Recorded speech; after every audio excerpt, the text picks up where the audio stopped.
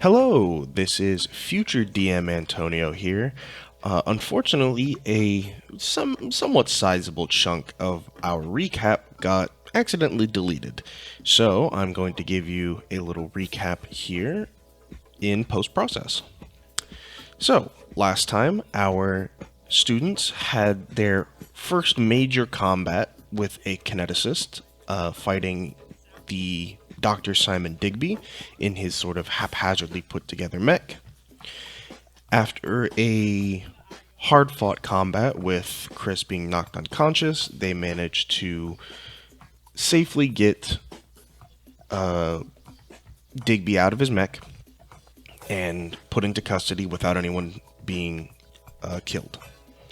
After doing some investigation, they managed to find some papers and files on Digby's computers, which Elijah investigated to notice a symbol that they saw matched the symbol that Father Elias Bishop had tattooed onto his arm fairly recently. Meanwhile, Chris and Arena spoke to Celeste and had her investigate some of the paperwork, which she explained looked to her like some form of scientific experimentation on people regarding the efforts of removing the after effects of ether transfer. Oh my goodness. The effects of ether transformation on the body. After a quick debrief with Mr. Blackwell, we entered a period of downtime where Rena got to do some work and had an interaction with Father Elias, having a moment where she asked him about the particular tattoo, sending a sort of almost fear response down her neck. Afterwards, she had a training moment with Rosa, who explained a little bit more about what she thinks about her powers. Chris primarily had a very friendly reaction with Celeste, kind of trying to make friends, and worked on studying. And Elijah brought Rena along to do some shopping, buying a firearm for their own defense and a trunk with a false bottom, as well as did their own investigating by snooping around the church and leaving an interesting note for Father Elias. And with that, that is our recap, and I hope you enjoy this much longer episode. None of us had work the next day, so we put the time to good use. So, bye-bye. After all of your downtime, before we enter the weekend, I'd say like Friday evening, almost Saturday, where is everyone meeting somewhere? What's happening? What's everyone's plan? I assume you all have just been kind of communicating with each other through the week.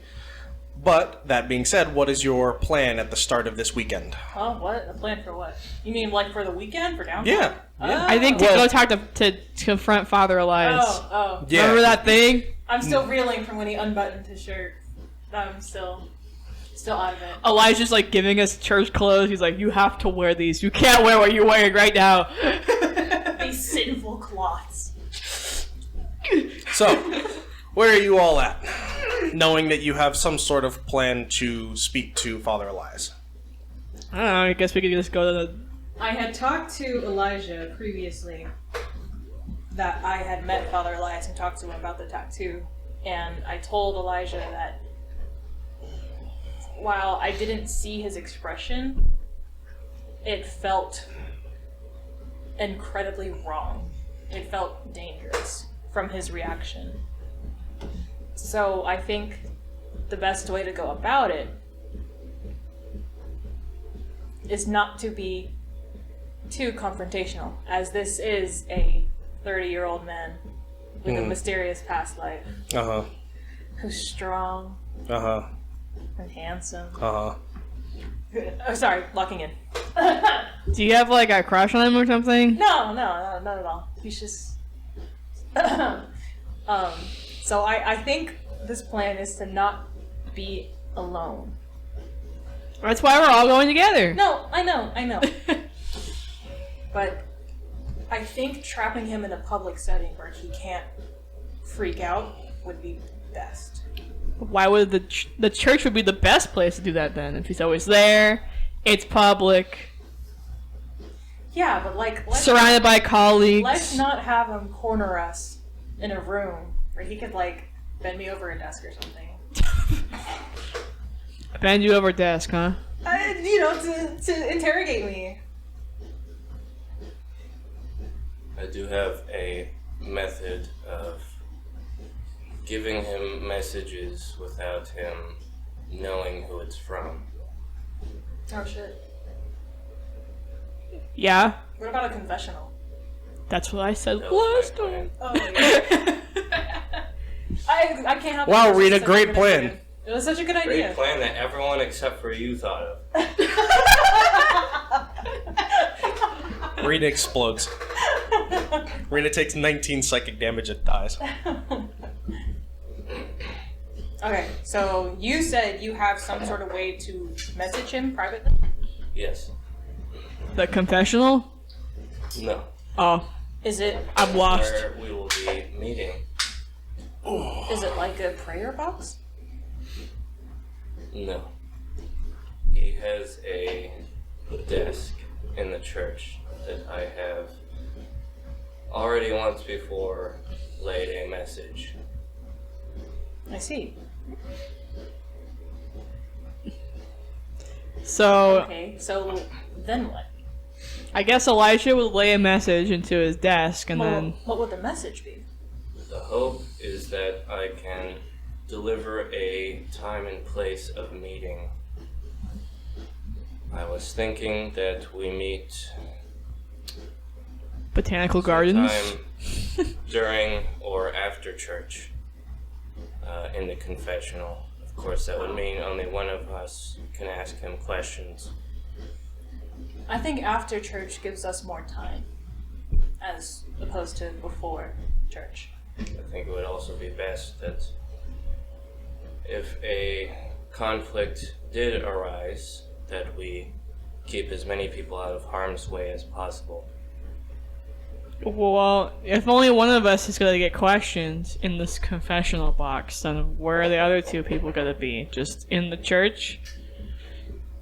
We could remain outside the church and simply arrive inside after a set amount of time. Well, I was gonna say, what if we joined the service? We all sit at different pews. Well, Elijah does whatever Elijah does. Do you sit at the pews? Or what do you do after you greet everybody? Yes, I sit at the pews. Oh, okay. Where do you sit? What's a pew?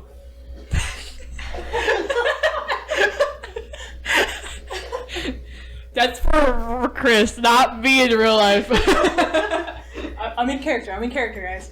It is like a bench where you sit during the service. Very uncomfortable. I mean, Unfortunately, if you don't. I'm sure I'll be very uncomfortable just sitting in the church itself. So. Oh, you feel like you're gonna burn or something? Yeah, probably explode the flames. I might splash you with holy water on the way in just to be certain. What? That's crazy.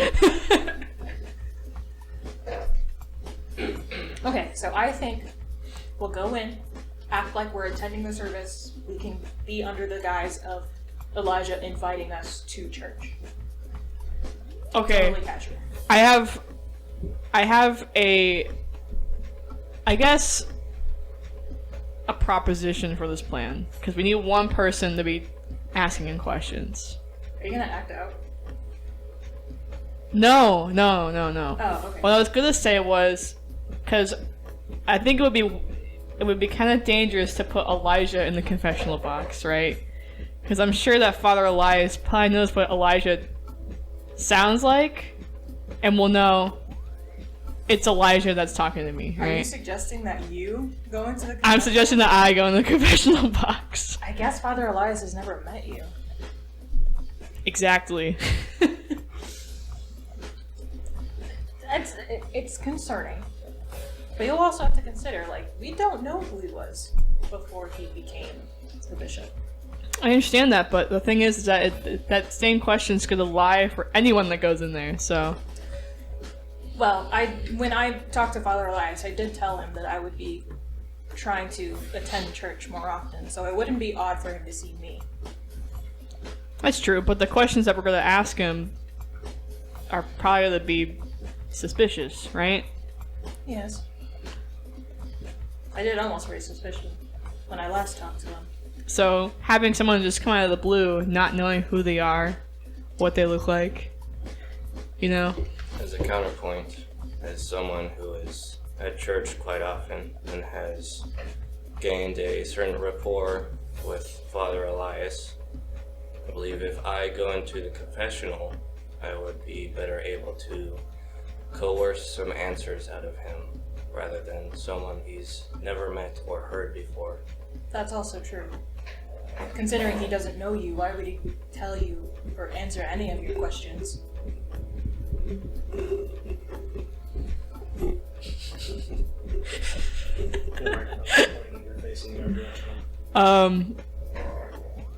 I mean, yeah, I guess that's an argument, but no, I was just, saying that, if you go in there and you ask him questions, then he's gonna be like, Elijah knows a little too much, And Elijah is deeply connected to the church. I would rather handle this now than let it be an underlying issue which prevents my further attending the church. This is the most you ever talked, Elijah. You alright? Need a cough drop or something? Yeah, but you need a sip of water. Sorry. No, Rita needs a sip of water, apparently. Okay. Okay, rock, paper, scissors to see who goes into the confessional.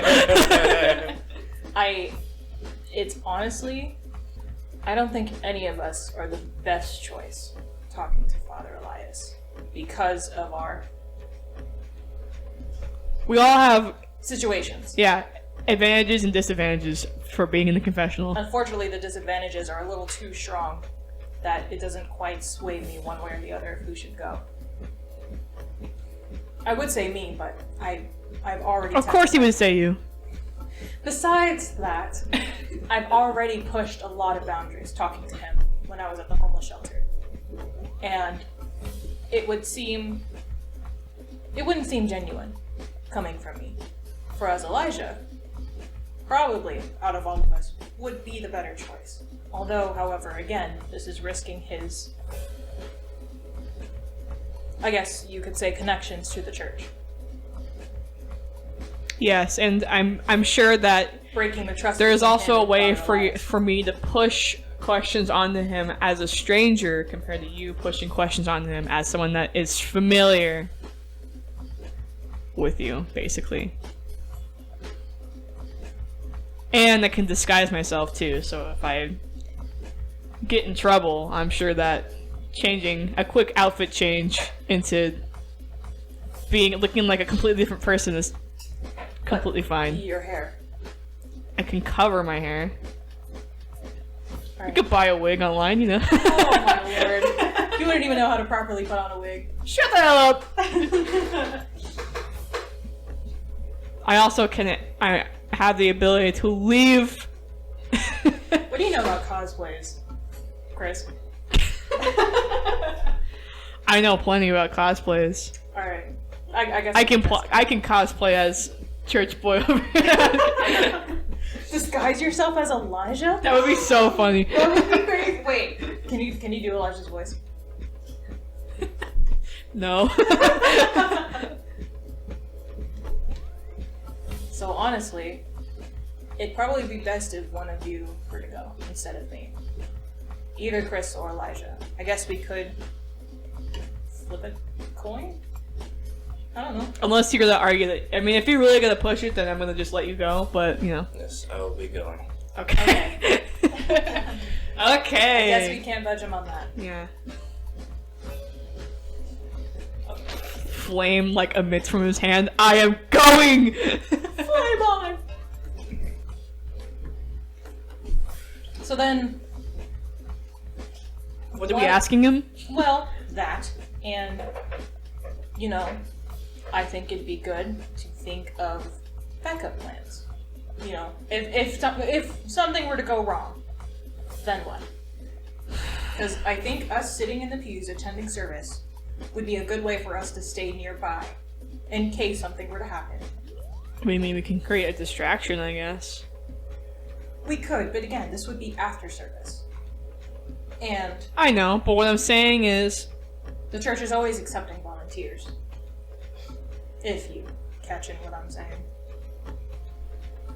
I don't think that's how the saying goes, but volunteering, how does that help? I mean, anyone can go into the church at any time, can they not? Or am I just assuming something that doesn't actually exist? I believe the church has set hours, do they not? There are set hours when There's there set are service also. other members of the church attending. But usually, if Father Elias is not there, then Get closer to your mic! As per, while there are set hours for services, the church has its doors open 24/7. That's what I thought. You can go So- in at any point. It's just whether or not you will actually see another person there.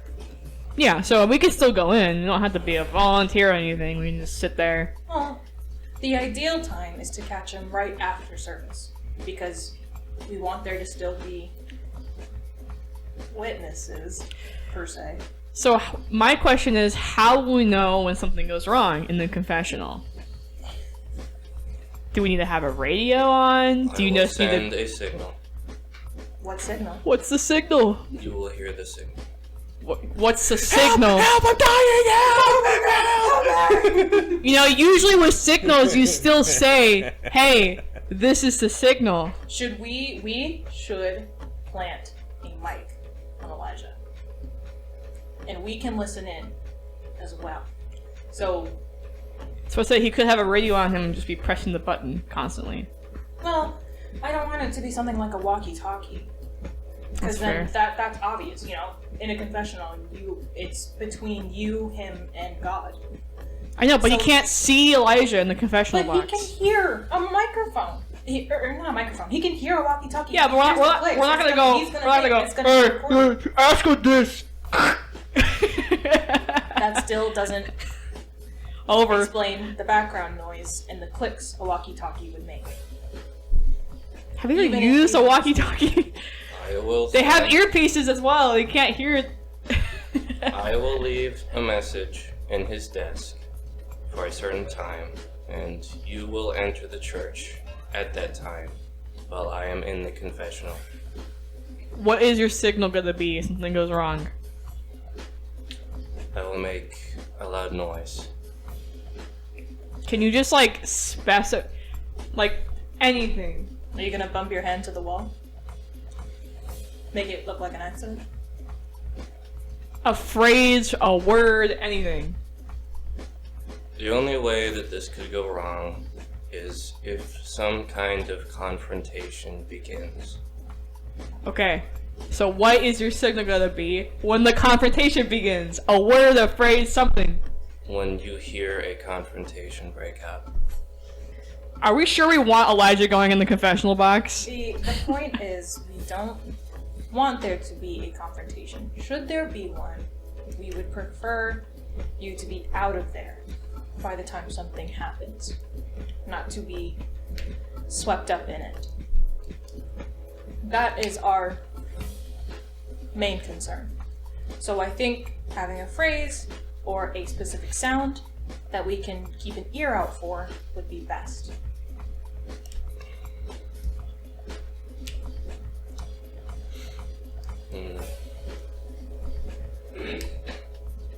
What was Rose's favorite flower or whatever? Say that. I don't know. Do you remember that? Yes. What was it? Nightshade. Okay, then yell nightshade when something goes wrong. Alright. There you go. Giving him a safe word.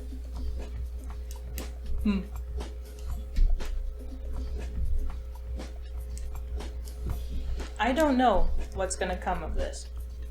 All I know is how I felt when I had first pointed out the tattoo. So, Question. in regards to that, I just what are we aiming for when talking to Father Elias? What do we want out of him? Information about what? I would say information about whatever organization, like even just a name for an organization or just any hints towards that or the organization that Big B, I can't remember his name, was working for. Yeah, fucking Rigby. Some shit like that. If you push him too hard, it's gonna probably end up instantaneously a confrontation, you know? So.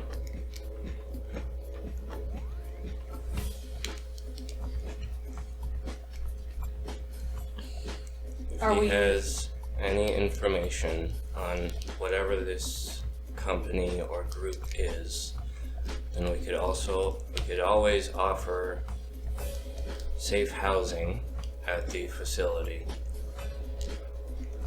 I wouldn't mention the facility. I wouldn't mention IKR if that's what you're talking about. Because if you mention IKR, then we might get in trouble. They might figure out who is behind this, Because basically. we don't know what he knows. Yeah. Are we looking for his involvement as well? Because it's rather interesting that he got the tattoo of this organization that conducts human experiments.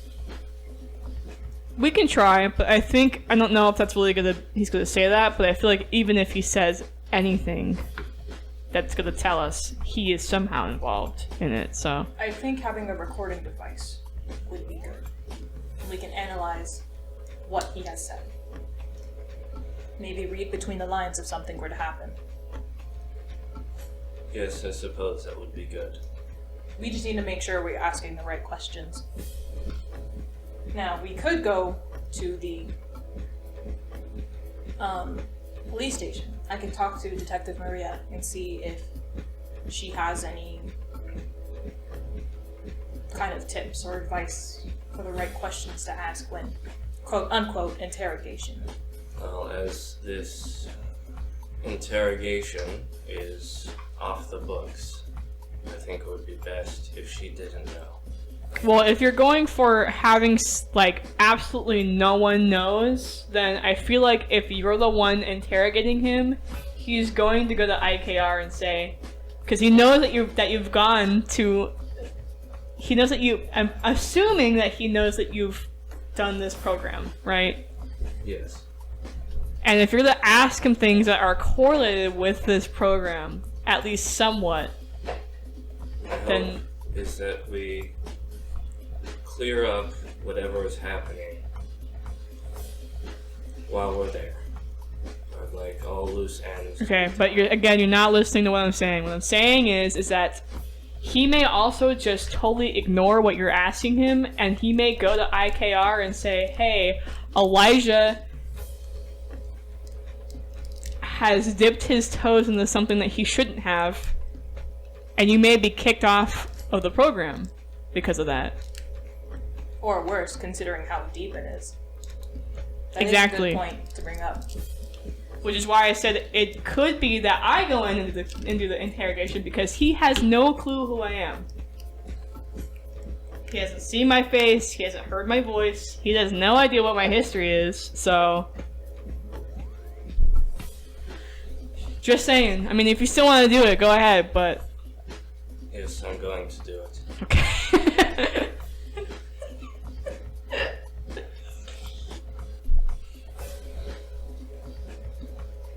So I guess what should we ask him? What should your questions be? Should you do a slow lead up? I don't know, how long are confessionals?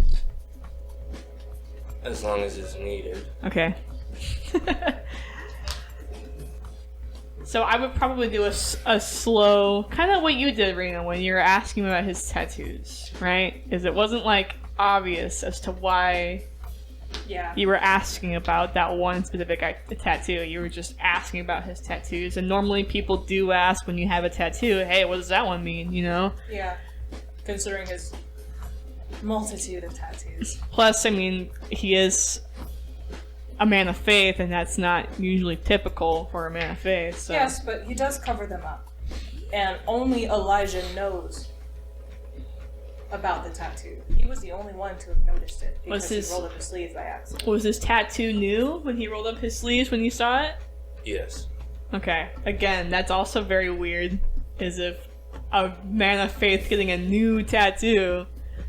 So I think that sways the argument again that Elijah should be the one interrogating Father Elias, as you are a stranger. but yet you know all this information about him. And he could see that as a threat. Okay. All I'm saying is I feel like he's gonna be like, Elijah, why you know all this? No, that is a great point to bring up, and honestly, that makes me want to vote for you. However, I believe even though it is a good idea, it is also really dangerous because you are a stranger to him.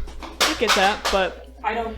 bro! Come on, we're roleplaying! Anyways, but my other point with Father Elias realizing that Elijah knows a little too much when he's in his IKR program thing is that we're also going to be connected because we're part of his team.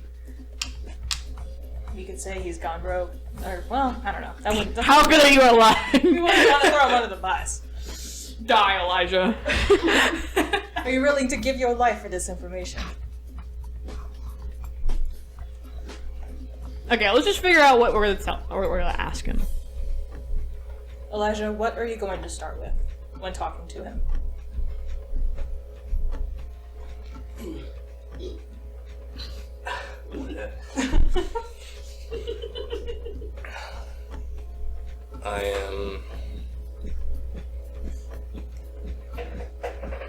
I'll simply ask if he has any connections to outside organizations.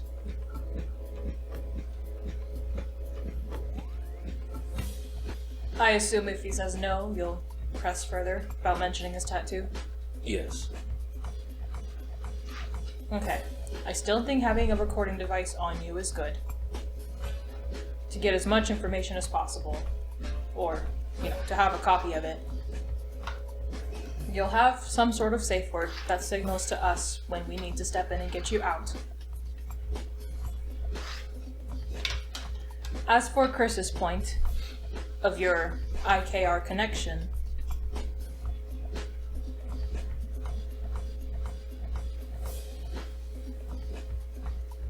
if Father Elias were to, talk to them about it,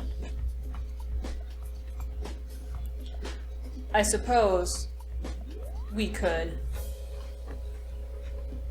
start with your discovery of his tattoo first, and then seeing the symbol when confronting Dr. Digby. I think Nothing deeper than that. it will be obvious that I have some knowledge of what the symbol means after he hears my voice. Especially with how I have relayed the first message to him.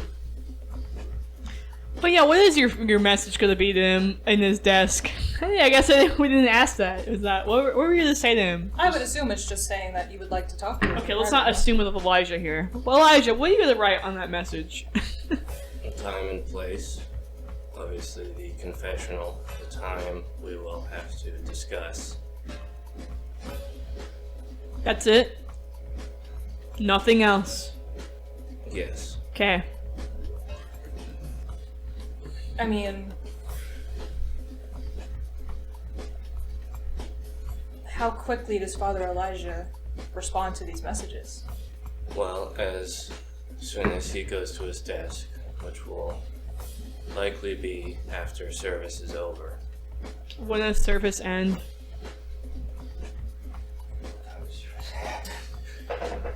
Services are typically earlier in the morning. I would say that the last service is most likely probably around noon.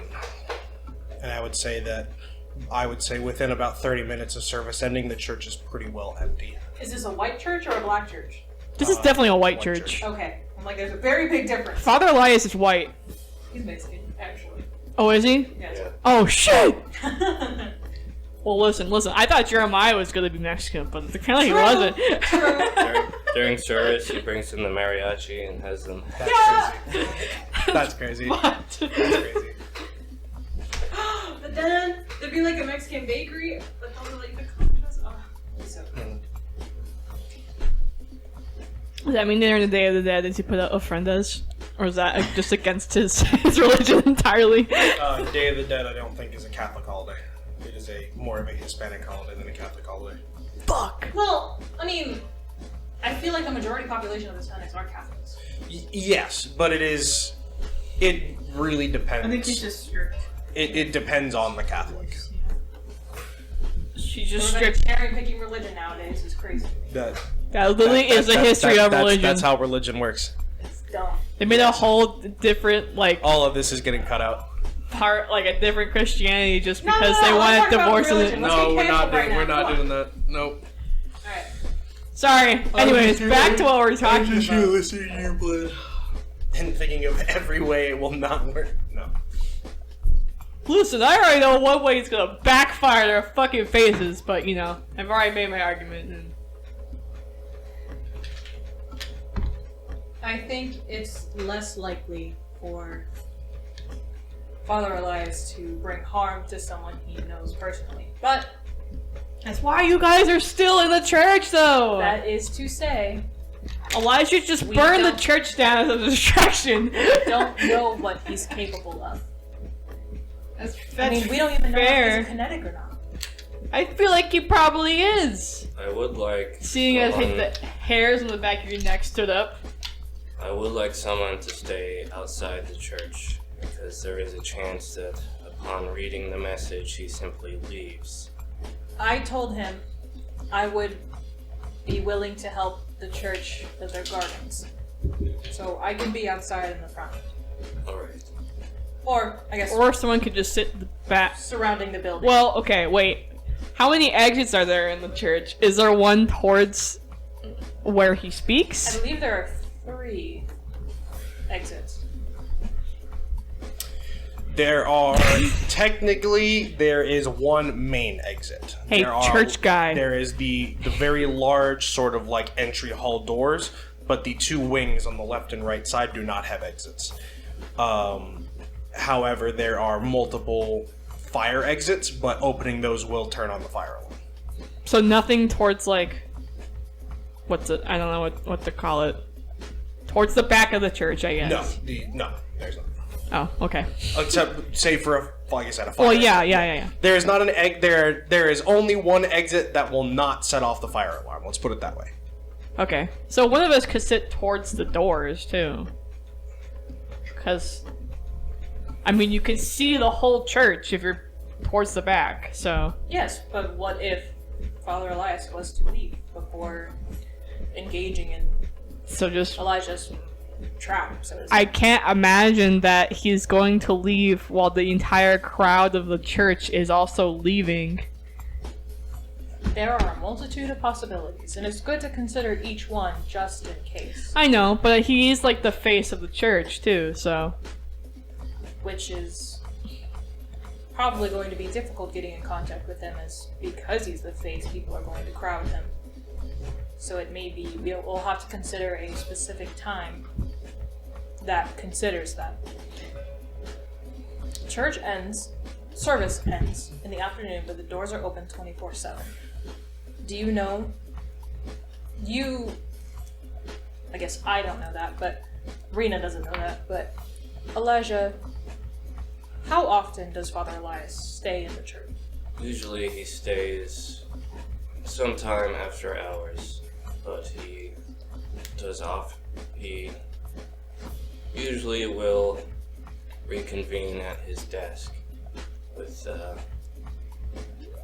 any notes and information, and we'll leave fairly soon after. Has he had any schedule changes of the sort? No, not that I've seen. Okay. I mean, to make sure he doesn't leave, we can also have one of us just go up to his desk and just start asking him questions. Make sure that he reads his note, but He will read the note regardless. I would rather not have someone in his office at the time. oh, he's got an office. Okay, I see. I didn't know there was offices in the church. Yes. I explained it last time. You weren't here. The church is essentially set up in a cross shape. There is a long main hallway with all the pews and I forget what the term for it is, but essentially the pulpit and where the choirs sit. On either side, there are two wings that are more pews, and I forget what they're called, but there's the confessional booth on one side, and then the other side, I believe, is essentially just like a small chapel. Sort of, if it is in the shape of a cross, past those back wings, there is a sort of semicircular area that is offices and living spaces for anyone who lives at the church, nuns, any of the bishops that do choose to live at the church, that sort of thing. Okay, so I guess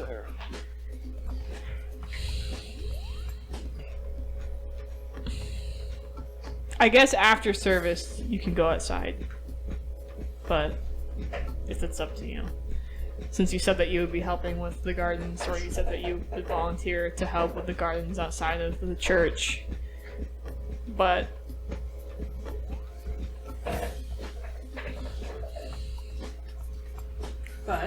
I mean, I can also give you a signal if he's already still in the church and he's in the confessional booth with Elijah. I mean, the main entrances are going to be open, as you said. Yeah. You'd be able to see everything if you're in the front. Yeah. I mean, in the back of the church? Like, where the doors are, I guess. Yeah, I guess it would be the front. Whatever you consider the front. I would think the front, personally, is the main entrance, and then the back of the church is, like, directly across the main entrance. When you enter, you go to the back of the church. That's how I perceive it. Okay. So, unless you want her to stay outside the entire time. I mean, after the service, obviously, but... Well, as long as I don't know what we you have want. a specified time where I and Father Elias will be meeting in the confessional, and I believe as long as you enter the church soon after, it wouldn't cause too much notice. The service ends at 12. I believe the best time would be 1:30, as it gives time for Father Elias to talk to people that may want to talk to him after the service. That gives him time to go to his office and read over the notes, and gives him time to prepare to go to the confessional. Yes, I think that will work. And then what do you want us to do when there is a confrontation? When you give your signal of confrontation, what do you want us to do? Well, my hope is that you, Chris, will be closer to provide support, and Rena, if you can guard the doors, at least the main entrance. Well, hold on. Does confrontation mean that we're gonna fight him, or does confrontation mean you need to leave, but he won't let you leave? I think the best option would be to leave. Yeah. So I could, to get out of your confessional booth, since you're kind of, stuck in there.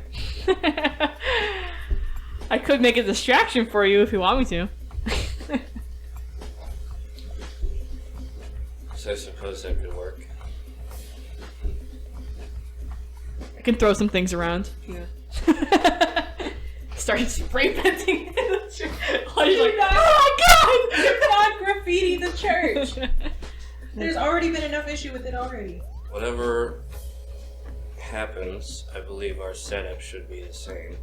That Chris resides nearby, and Rena, you are either outside or nearby the main entrance. The longer this conversation goes on, the less and less I want to leave this information a surprise. So, I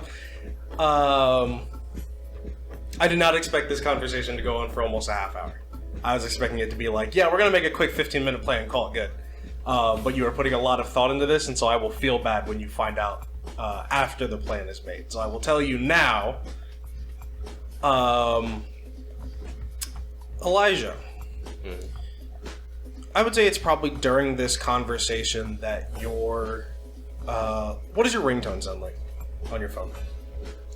Like the text ringtone, if anything.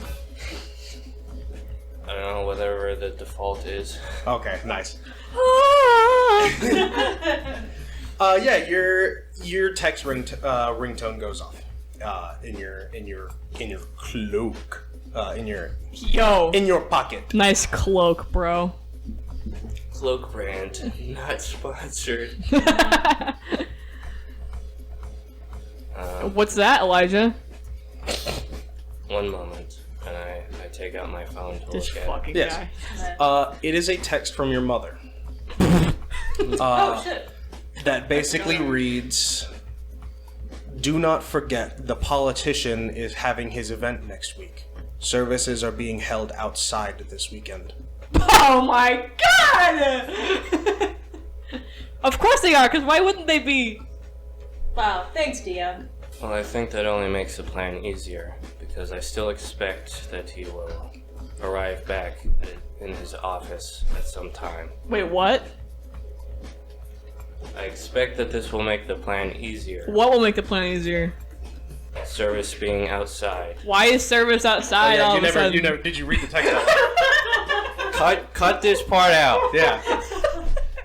Just cut everything out! The DM again. Cut the 44 minutes and 30 Yeah. seconds that happened. Honestly, you know what? Yeah, you all meet up together, and Cody and Elijah, you get a text. Oh man, no everyone's name is all fucked up. Yeah. Well, I think just that last part. Cut that out. Yeah. Elijah gets a text. Hey Elijah, what's that? Yeah, you know what? For continuity, in that text, it also says that they weren't certain what weekend it would be. There you go. Oh brother. Appears that's either this weekend or the next. This weekend, This weekend. most definitely. This weekend. This weekend, the Hans Kerbin will be coming into town, and so services will be held outside. I have to deal with church and with politics all on the same day. I'm gonna die. I still think it's very odd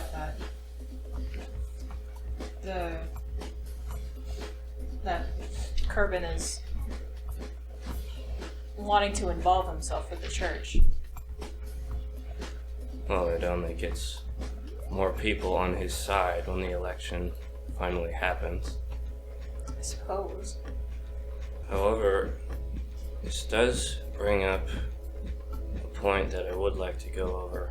I'd like to see Father Elias's interactions with Hans Kerbin.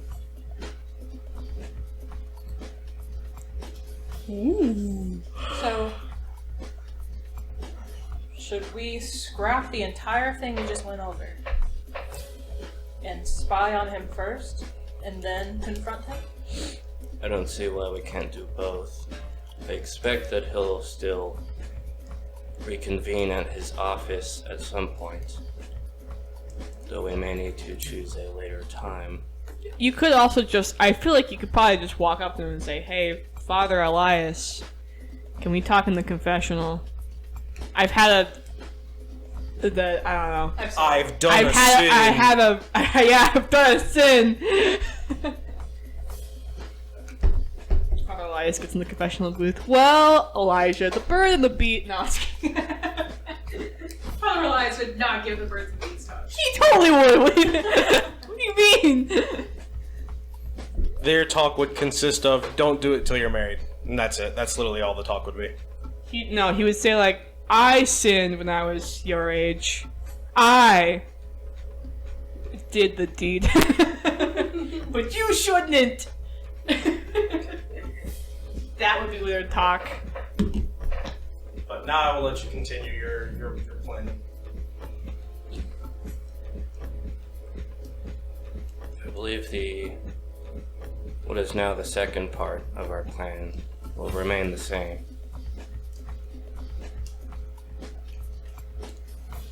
Do you want us to go into the church once you go do your confessional? Yes. Will the church still be open Yes. while there's an event? Okay, just want to make sure. We never know. It's unlikely that people will be going into the church, but it will still be open. Alright, give me a Sense. plan. Come on. Y'all been yapping. Plan's gonna be that we're gonna go to this event, snoop on Father Elias, and then Elijah is gonna do his confessional thing. We're gonna go into the church when Father Elias and Elijah go to do their confessional thing, and then if something goes wrong, Elijah's gonna say Nightshade, and then all hell's gonna break loose, and we're gonna get the hell out of there. I fear there's an obstacle we have not considered. What's the obstacle? His brother. Will he Dennis really Bishop. be there though? I can't imagine why he wouldn't be. Has there been a time, Elijah, where Dennis has not been in church? That Bible thumper he is. Yeah, but if he's going to do a confessional, then he's going to be separated from Dennis. What if He just sits in his lap. He may interfere with our snooping. There have been few times that he has not been there, though at the actual service itself, I doubt he will be anywhere in the face of the public, given its importance. This may be, from what I understand, talking with Father Elias, Dennis at some point will be taking over Father Elias's position. I have another. Sorry, go ahead. Okay, it's very possible that Dennis, what a douchey name, Dennis would be present. Dennis the Menace? I think Fucking Dennis is not going to be a menace. However, what I think is going to be a menace. Are your parents going to be there? Oh no. It's likely that they will. Oh shit, that's so You bad. can't let them see you. Well, he can still be there, I think but the confessional thing's going to be hard to explain. Why is my son going in the confessional? I would say keep in mind, confessional is not like going in to admit that you killed a man. I know, but Yeah. Well, it's how like, many times would Elijah be going into the confessional booth? honestly, often. Okay. Often. Because I feel like it's one of those things where it's like you have a short sight of faith. And who would have the most what they honestly believe to be short sights of faith than Elijah? I was just saying Elijah's parents seem to be the type to not let him out of their sight. I was bringing up her. That's what I was going Yes. to point out before y'all interrupted me. Bruh. Y'all interrupted me and didn't let me finish what I was going to say. Point that out, that they seem like the type of parents to not let Elijah out of the sight. Therefore, making it difficult for Elijah to move and be involved as much as he'd like to be. Yes, I may need you two to. So that's why I say it'd probably be good to not let them see him. Well, I suppose they will be up early. It's likely they'll expect me to be there early as well. So it may be up to you two to spy on these interactions. I mean, I can probably move around the fastest of all you Yeah. guys, so... And if this Dennis fellow, who I've never met in my entire life, is a problem, then maybe you can distract him, I don't know. He's Elias's brother. Oh. But you've met him, Yes, unfortunately. so you could probably distract him if he ends up being a nuisance. You would ask that I... Ugh, what a poser. You asked that I would actually interact with Dennis? He's the worst!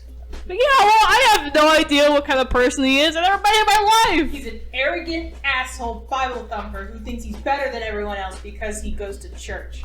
He's that kind of guy. Then distract him if he gets too up and everything. But according to Elijah, he may not even be there because of what you said. Well, I think he will be there. I don't think he will Be be. near the person that's important to talk to. Yes. Ah. I think he would be because this is important. You know, this Yeah, is one but of the he's- responsibilities but of he's- Bishop is to do, and Dennis will be taking over his position. Will he though? I thought that was... That's what Elias told me. Father Elias. That's what he told me. Listen, Yeah, I don't but- know what to tell you, but it's just... To be fair, I think it also might be, if this person is really, like, the worst, then he might say something pretty bad that may also affect the relationship between the church and this very important politician. Father Elias has got faith in Dennis. He loves his brother. And that's a different type of bond than That's brotherly love, bro. That's brotherly love. Yo, brother, what's up, brother? Okay, let's just. Alright, well, we have our plan. We will be scouting out while Elijah interacts with his family. And I think it would be important for all of us to have recording devices in case we pick up on something important while the other isn't there. From there, the plan that we discussed earlier shall continue. You will write a message to Father Elias saying to meet him at a confessional booth around 1:30. Unless the event is the day of, we plan to do this. No. Okay. So, from there, Chris, it would still be good for you to roam around closer to Elijah and Father Elias while I kind of am in the background, distracting anybody who needs to be, Cool. who might interfere. Awesome. Alright, Does that team. sound solid enough? Yeah, team. Let's go, team. Come on, team. Yes, ladies. Ladies. Unblinkingly, Elijah says nothing. Okay, probably. All right. Let's do this, team. Hands it! No. Hands. Okay. What's our team name? The Gooners. No. Yep. Give yourself a bean for I that. don't No. know, Chris. What team name are we? Just considering you've been in a team before, haven't you? A TM.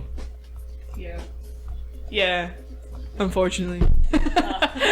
I see.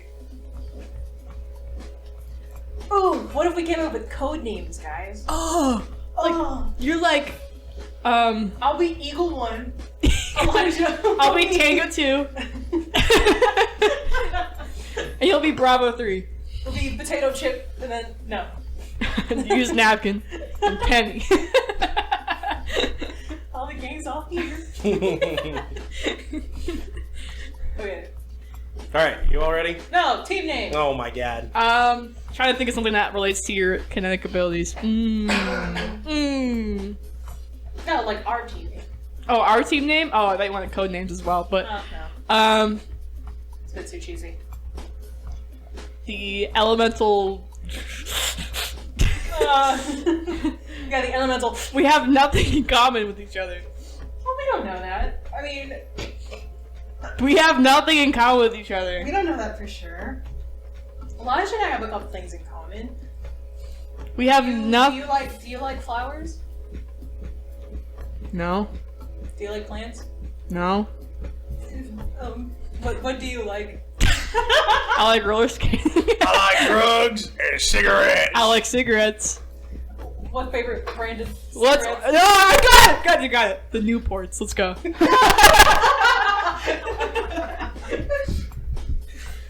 Fucking Newport. Okay, are you all done? Yeah, I guess. No team name for now. Okay, alright. The Children of God and Crystal. Okay. Alright, we'll do a weekend downtime after. I feel like that would make more sense. Okay.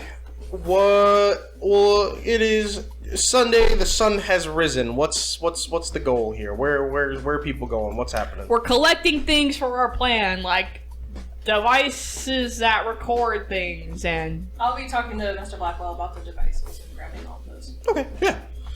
He supplies you with I guess some Jeremiah would be the closest. either one. They'd both be willing to supply you Jeremiah, with do something. Jeremiah. We'll Wait, do ask. Jeremiah. He's gonna ask less questions. Yeah. I was actually going to have Blackwell ask you some questions. So we're going to Jeremiah and asking asking him for supplies. Yeah, Jeremiah, no hesitation, supplies you with. Is he still playing solitaire? Is he on the same game? Make a history check. It's like a timer up. He's got 0 points because it's taking so long. It's like 72 hours of gameplay. That is a 15. It looks like the same game, but he is, I'd say, about He has moved one card. he is about a quarter of the way through the game now. Wow. How do you tell that from just a song? You can just see how the cards are looking. It's spider solitaire. Yeah. It's what? Spider solitaire. Oh god. Yeah, he supplies you with just some like fairly basic recording devices. They're not huge, but they're not exactly high tech either. So it's the trade off you make, unless you want to go and spend money on higher quality recording Do we devices. have walkie-talkie earpieces on this? Yeah, he's able to supply them for you. Cool.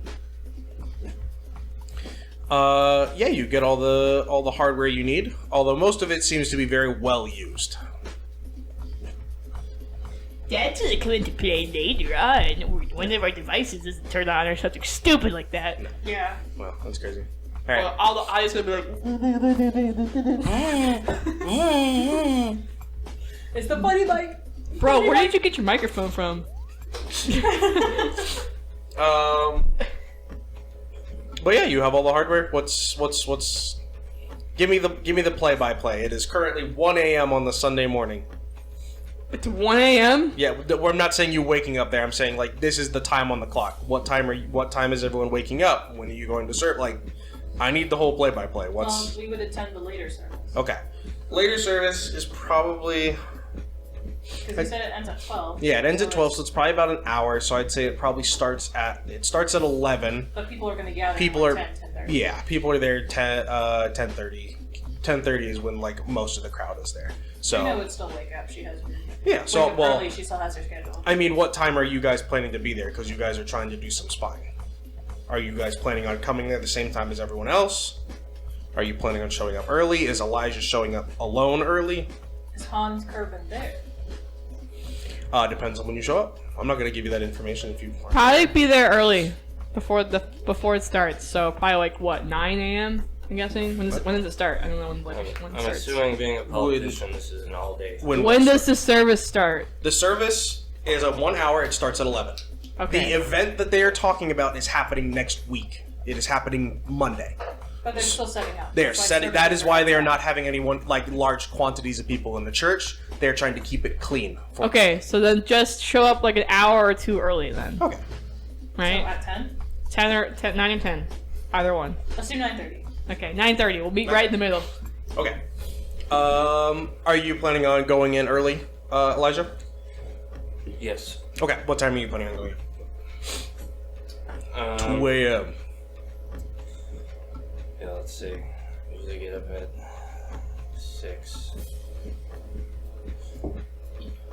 So probably be there at 7 Okay. with the recording device in my bag. Yeah.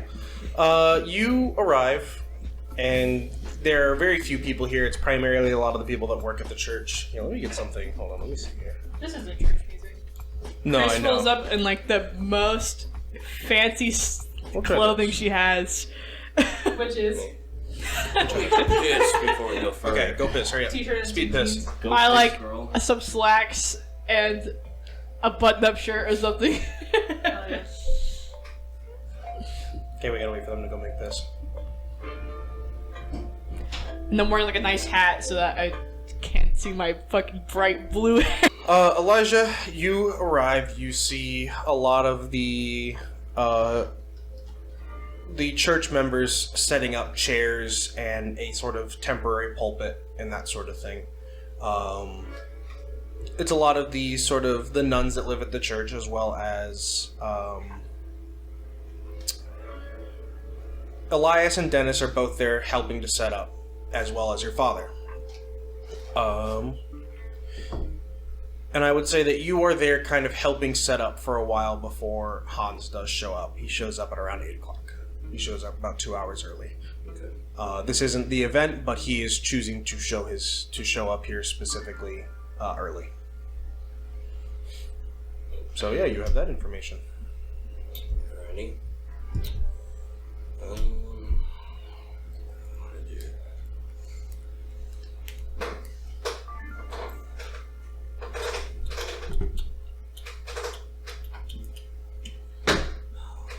Let's talk to my daddy. Yeah. Dad. Your dad is currently like walking around, grabbing like the sort of like white folding chairs and setting them down and unfolding them and kind of moving on. as he kind of watches you approach. Yeah, I walk over and kind of help him with what he's doing. Yeah. And just ask, Father, what do you know about Father Elias? No hello. No, like, I missed you. You see that he kind of thinks for a moment as he's like moving these chairs. Truthfully, I mean, as much as everyone else knows, he's very open about the life that he lived before he became a man of faith, and I mean, aside from that, there is not anything that I know out of the ordinary that is really any of my business to tell. I see.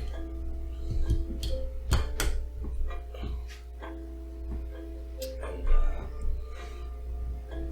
yeah, I'll just keep kind of helping to set up. Yeah. I would say around 9:30 rolls around, you do start to see a few of the members of the congregation coming in. At this point, everything's been set up. They have people sort of standing at where the sort of open courtyard that they're holding the service in is, greeting people the same way as always. And around this time is when you guys wake up and arrive. It's currently around, I'd say like 9:20, 9:30. And you see, where are you currently? Are you greeting people? Yeah. Okay, yeah. You guys arrive, sort of at the entrance of that open courtyard, and you see Elijah along with a nun and one of the other men of the cloth greeting people as they come in. Stop by Elijah and say, did you find anything? Not as of yet, no. And I'll walk away. So I don't look suspicious. Who's all there again? A few members of the congregation, Elijah and Dennis. I would say around this time, Elijah, your mother shows up. Your father, Elijah's father, is there, and I think I said it already, but you do see Hans Kirpin is there. He is kind of at the center of at the center of the courtyard, among all the seats, kind of shaking hands with people. No, I'll give a description for him eventually, shortly. Is Father Elias there? Yes. I guess I'd just prepare and make sure all the devices are working properly. Yeah. They all seem to be functioning exactly the way they should be. I'm gonna walk up and greet Hans Kirpin, like say hello, Yeah. shake his hand. Hans Kirpin is this. When you like visualize the idea of what a politician looks like, it is him. He is this sort of square-jawed man. He's not like well built or anything, and he has this sort of like brown hair that he has kind of in a very clean sort of business casual cut. And he is wearing this sort of like navy blue suit with a black tie. Any, Identifying features? yeah, no symbols, anything? Nope. He is very much. You can tell that he is very much like the idea of the everyman. As he just kind of gives you this very wide, white grin, and just shakes your hand, and doesn't really make a motion to say anything. Do I know what Father Elias looks like? I don't think you. I don't. Yeah, you've never seen Father Elias. Okay, well, I was gonna go also greet Father Elias, but now I'm like, Look for someone important. look for someone. Maybe she'll run into Dennis. Is he okay? Would Father Elias be near? Hans Father Kirpin? Elias is at the pulpit. Okay, so there's someone at the pulpit. Okay. Yeah, Are people there's- also greeting Father Elias? There are a few people, but no one is coming up to shake hands with him. They are essentially coming up to the pulpit, speaking to him, and walking away. I'm gonna like circle back to go back to Rena after realizing like, wait a second. I'm so ready for this I'm gonna like kind of walk up beside him and be like, "Hey, you know, I never asked this question, but what does Father Elias look like?" Oh, You know, shit. just the hottie with the body. That's Yeah, crazy. you telling me like the hottest guy in the room? I have no sexual attraction to anybody. Heard. So, and then I'll You mean like Elijah, like temperature-wise, or? So I'll take Chris with me Mhm. and walk up to Father Elias. Yeah. Father Elias sees you approach and has that just very usual warm smile on his face. Is he confused by this other person that's standing right next to me? He doesn't make any comment. Father Elias, good morning. I had wanted to introduce you to my friend Chris. Good morning, Ms. Ryder. It's very good to see you. I hope the outside is an enjoyable temperature. Chris, it's very good to meet you. Gerp. Gerp. Nice to meet you too. Looks around. I just wanted to say hi, as Elijah had invited us to the service, and I just like to stop and say hi and talk to you. I'm glad that he invited you, and I'm glad you were able to attend. I know an outdoor service is typically not everyone's particular cup of tea. Yeah, I wasn't expecting this kind of event to occur at this time. Make an insight check, both of you. I got 12. Okay. It's a 19, so 21. God damn. You see the muscles in his temples tense a little as he kind of grits his teeth a little bit. I didn't either. Unfortunately, it came as a bit of surprise. Oh, Did I also that's see surprising. this? No, you didn't. I'm stupid. So they just popped up randomly? I knew the event was going to be held here at some point within the next few weeks, but I, through consistent emails, never received a specific date. Until today. Ah,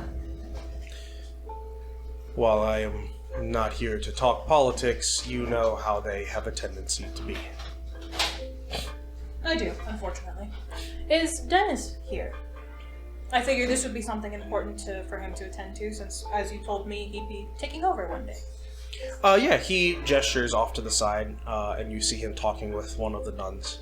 Yes, Dennis is very rarely not at a service. Thank you, Father Elias. You're as graceful as ever. Everything all right? You seemed a little irked. I do not like surprises, especially when it requires me to make changes to my usual schedule. What you got planned for the day, if I may ask? Unfortunately, I have a few personal matters to attend to. Unfortunately, as much as I would love to stay here and speak to everyone, once the service is done, I will be heading to my office. With this event comes a great amount of paperwork. So I will be spending most of my time in the chapel, unfortunately. Oh, I didn't realize there was offices in the church. Yes, have you been here before? No. I see. This is my first time. I am glad you were able to make it. The church, for those of us who are members of the cloth, is both our job and, for some of us, our home. There is living quarters, there is offices. As much of although many people do not think of it that way, a church is all the same, a organizational entity. There is still paperwork to be done, taxes to be filed, money to be allocated.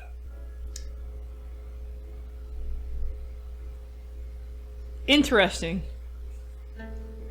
Don't care. Oh yeah, taxes, huh? Sure. That's definitely one of the politicians here.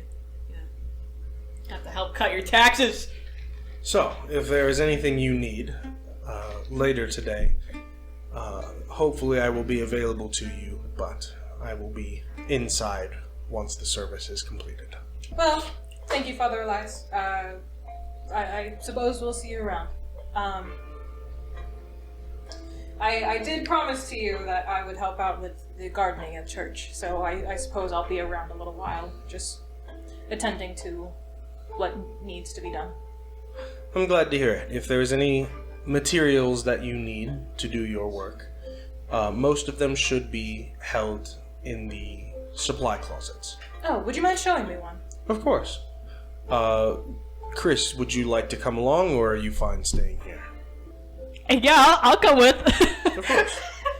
I really don't want to do this. Yeah, sure, yeah. Yeah, Elijah, make a perception check. What do you perceive? Oh, Father Elias and I are gonna go to a supply closet. With a third party. Yeah. You'll be recording. I'll be watching. Just like that. Just like, yep, perfect. Perfect. That's why we brought the audio recorders too. Perception? Perception. Caption. 21. Holy shit. You watch as Father Elias, Chris, and Rena all begin to enter the church. I will, My plan. I'll follow behind. Okay. It's like a fucking ghost. My plan. Innocent, I suppose. Yeah, he leads you through the church. Chris, you see a fairly large Catholic church. Fairly ornate in nature. It is not quite a cathedral, but it is very well put together. As he leads you through a side door and into where they have sort of like this semicircular area for, you see like living spaces, you see some offices with glass walls. As he leads you through and kind of leads you down a separate hall at the very back of the church where they have these sort of large supply closets that are full of like vacuums, mops, buckets, and a large amount of gardening supplies. Are his sleeves rolled in? No, they are down. I would imagine it would be down. So we know he has a bunch on his like tattoos and chest. Are there some that go up to his neck? No. Okay. Because I was going to say he wears that box collar, so it comes up to about here. Yes, I know. Are Yeah. there some that reach above that? No. There are no tattoos that you can visibly see when he has his vestments on. Yeah, no, totally innocent. Just thank you for showing me the supply closets. Yeah. And he kind of begins to lead you back. Are you intending to stay out of the way, Elijah, or are you... Yeah, I'm gonna stay out of the way. Okay. Are you attempting to hide, or are you... Just honestly casually walk back to where you Yeah, I'm just gonna kind of walk back Yeah, okay. to his office and write that note. Yeah. So, do you have to go into his office to write the note, or is there like a little letterbox outside of his office that you can like slip a note into? Into the office. Okay. We're gonna make a flat luck check to see if he kind of runs into you, and whether you need to hide while you're writing this note. What are the stats? What are Higher than 10, good. Lower than 10, bad.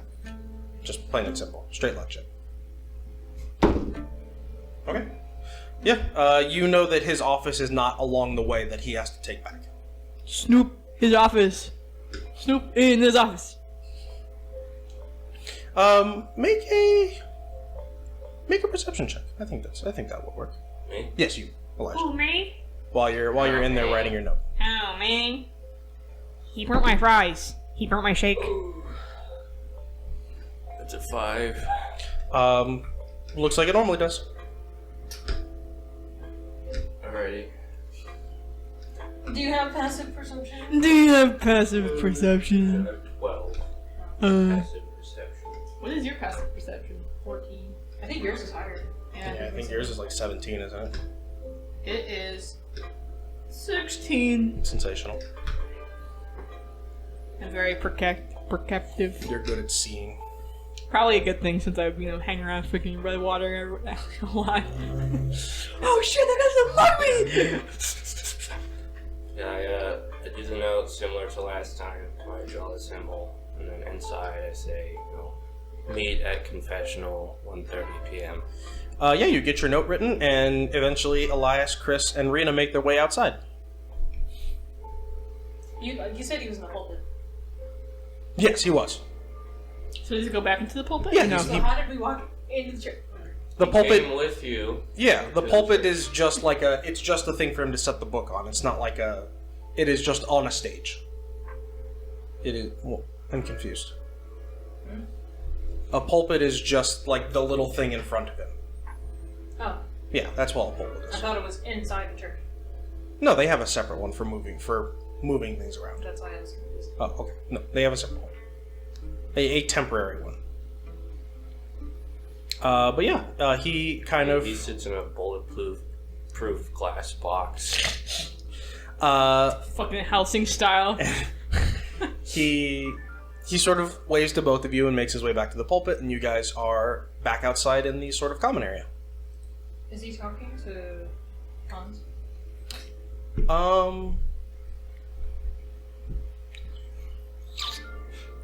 The service is about to start, I think.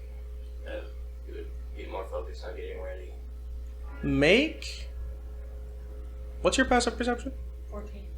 You watch as he is making his way to the pulpit. Kerbin goes out of his way to approach him and shake his hand. Make a insight check. I would like to use my observant feature and read their lips.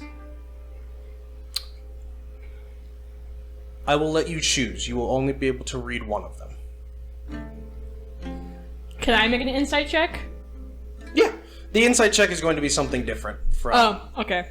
It is to discern something different. But if you want to make your own separate insight check. Yeah, I want I'll to make my own check. Yeah, hell show you. yeah. Make an insight check. I have a +5 bonus to my passive perception, so I have 19. Yeah, no. The thing that you saw was Hans Kerbin going out of his way. That was what I was debating whether you would see or not. I feel like Kerbin. So if you No, yeah, I'm going to read yeah. Hans' lips. Okay. You get a sort of half of a conversation that basically is, I apologize for the inconvenience. I hope that I haven't stepped on anyone's toes or, made anything more difficult than it has to be. There is Elias's response, and then Kerbin basically says, I just hope that we will be able to I will continue to have the church's support later on in my campaign. I rolled my insight. What'd you get? 19. You $19 insight check.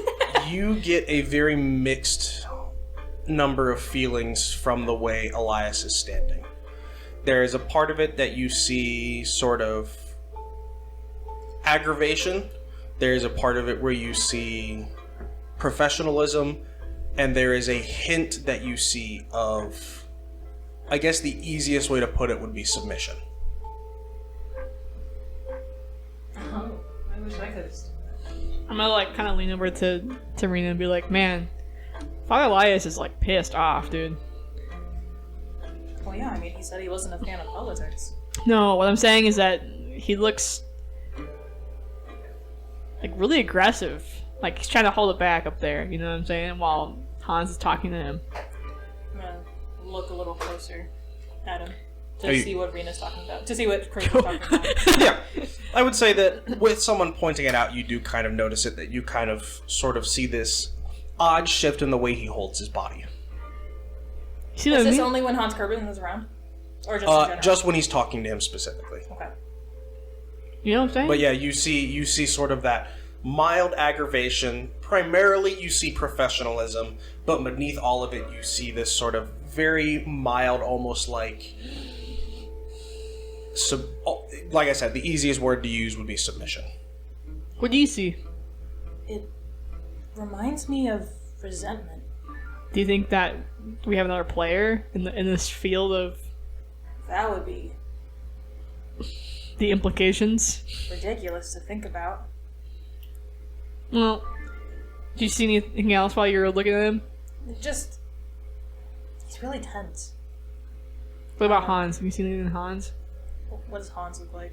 Make an insight I check. thought you were gonna say what you read from his lips, but okay. Oh, Hans was just saying that he was hoping he didn't step on anybody's toes and how grateful he was to host this whole thing. How do you know he said that? I can read lips. Okay. Good to know. Yeah, I'm rather observant that way. Oh! She said the name. I'm also gonna, like, look at Hans. Get an insight check? Yeah. Yeah. Are you making an insight check as well, Rena? Yeah, sure. Okay, yeah. Both of you make an insight check. Hans McGee. I got 16. Okay. If I didn't hit my laptop, I probably would have had a better roll. Got an 11. You both see a very firm and stonewall professionalism.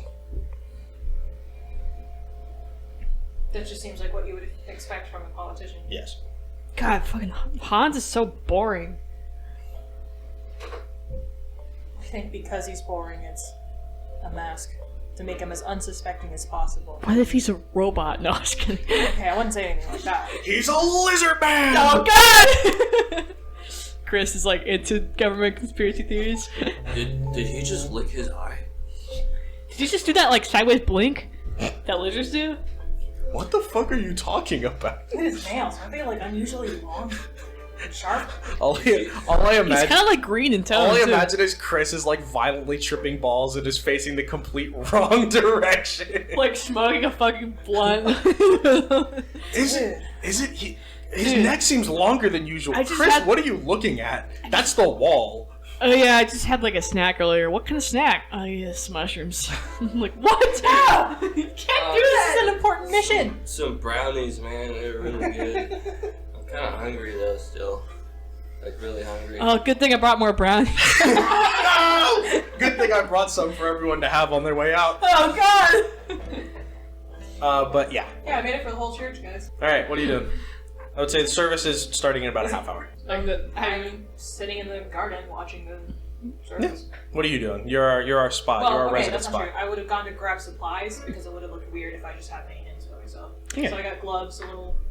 If I were to walk behind, like, I'm guessing they probably built like a little temporary stage to have his pulpit on top of. Mm-hmm. I don't know if he would even bring anything out. I don't know. I would just kind of like look around just to see if there's anything strange. Are you going like behind the? Yeah, just Behind the walking around. Okay. Make a.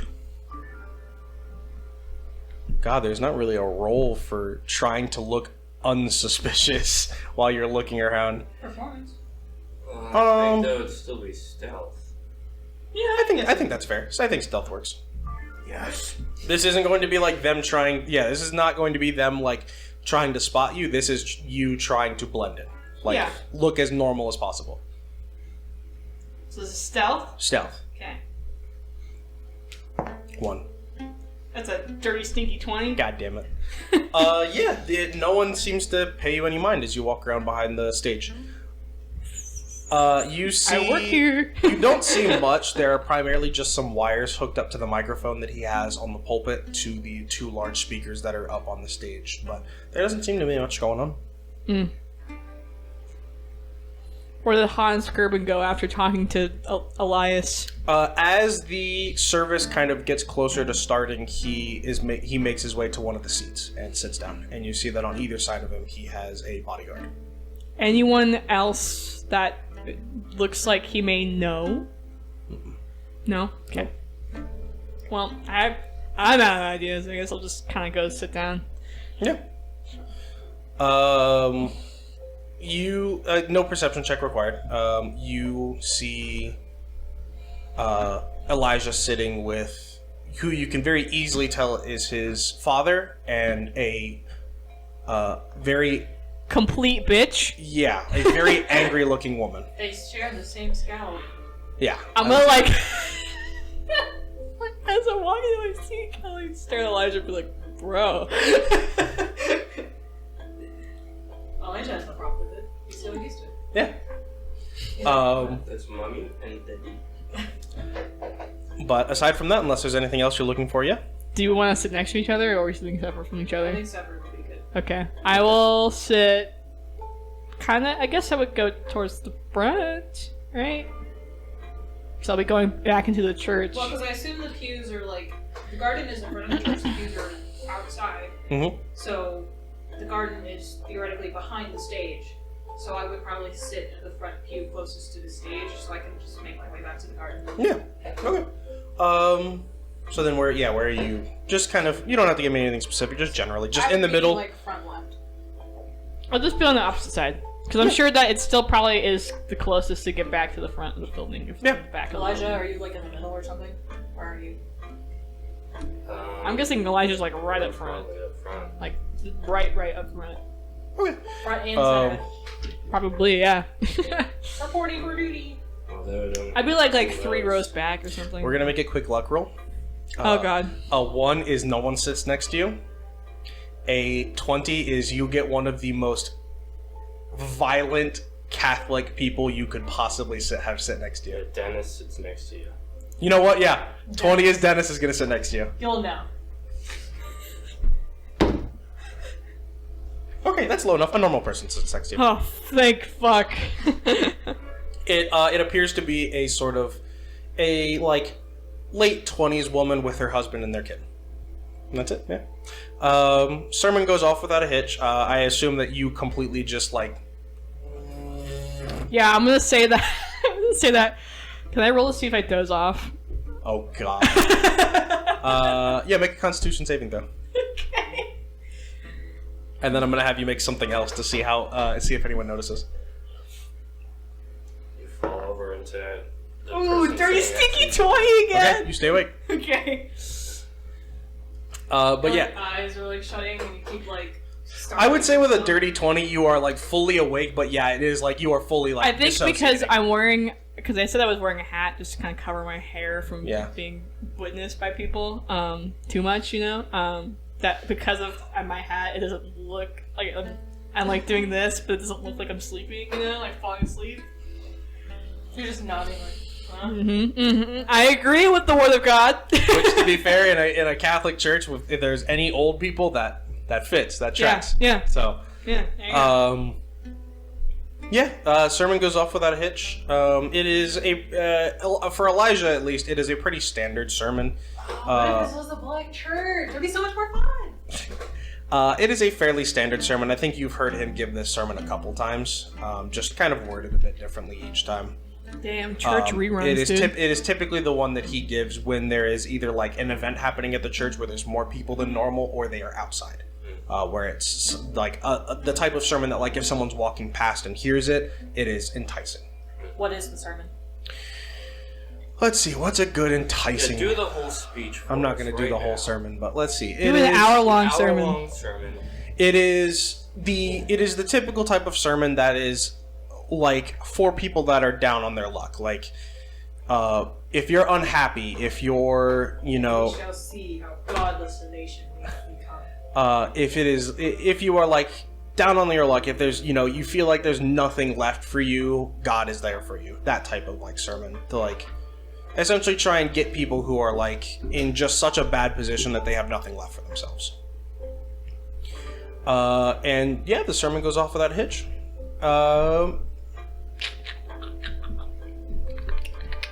Rena, make a perception check. Chris, if you want to make a perception check, you'll make it a disadvantage because you are kind of dozing off. Man, Actually, I what's use your... my passive perception. No. Damn it! Passive perception doesn't apply here because you're partially dozing. With your observant, what's your passive perception, Rena? So I have 14 naturally, then I have a +5, so I'm at 19. You notice that Dennis is sitting directly behind Kerbin. Are they whispering to each other? No. What does Dennis look like? Dennis looks very similar to Elias in the sense that, like, yeah, He's handsome, but No. because I know him, he's just... no. Just less sexy. Well, yeah, He's ugly. genetically they look the same. Like, you can very easily tell they are related, but Dennis is not as, in the easiest way possible, not as well kept. His hair is kind of very haphazardly taken care of, but there are like the occasional spots where it kind of pokes out in certain places. And you see that he, unlike Elias, who kind of always has that warm smile, Dennis always looks like he just watched someone kick his dog. Why is everyone scowling? Like, everyone's got a scowl. But is he whispering? Is he saying Nope. anything? I got a 12. What's his expression? No, you were too busy snoozing. Same expression as always. Okay. Is Hans saying anything? No one's saying anything through the What are sermon. they signaling? Nothing. Hands moving? Feet Nothing. tapping? No, no one's doing code? anything. Nope. He's like doing this, reaching over the back of the pew. Die! Do-do-do. Me reaching for the gun. But yeah, Highlighted. you guys get through the whole sermon, and Eli finishes the sermon with a prayer, and lets everyone go, and everyone starts to stand up, and Elias kind of talks to one of the nuns behind him, and grabs his paperwork and starts heading to the church. I will also go towards the church. I'm going to go back to the garden Okay, yeah. and pick out the weeds. Make a stealth check, Chris.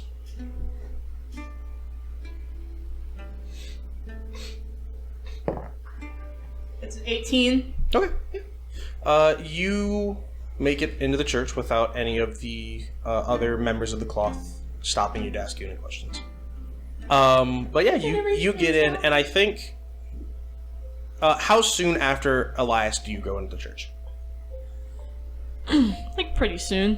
Kind of like, I'll let him, like, walk in. Yeah, well, Be in there for, like, 5 minutes and then kind of walk in Okay, myself. So I was just trying to gauge, like, if you were like hot on his tail No, almost, no. or okay, yeah. No. So yeah, you kind of come into the church, and no one stops you or anything, and you, Keeping it casual. You come in, and a lot of the like ceremonial like candles and things and stuff aren't on. It's just kind of the emergency lights almost, and it's just kind of very ominous in here. Sussy. But to be fair, any large Catholic church, when it is downtime and there's no one there, Especially when it's someone's first time in the church, Yeah. they'll be like, what the hell is going on? yeah. But yeah, it's the same as it always is. Okay, I'll kind of like, because the confessional Huh? What did you say? Nothing. Okay. Because the confessional boxes are kind of, they're more, what, they were on the left or the They're right? on the left wing. They're on the left wing. Okay, I kind of walked a little bit towards the left wing. Mm-hmm. Yeah. You see that it is. There are large shelves with a lot of like books and things like that. But it is fairly like undecorated, and there is a sort of dividing wall that kind of hides the confessional booth, just to kind of give a little extra layer of privacy. But Okay. aside from that, it's not like you have to like open a separate door or anything like that. Right, It's yeah. just kind of you have to Just go around the corner. Yeah, it's essentially a divider. Okay, I'll just, because there are also pews in the left wing. No, it is like Oh, open okay. floor. I Yeah. thought you said that there was also pews in each No, the right wing. The right wing has some pews. Oh, Yeah. okay. They're trying to discourage anyone from hanging out outside the confessional booth. Got it. Okay. I'll just. I'm gonna grab a Bible and start reading page 1. How like close are one of the pews to like the corner of? Because I don't want to be standing around in the confessional area. So. I would say they're, I guess, for your knowledge, they're within a short sprint. I'd say they're maybe 10 feet away. Okay. So there's an aisle, there is the pew, there is a larger aisle, pews, smaller aisle. So there's space on both sides. Can you go up onto the stage where the actual pulpit is, Yeah, or is absolutely. that not allowed? It's not allowed, but you can. Okay, Well, because the thing is you wouldn't know if it's allowed or not. that's true. Yeah. They don't have any signs up. That's So fair. Yeah. All you know is that it's there. So for you, you can go, yeah. Do they have a Doo-doo. large altar that's like? It is stage or- it is a sort of small stage. It's about a foot off the ground. It's not like super tall, but it is enough for him to get a little bit higher up with a taller pulpit with some stairs on it. What I'm saying is it decorated like the actual Yes, stage? yes, it is decorated. I'll just look like I'm looking at it, just Yeah, just innocently looking at it. Yeah. So if anyone is like, "Hey, you can't be up there," I'll be like, "Oh, I'm sorry. I was just looking." Yeah, there's that, and I would say that there's also like the 2 seating areas for the choirs, and there is the large pipe organ at the back. So Nice. you're free to just kind of look around. Okay. Elijah, what are you doing? Your parents have stood up. Your mother has, as she usually does on a Sunday, says nothing to you. And instead just kind of stands up, gives you a sort of very short nod, and then makes your way to talk with some of the other women at the church. I'm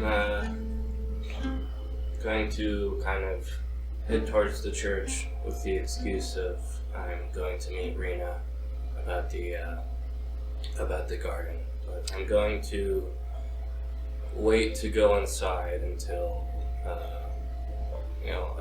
a couple minutes after 1:30. So I want Elias to be in the confessional first. Okay. 1:30. Because service ends, so it's about an hour. You're waiting for about an hour or so after like service is fully concluded. Yeah. So you're out there, helping them pack up the chairs again and everything. And they kind of leave them. They have a sort of a separate area to store them. Chris, Uh-oh. make a stealth check.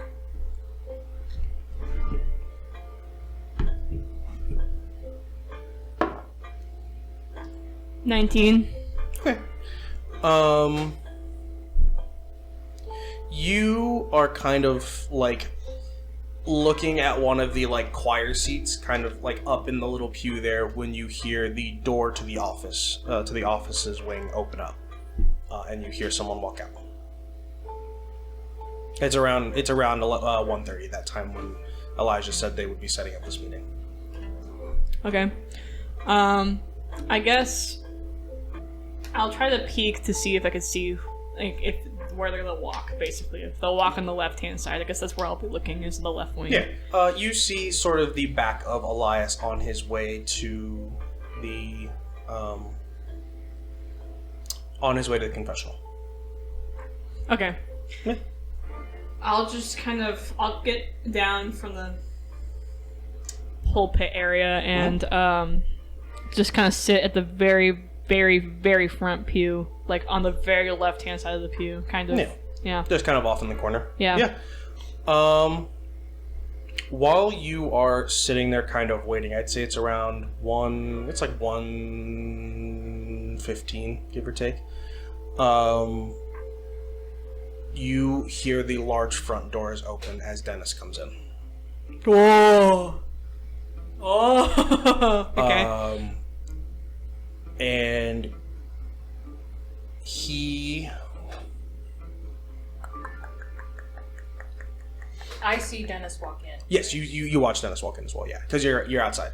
I'm trying to like figure out. Everyone's like in different everyone's in places. completely different areas, so I'm trying to like move all these pieces while that's still okay. being descriptive. Would Elijah also see? Because Elijah's not in the church yet. Elijah would also. You guys would both see it, yeah, very Yeah. easily. Because at this point, there's no one outside anymore. Everyone's kind of separated. Dennis walks in. Yeah, I'm trying to think of where he's gonna go because he doesn't know that his brother is in the confessional. Ah, okay. You hear him sort of briskly walking, and make an insight check. Do you intend to look at him when he comes in? I might turn around, yeah, and see Okay. what it... Yeah, if you do, make an insight check. Just make it flat. I was gonna say if you don't intend to look at him, you'd make it a disadvantage. Just a flat insight check? Flat insight check, just normal. 4? You kind of turn around a bit too late, and you don't notice anything in particular, but you do see that he clocks you looking at him. Ah. As he walks past you and opens the door of the offices and shuts them. I mean, I don't think it would be weird to turn around and look at somebody walk into the church, but Doesn't you know. Dennis have reddish hair? It is the same color as Elias's. I think it is. I believe his is more red tinted, but Okay. it is not like full red. He's not a full redhead. Got it. So he now, If I'm wrong, that's what I said the first time. so he's in the office now. Yes. Okay. I'm gonna get up and go around because it's in the back, right? So it's no matter where you go. I'm gonna go around the right side just so that it's less likely that I would have done that. Can I see if the office has like any windows? All of the offices have glass walls, so you can see inside them. Okay. But it is a semicircle. Right. So I would say that you. If I was to like walk to the right wing and sit at a pew, could I see the office from where I was sitting? No. No. No. 'Cause They the are. wall's in the way. Yeah, there is a wall. There is a wall. The offices are completely walled off from the actual chapel. I would need like I have a piece of paper. Hold on. Audio listeners, hang on. I'm drawing. Audio Ligma. Audio listeners, I'm drawing what the church looks like. It would be the pew, and there would be a wall behind it. right. The But how far? I guess how far is the wall? Basically, I mean, it could also like be. the wall of the back church. Oh, okay. I can see it from here. Yeah. So that is what the church layout looks like. Okay. Yeah. Don't read that. That's not yours. Is his So all of those black lines are like full-size walls. okay? So, because I'm seeing because the back is that arch shape basically, Yeah. right?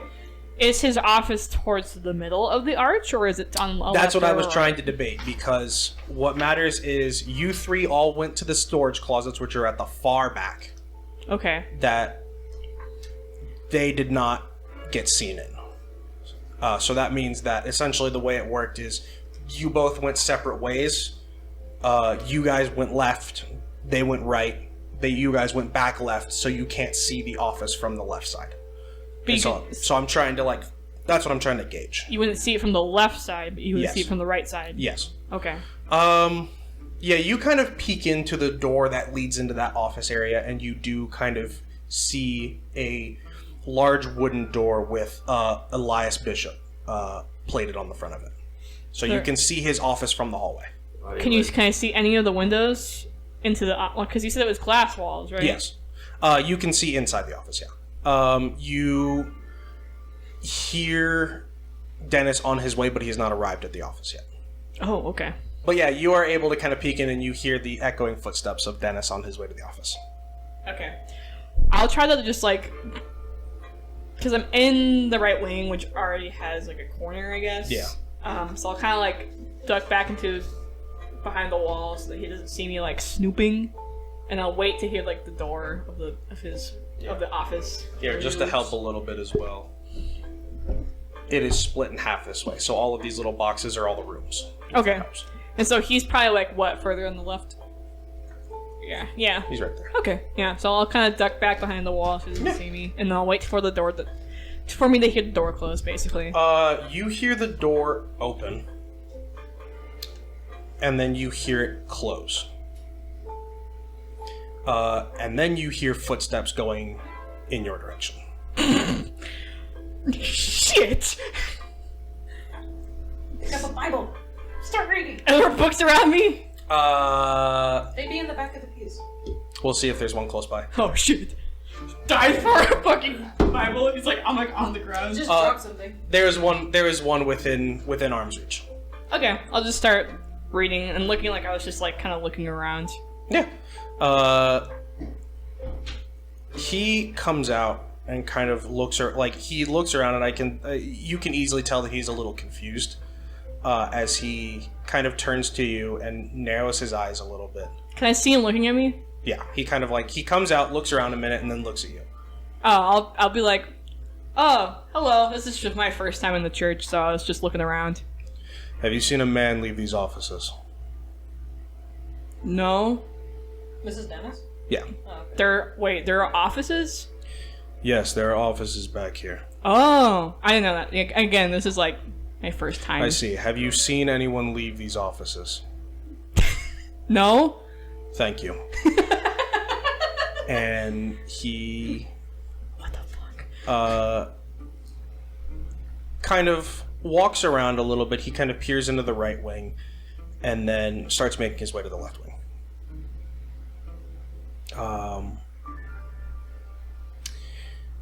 You hear him sort of get to the left wing and kind of call out for Elias, and you hear the door to the confessional booth open up, and they have this sort of very faint conversation that you can't pick up on.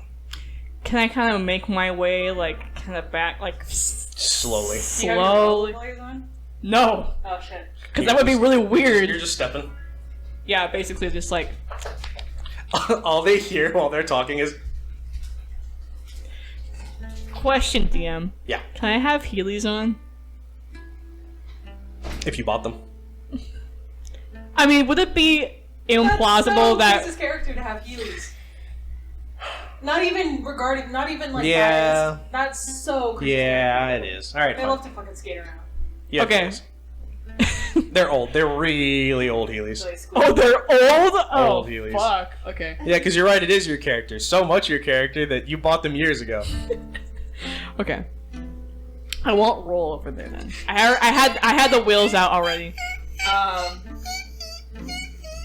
I'll just kind of like, I'll hold whatever I was reading in my hand. Yeah. And it's kind of like start kind of pretending like I'm like walking around and reading at the same time, but try to like get closer to the left wing, basically. Make a stealth check. Third stealth checking around. Fucking hell, yeah. It's just like One. Time's a charm. that's a 10, chief.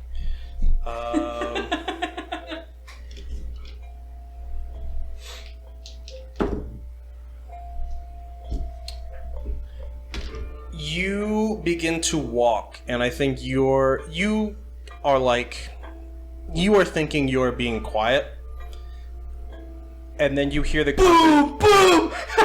You hear the conversation abruptly cut short as Dennis peeks around the wall and sees you kind of walking around. I'm still looking at my book. I'm looking down. You're still looking at your book. But he kind of clocks you and returns to talking to his brother, but at this point now it is so quiet. He is like extremely quiet now. Okay. Alright, I'm just gonna sit down at one of the pews, just kind of towards the middle. Yeah, dead aisle. center. Yeah. Yeah. At this point, you hear the door open to the confessional and close again, and Dennis comes out from behind the wall and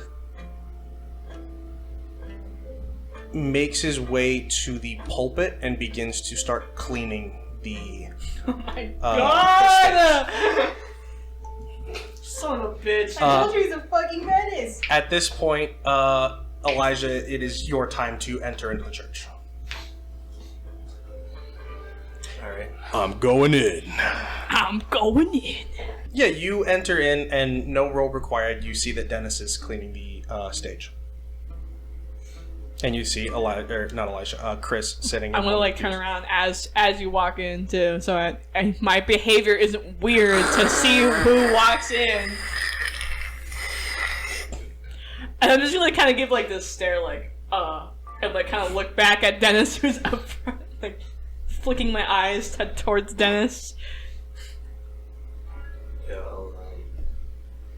I'll just kind of make my way over to the confessional. Yeah, the confessional door is closed. Open. Yeah, you enter into the sort of congregational side of the confessional. And, it is like around this point, especially in the year, at the time that it is. Wait. there is- Yep. Can I ask something real quick? Yeah. What's up? Can I text Marina that Dennis is hanging out in the pulpit in the church? Yeah, that's fine. Yeah, Rena, you get a text from Chris saying that Dennis is currently in the church. He won't leave. Ruh-roh. What's he? Wait, you say he's in church? Yes, he's in the church. I text back. What's he doing? Just cleaning the pulpit. And the time it's 1:30 right now. Yeah, it is like right when the plan starts. Abort mission! Abort mission! Abort! Abort! Abort! Abort! Guys here. Okay, I got it. Oh god. So, I got it. Let's go. and then I'll text back. Don't worry, I got this. All right, I'll see what I can do. Now, what I want to do Mm-hmm.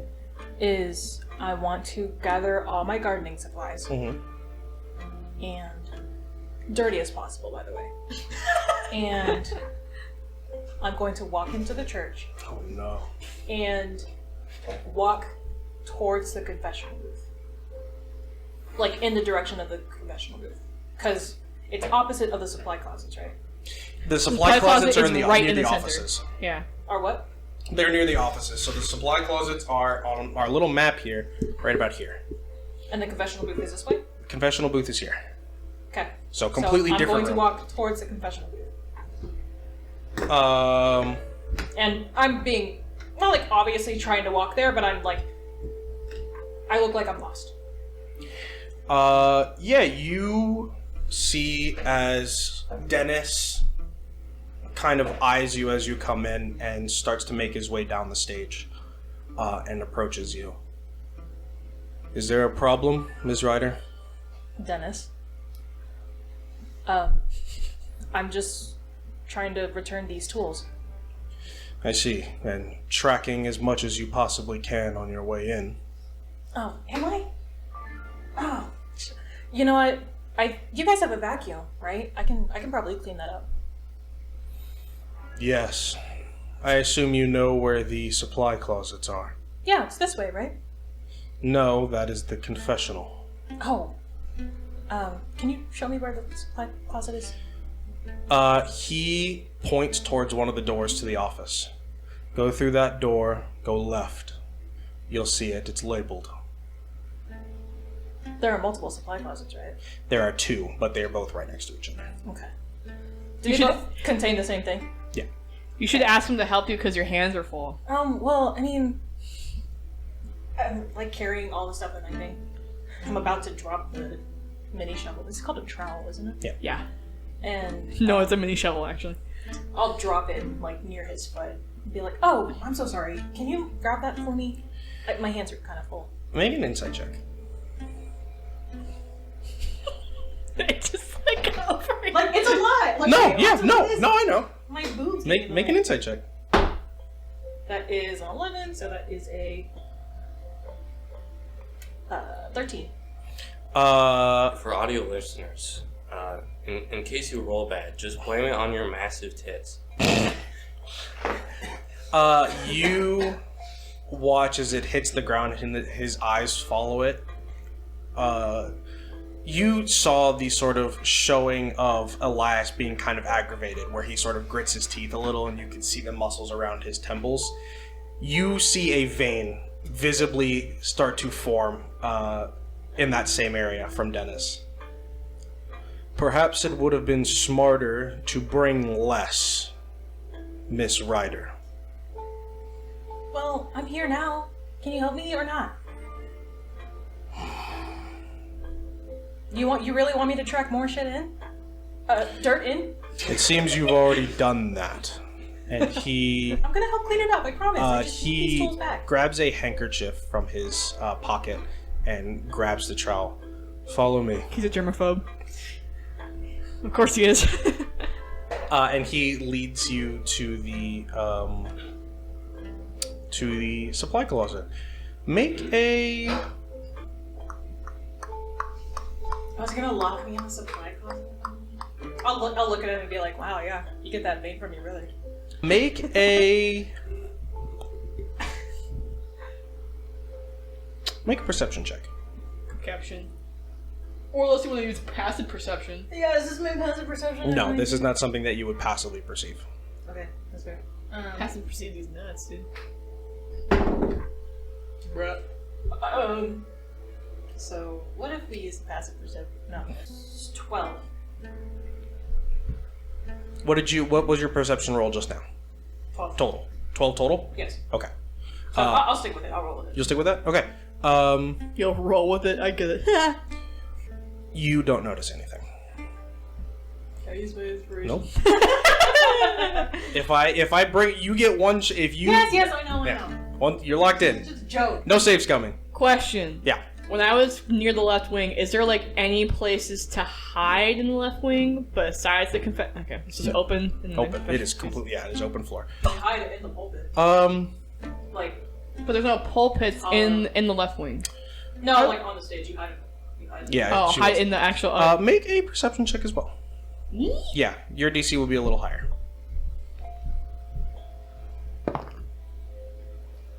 18. You notice a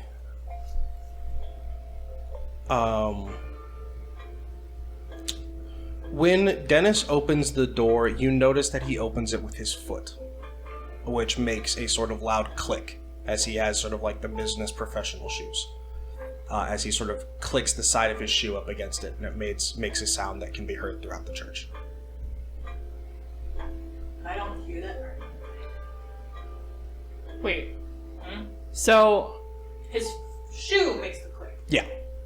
he opens the door with his shoe? Yes. With his foot. Like, he pushes it open with his foot, but he essentially opens it, and you hear, like, this sound, but a lot louder than that. I don't have shoes on. Essentially something like that.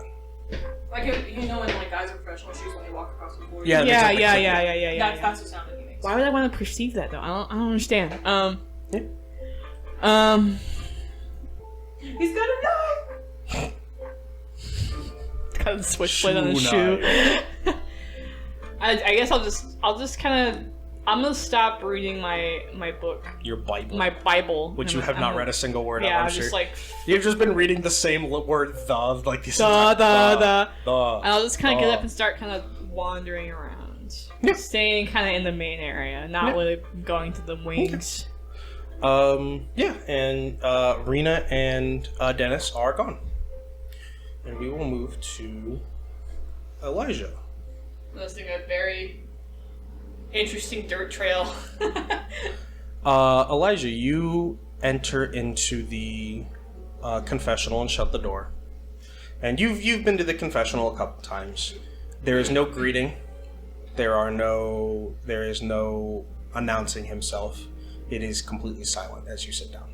It just has the curtain pulled. Yeah. I sit down in the other side of the confessional and pull the curtain closed. And I say, Father Elias. Do you intend to mask your voice in any way? No. Make a insight check. DC is very high. Is it 21 high? Jesus Christ, Nice, dude. bro. Rena, did you describe the feeling to Elijah that you felt when you spoke to Dennis? Yeah, she did, Or to yeah. Elijah. Or Multiple times. to Elias. God, too many names. I told him The that I E-names. felt Yeah. the back of the hairs on Yeah. the back of my neck stand Yeah, up. you should Uh, It was dangerous. Elijah, you feel something exactly the same as Rena described. And there is a very long pause. And I think you are used to the voice that... I think you've heard Dennis and Elias both speak very often. And you know that they do have a very different way of speaking. Elias is very forthcoming, very warm, very friendly. And Dennis is almost robotic in nature, typically leaning towards aggression. What you hear from Elias is absolute monotone. Elijah, not exactly who I expected.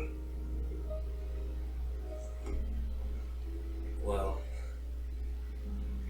I have come here wishing to discuss whatever it is. I would not like to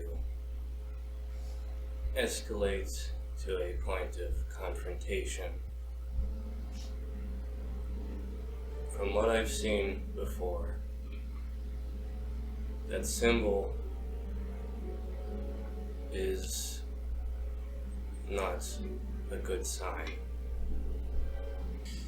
It seems that unfortunately not all proclamations of faith are beneficial. Unfortunate. Can I hear them talking though? Like their conversation? No. It is very Okay. quiet. Okay. Kind of It is very silent for a moment before he speaks again. I suppose it better to be you than anyone else. After all, I think you and I are far more similar than I think you realize. After all, we have both been blessed the same. Or similar.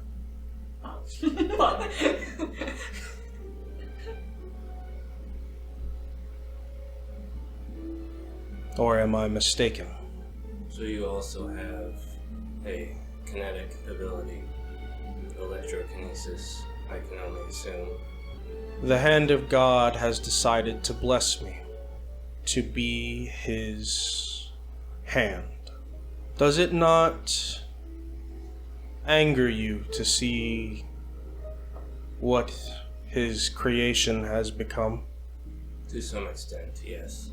Then I think this is not a setback, but a benefit. You and I have been blessed, given a chance to do something no one else can. I'm sure you have read well and good of the flood of Sodom and Gomorrah, the hands of God that have removed the faithless, the heathens and the sinful.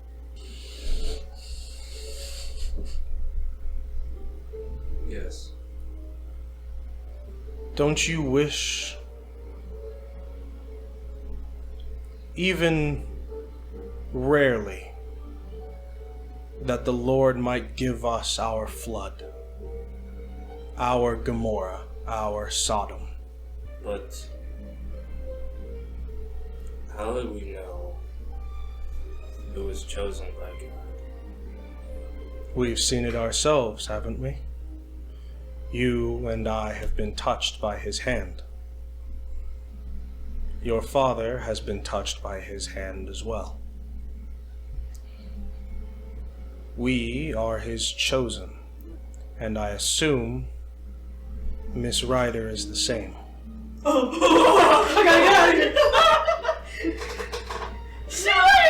He doesn't know that for sure. There's no way. That's why he said he assumes. She has indeed. You are not alone. My brother is the same. Oh, fuck.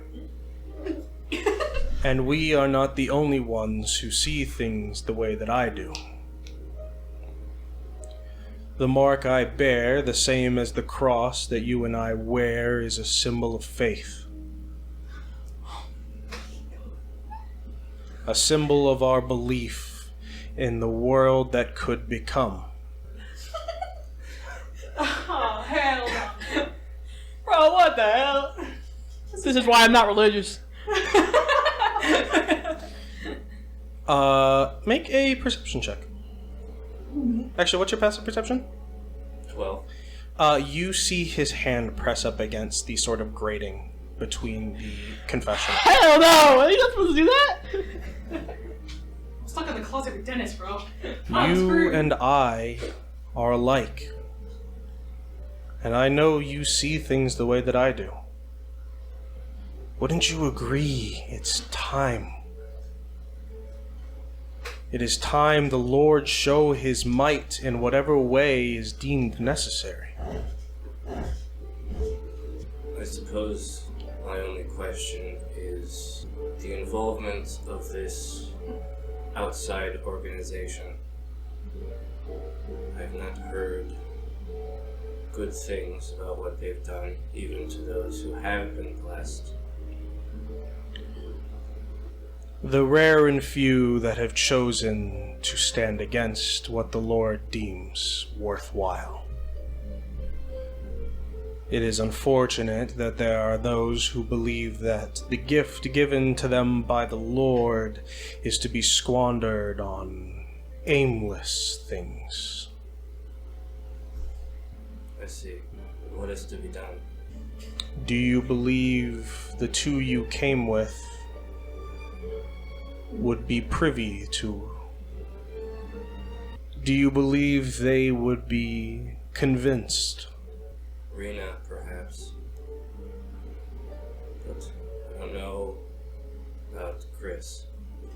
Rena has a crush on you, Father Elias. You could absolutely manipulate her any way you please. How much do they know? Elijah kind of thinks for a moment.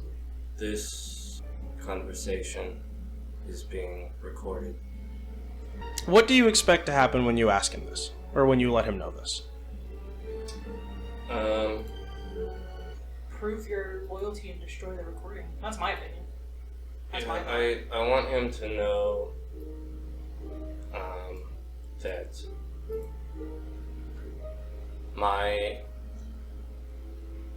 currently my involvement with them was to get information. So You are being forthcoming. yeah, I'm telling him that they basically know as much as I do. And you believe Miss Ryder could be convinced? But yes, I do believe so. Bro's homeland. I see. Then let us do away with this arbitrary covering. Considering the amount of information everyone has here, I think it would be best to discuss things in a more personal manner. I suppose so. No! Very good. It is at this point, while you are putting things away, you hear Dennis's phone buzz. And he pulls his phone out, looks at it, and you see his scowl soften slightly as he puts his phone away, assists you with putting away the last of the guarding equipment, and gestures for you to make your way out into the chapel. I don't know, that was really nice of them.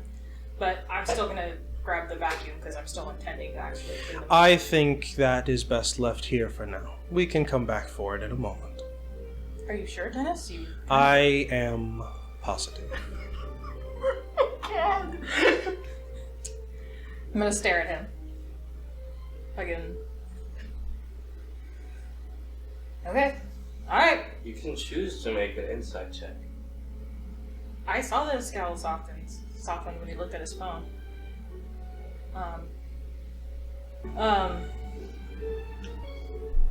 So, what's his face reading now? Looking at me. Make an insight check. That is A6. You don't say anything. Do I hear anything? You hear the confessional doors open. Okay. At the same time. I'm gonna pop my wheels in real quick. Yeah. And you see... I assume you plan to follow behind Elias? Yeah. Yeah. As you start to walk out, Elias turns to you. There's no need to walk behind me. Walk astride with me. Oh my god. Fucking This sucks, dude.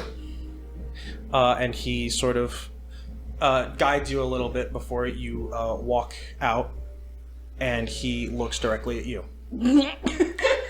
And you see a sort of very warm expression on his face still. Please, sit tight. I believe a special sermon is going to start. First time. What? Just sit tight. And he gestures for you to sit with Look Chris. at Elijah. What the fuck is he looking like right now? Yeah, what does Elijah look like right now? Make an insight check. Are you attempting to hide anything in any way? Or are you just kind of leaving it all I out? don't think so. Okay, yeah, just make an insight check. 15? What is she reading on your face? Devotion. Undying devotion. Oh my god. A sense of understanding and purpose. And it is around this point that I assume you follow with Dennis? Or do you intend to stay there?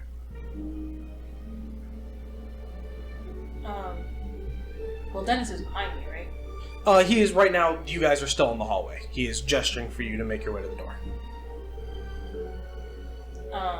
Yeah, I'll make because my intention is to go back right outside, because I don't know what's happening yet. Yeah, okay. My just checking. intention is to walk back out the main entrance to the garden. Yeah. You open the door and you see Elias turns to you and gives you the same warm smile he gives everyone. And you see Chris and Elijah sitting side by side. I'm not sitting next to Elijah. No, I'm standing. I'm still standing. Oh, okay. I'm not going towards Elijah because anything that Elijah is confident in, I'm gonna be like, what?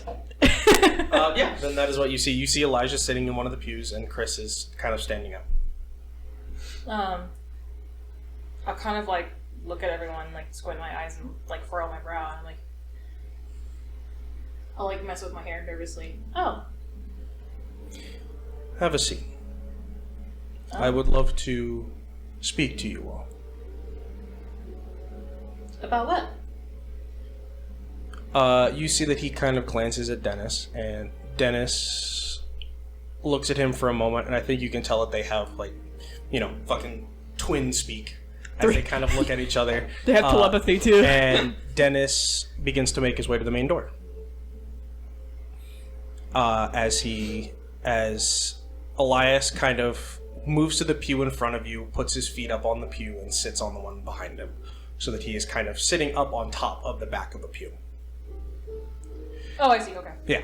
And he sort of adjusts his sleeve, undoes the buttons on it, and pulls it forward. And you all see, plain as day, the alchemical symbols on his forearm.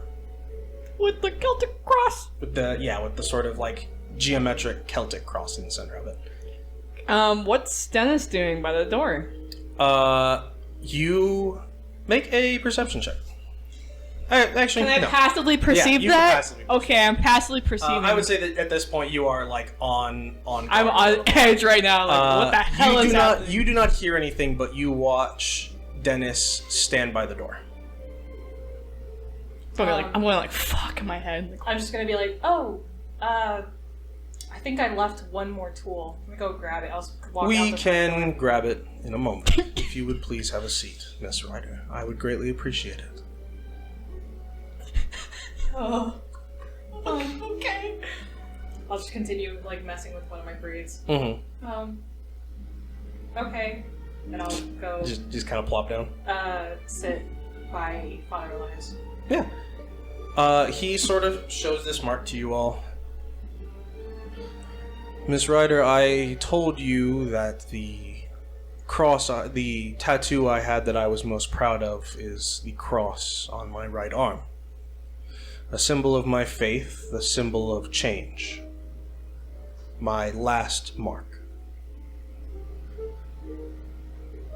Unfortunately, I had to ask for forgiveness, for that was a lie.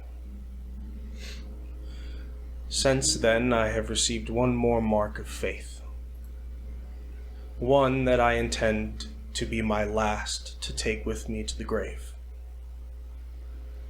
And he gestures to the mark on his other arm. The image you randomly saw on Google? Yes. Unfortunately. It has been for time immemorial that humankind has turned its back to the Lord. Turned its back on his teachings, turned its back on his grace. And the Lord is loving, but he is also just. And grace is only given for so long before justice is received. There is a chance for you, for all of you, to be a part of that justice. and what is that justice exactly? To remove those that have not been blessed, that have not been touched by our Lord's hand. That is what you and I are. All of us. Touched by the hand of God, deemed worthy to be his divine hand. And that is what this symbol entails. I was the one that coined the phrase, Deus forma electa. Oh no! Which means God's chosen. oh, brother. Okay. Elijah has spoken well for you all. How's he now? He believes you can be convinced. This is a good thing, because unfortunately, there are those who would seek to dismantle our organization, as they have asked me to call it. For me, it is more than that, it is a belief. But there are those among us who are not privy to that idea. But with Elijah's good word, I believe you all would be immaculate. You all could be better. Far better than what this disgraceful city has brought forth for you all. Okay. Well, I gotta drop everything now. Not really sure I can believe in a faith that justifies continuous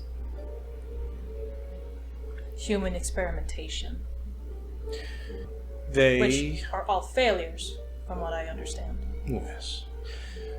Unfortunately, progress is slow. But Crack a few eggs to make an omelet, right? rotten eggs. Criminals, thieves, murderers.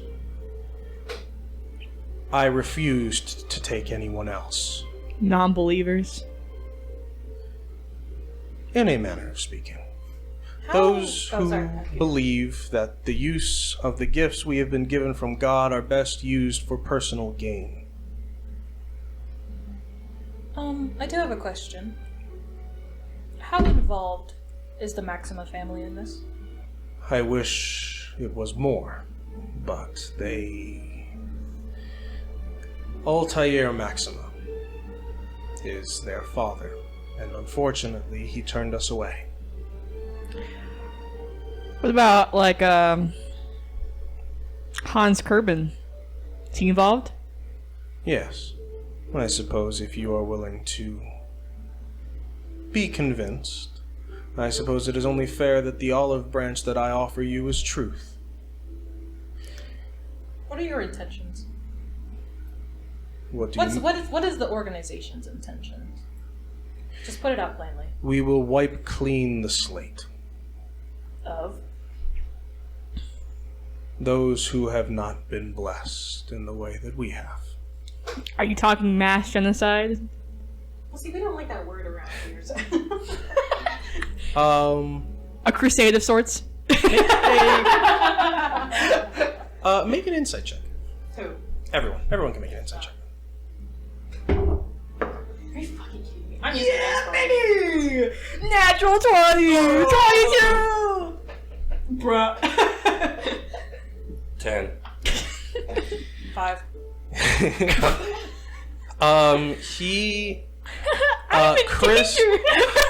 Chris, you kind of watch, you can very easily see he's irked by that. When there are termites in your home, causing damage, causing harm, do you feel any remorse for the removal of that which would cause harm? Do you feel any sorrow for the hundreds of thousands of termites that you extinguish in the passing of a day? No, but I would not make the comparison of termites to people. Unfortunately, they are not too dissimilar. Also would like to make a claim that kinetic abilities are not only genetic, they also happen at random. Those chosen by the Lord. Me and my brother were the same. So to kill off anyone who is not kinetic would also reduce the chances of having more kinetics. As if they wouldn't just have kinetics breed. I know that, but still, there's what's the percentage of the population that are kinetics? It is about, I think I said 7 to 8% of the population. Yeah. And even lower than that. World? Of the world, but it is even lower than that are capable of using it fluently. So it's like, would you say 5% has kinetic potential, and then that 3% has the ability to use it? Yeah. Okay. That makes sense.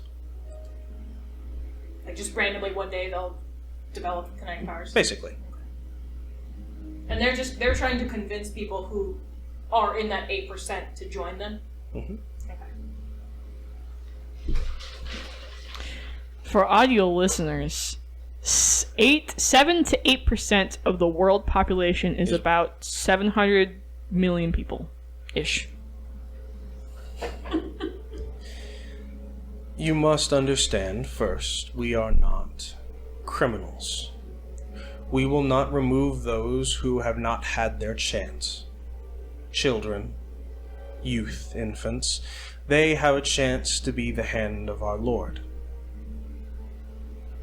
They do not deserve death. They are free from sin. Innocent.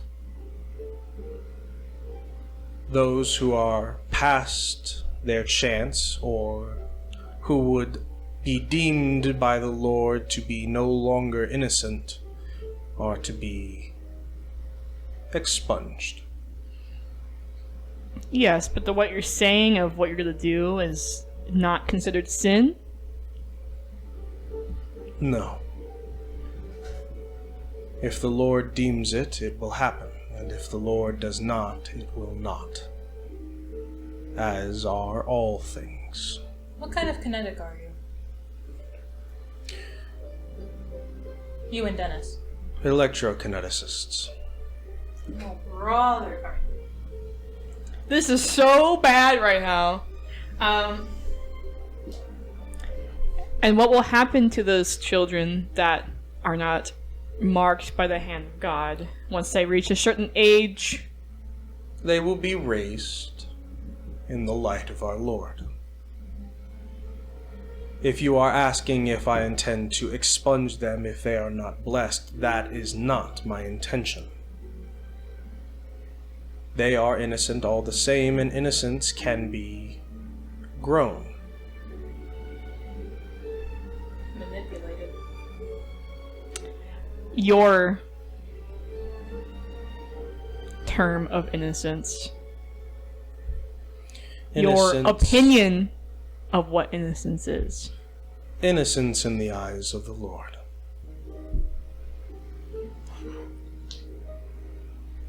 So, I can't say I'd be fully convinced. Who are you, Father Elias? Who were you? Who was I? I think it only fair for full transparency.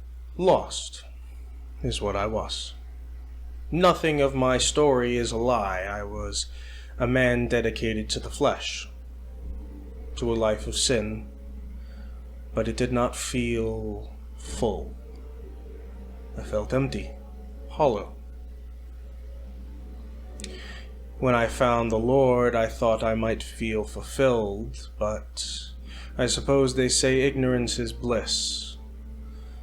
To see the world that the Lord has planned be so far and away from the society we live in left me in want. But imagine my surprise when those who had been blessed the same as me approached and offered me the chance to bring about the Lord's world. Who's that offered you such a thing? My brother heard of them initially. Of course you fucking did. But the one who came to speak to me was Kerbin. And that is the one who is on his way to speak to you in a few hours. Huh? In a few hours? Unfortunately, he found himself wrapped up in business he deems to be more important. Is he funding the IKR? Which I assume you know about. Vaguely. Funding is not the correct term. Technically speaking, he is not a government official. But it is not necessarily him specifically that is funding it. Well, It is okay. the government as a whole. How involved is he with IKR?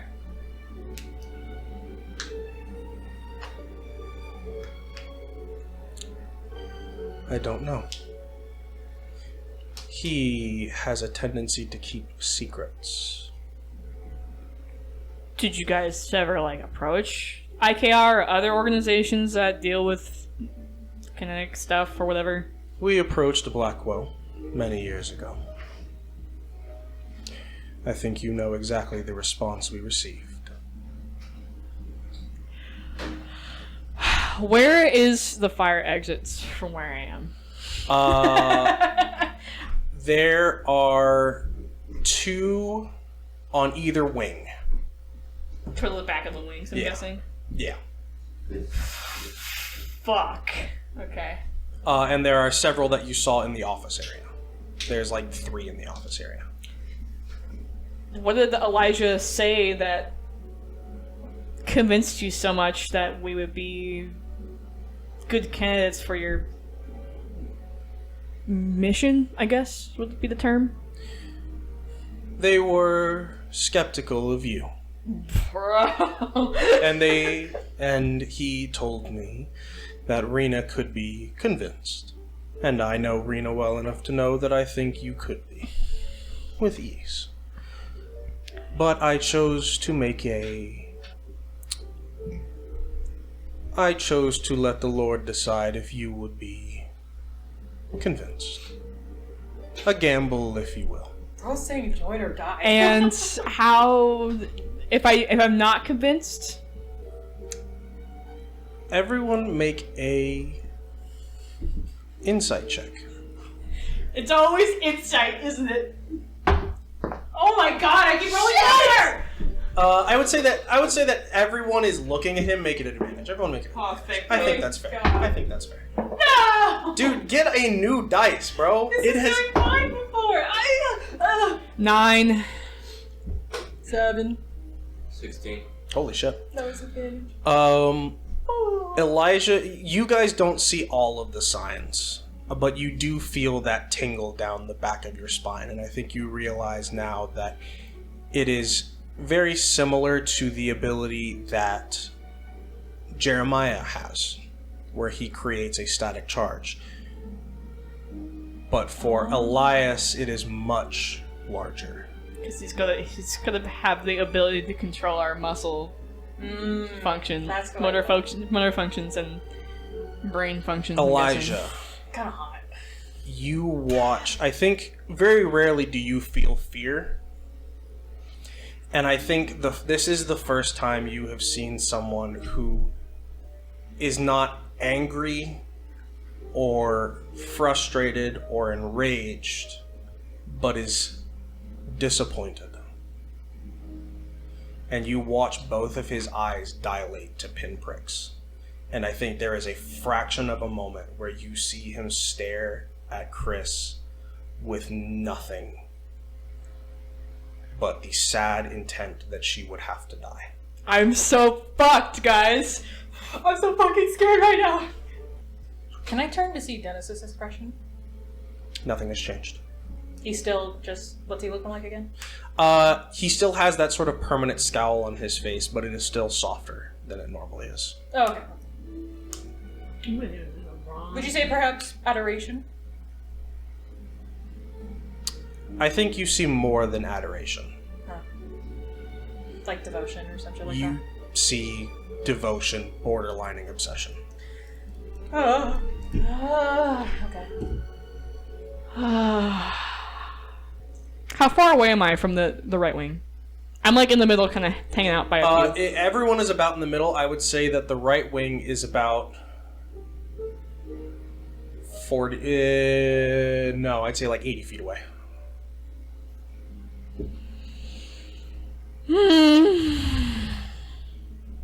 He almost forgot your distance for a second.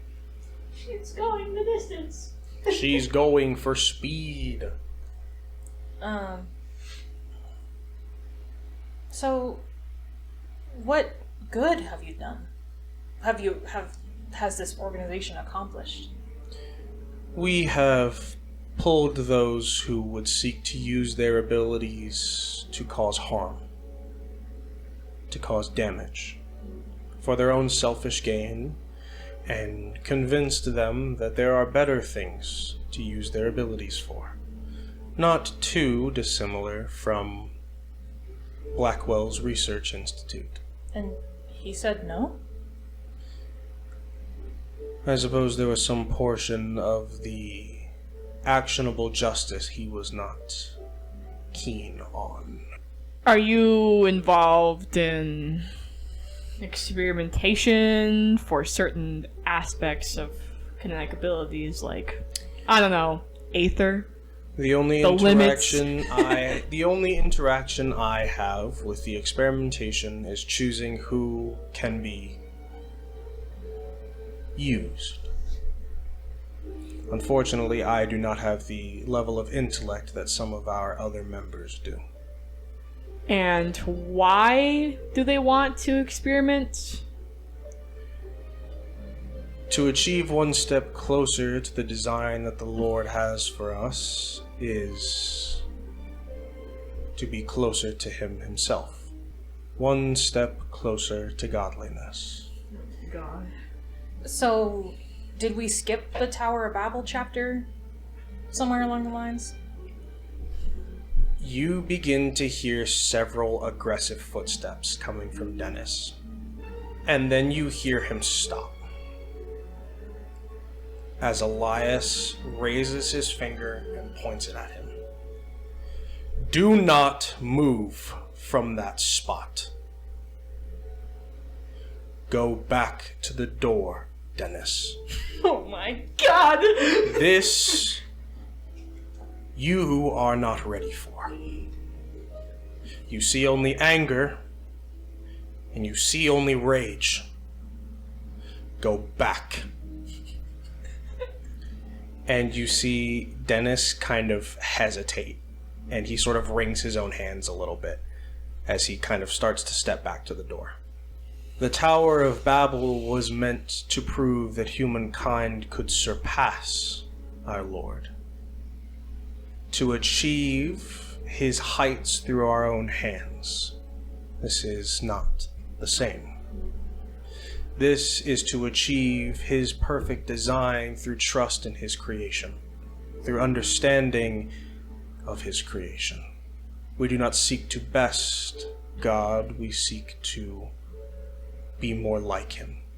But I guess my confusion lies there, as God himself proclaimed that there is one and only God.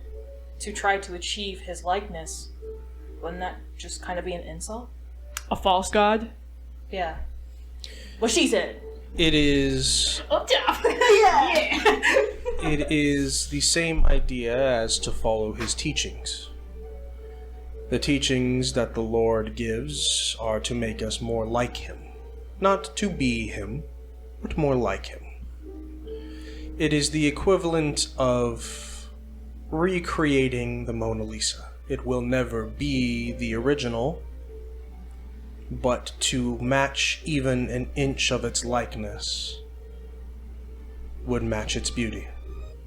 Elijah is connecting a lot of dots to the Bible, specifically about the end of the Bible that talks about specifically Revelations. Yeah. Yeah, just curious. Don't humans that aren't kinetics deserve the same chance as everybody else?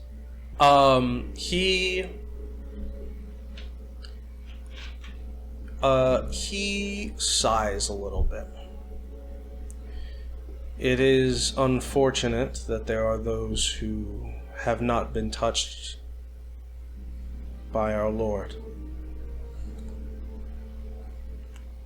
And perhaps there may be a chance for them. And what happens when this perfect society that follows under God's rule is created, and yet they still commit the same sins that every other human does? I have faith in our Lord that He will guide us. All the same as He has guided His people. Sin is a part of human nature, but to ask for forgiveness, to ask for His guidance, is to work in opposition of sin. History repeats itself. But there aren't any mention of kinetics in the Bible. I suppose, as the saying goes, modern problems require modern solutions. Bro, come on now, really? That was the best you could come up with? You would ask us to kill probably our own families. You do not have to raise a hand to anyone. We simply seek to use your abilities to further our cause. By doing what exactly? Research, missions, protection. Missions involving... Many of them are allocating resources, transporting things that we need protected. I do not expect you to be on the front lines of our mission, but if that is what you seek to do, I will not stop you. It's like a religious IKR. A little more intense. Almost like a crusade. Yeah. An elemental crusade. Which faction do you choose? The one that's very much so leaning towards good morals, or the one that's very intense and religiously backed? And most definitely leaning towards mass genocide. Most definitely. In the near future. But trust me, you're it's an open world game. You can make whatever choice you want. Pick any faction. You see that at this point he kind of looks down at his phone and puts it back in his pocket. Mr. Kerbin is on his way. He will not be here for an hour or so. So, I will leave the choice to you, although I trust in the Lord that you will make the correct decision. And I'm guessing what? If I make the wrong decision, you're gonna smite me? Smite? I would rather not have to take any action. I believe that you are all intelligent young students that just need an environment to grow. But if there is obvious sight that you do not intend in any way to partake, then I will do what is necessary to retain the secrecy of our organization. The choice is yours.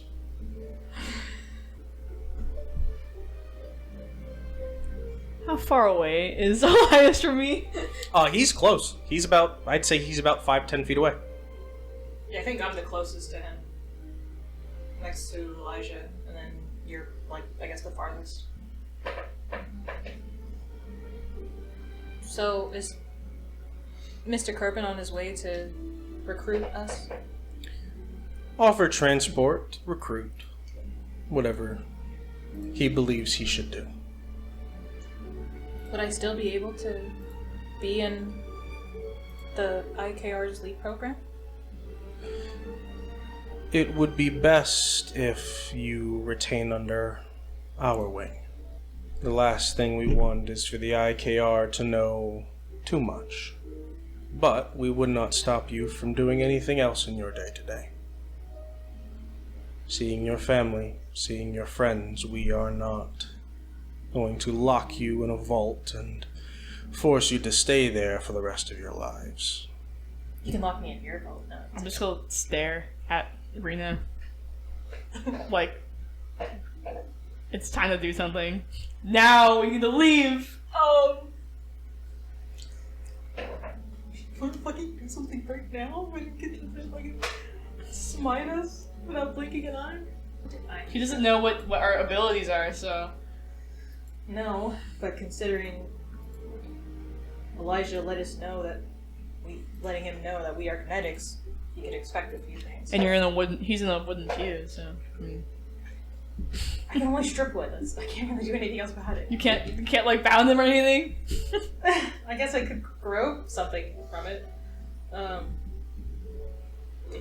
He's like sitting on top of the pew, right? Like not even like sitting on the actual bench Can itself. I just grow a bamboo up his ass? No. Thank you, Miss Writing. Taking the tension out. Now at long last, I too have a physical stick up my ass. Because if you're not gonna do something, I wouldn't do something. So I'm kind of like, I'm hearing him out.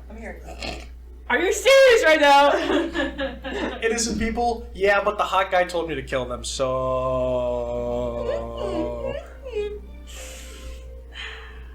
And Elijah's just listening in admiration. Do we have to make the decision now? This is a lot to think on. Unfortunately, that is the nature of our organization. Oh, fuck. Okay. It too, Elijah. Hate to.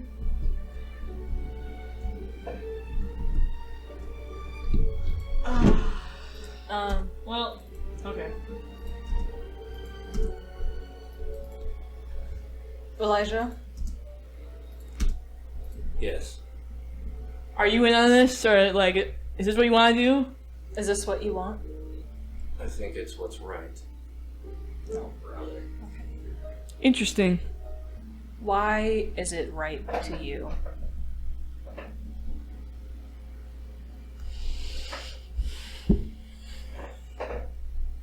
I know that these gifts can't be mere coincidence, and my faith still holds firm. It only makes sense that they are connected in some way. If I were to like pull up my phone Mhm. secretly, would that be like a stealth check? It would be an incredibly difficult stealth check. Because it's like right in front of you. I want to try to get IKR over here, but I don't know if that's gonna happen. Do you have him on emergency dial or some shit? No, that's what I'm saying. Fuck. Okay. You passed the stealth check. What was that?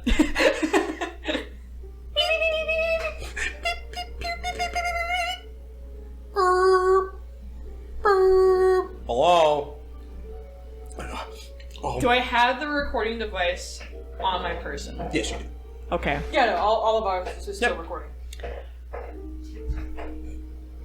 If I were to wrist pocket my recording device, like Yeah. put my hand in my pocket, or I don't know where it is, and just, Yeah, you could. would he be like, why? Would he see it?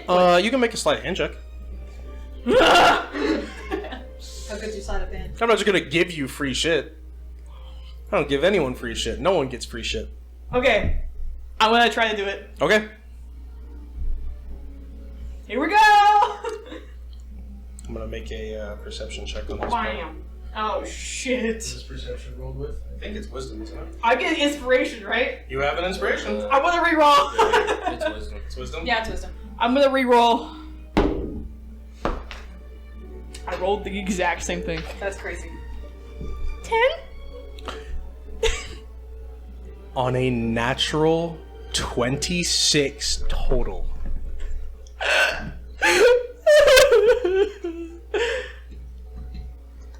I will say functionality wise, he had a readied action. Of course he did. Why would he not have a ready action? Fuck you, that's why. It is faster than any of you could possibly track. I'd say as fast as lightning. You Very like frightening. it happens between the time it takes for you to come in contact with the recording device and for you to cast the spell, as he grabs you by the throat Oh my god! and moves all the way back and slams you through several of these pews. What the fuck? Holy fuck! You all watch these massive arcs of electricity come off of him, leaving this just trail of pure electricity behind him, as he just slams your back into one of these pews. But he still doesn't seem angry in any way, as he just holds you down. I would appreciate. God, I wish that were me. I would appreciate that we do not make any silly choices here. Did I take any damage from that? You take. No, you know what? No. If he's grabbing me by the neck, Mhm. which isn't really. It's not like he's holding me down, per se. It's by the neck, you know. Yeah, I would say that Probably get out of that, you know. he's not. I would say that no roll required. You can tell he has taken active care not to cause you harm. How far away am I from the door? From the main You door. were originally 80 feet. I'd say that you're now 100 feet. From the Oh, main door. From the main door, I'd say you're about 60 feet. You got closer. Yes, I actually might be able to get out. Is my hand still on the recording device? It is still on it. But I think with relative ease, you know that if he sees you wrist pocket it, it will be immediately combat. Fuck! Like this, That's if he sees. essentially, this is his warning. Like him holding you down is his warning, saying, "This is it. You have one shot. If you do something, I am going to cause you harm." How's Elijah feeling watching this dude pull a fucking flash move? Impressed? Oh my god, dude. I think I'm hard.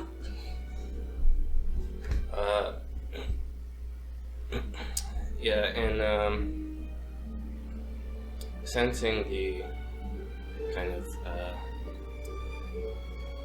impending conflict, Elijah is going to pop open the case and pull out his gun. Oh shit. Holy fuck, you guy got a blicky on him! If I cast anything, he's gonna fucking deck me though. Even if I was like, if I took a reaction to like a sensible reaction to someone grabbing you, like shielding myself, would he consider that aggression? What kind of shield do you mean? Like, do So I you mean have- like the spell shield? The spell shield, which is just a reaction, basically.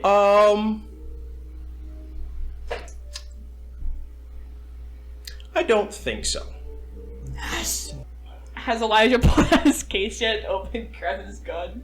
Yeah. Yeah, I was gonna say if you want to see like just so you can gauge who's your ally in the room, if you want to make a check for that, like a perception check or passive perception or something. Yeah, okay. I guess I'm pretty distracting right now, so I'm going to perceive what's happening around me. I Yeah, guess. Who's my ally? Make a flat perception check. A flat one? Yeah, just a flat one. What about my passive perception? Your passive perception will come in. Don't worry. I'm just trying to. You'll see. Give me your Well, just do a I flat add my perception. proficiency to that or no? Or it should already be. Are you proficient perception? It should have a little check mark if you No, are. what? Well, yes, I am. Yeah. You're gonna roll with your perception. Yeah. He's just saying no disadvantage or advantage. No Oh, disadvantage, no advantage. Yeah. Sorry. Passive- When I say flat, that means no disadvantage, no advantage. Passive perception is like Spotting I- traps. I pulled out a gun, and active perception is who am I pointing the gun at? Got it. Okay. Cool. Dirty stinky 20. God damn. Okay. Without leaking into insight, what does she see on Rena first? Confliction. Any movement to action or just conflict? She's kind of. Well, the pew that we were on, just knocked out the way. Thanks to. Mr. Flash over here. Yeah. So I'm kind of kneeling on the ground. Or like kind of squatting on the ground Okay. with like my hand on the floor. Mhm. kind of in like a ready to action, and like a hand on my thigh where my gun is. Okay. What does she see from Elijah? I have pulled out a gun, and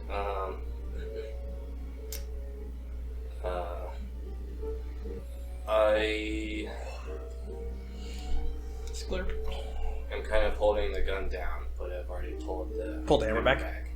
Yeah. So you see two people that seem to be fairly ready. And that's all you Alright. see.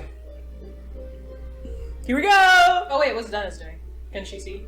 Or he. Can you see Dennis? Oh, can I see? Oh, probably not. I'm facing. No, you're facing up right now. You kind of have a dude on top of you. Yo! I was never mind! Alright, here we go. Okay. I'm going to teleport out of his hold. Okay. Before you do that, then we're gonna roll initiative. As soon as you start to move, you notice he's still watching you, but he speaks out loud. Dennis, you will not do a thing. Watch and learn, boy. Yeah, he essentially is like, he basically tells Dennis not to do anything, and he says, just make sure they do not leave. No, okay. I've given the courtesy enough. Oh fuck. And with that, Elijah, you're I feel like first. rips off his shirt. I don't teleport? Yeah, we'll go ahead and have you do that. Okay. Yeah. Okay. We'll have you get your movement in. So yeah, you like watch him like on you, and you just kind of fall backwards into your own fucking portal. What the fuck? As his hand drops onto the pew. And yeah, Elijah. I'm going to point the gun at Chris. Ooh. What? Okay. Chris, put the recording device down. I thought he was gonna point it at me, to be honest. I thought you were on our side, Elijah. I do as the Lord sees fit. Well, the Lord can suck my fucking ass. Oh. I'm going to shoot Chris. I still have my shield up. Yeah, you still have your shield up. That's not happening. 8. Yeah, I think for the first time you fire this at another person. Yeah. And you kind of, like, it's like slow motion as you watch him pull the trigger and watch as the bullet slows down in this sort of like hyper dense space near you before it hits the ground. Are you serious right now? Are the doors a pull door or a push door? They're all push doors. Thank fuck. I'm assuming the recording devices are made of metal. Yes. Are you gonna try to shoot the recording device off my hip? No. I'm going to I'm just gonna shoot you. Bitch. He's just gonna melt it. Oh shit, he's with heat metal. God damn it. You just got meddled. Okay, who's next? You. Oh, okay. I'm fucking hightailing out of there. We're good? I'm moving. I'm skating. However, Yep. I want to say, do I know if he locked? Can these doors be locked? Make a perception check. Okay. Perception. 18.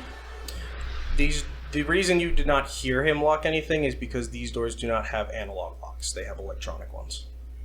Motherfucker! Yeah, they normally don't use them, but if they ever need to, it's there. What are the doors made out of? Wood. If I were to say, I don't know, use electric blast on the door, could it possibly break it down? You 10. have to hit more than 10 damage. Man, fuck this Dennis guy. I'm gonna fucking blast him with electric blast. 16. That hits. 2 force damage. Yep. I have it. Okay. With my bonus action, Yep. I'm going to make a magical disc of force in my hand. So I can't do anything with it right now. It just exists. Okay. Basically. Alright. It is Elias's turn.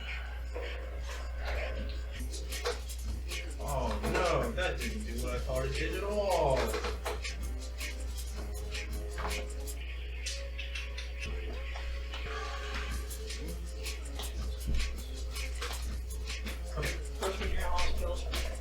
Yeah, I picked them up. They're all picked out. I had 10 spells. He has actual spell slots.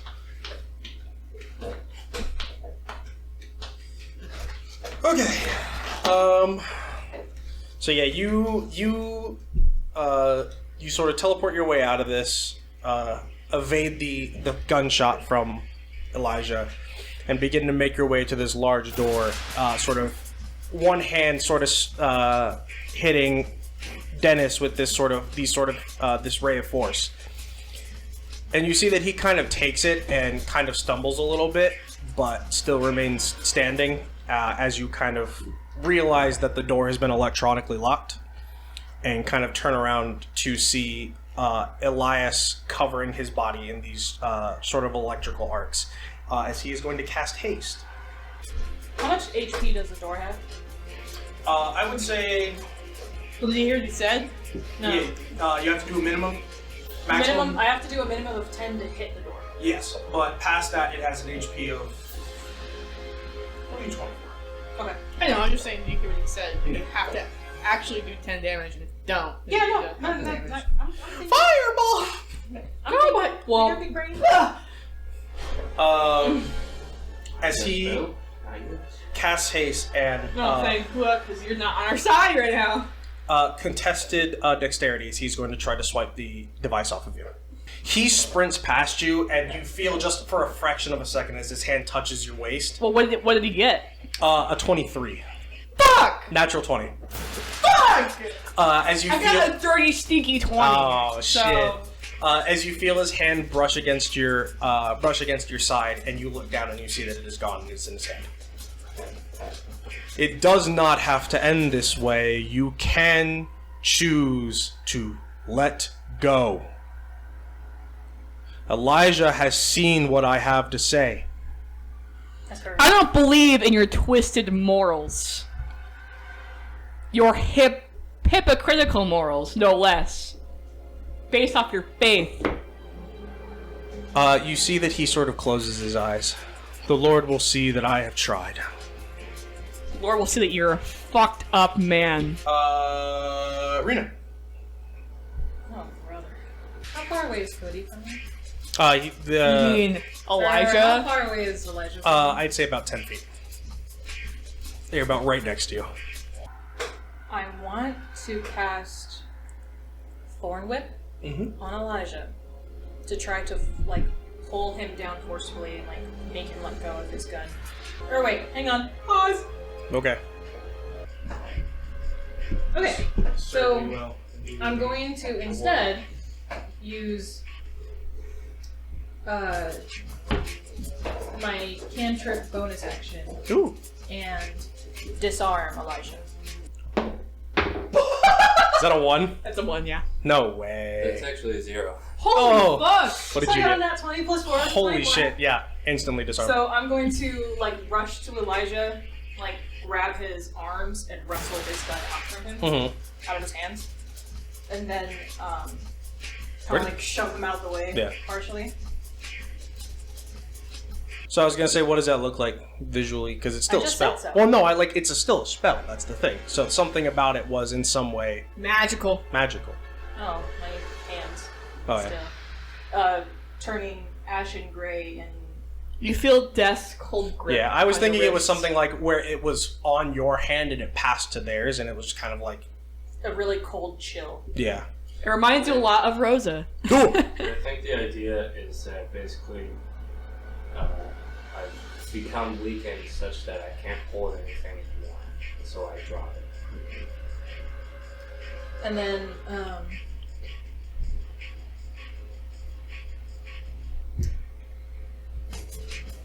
how far away is Father Elias from me?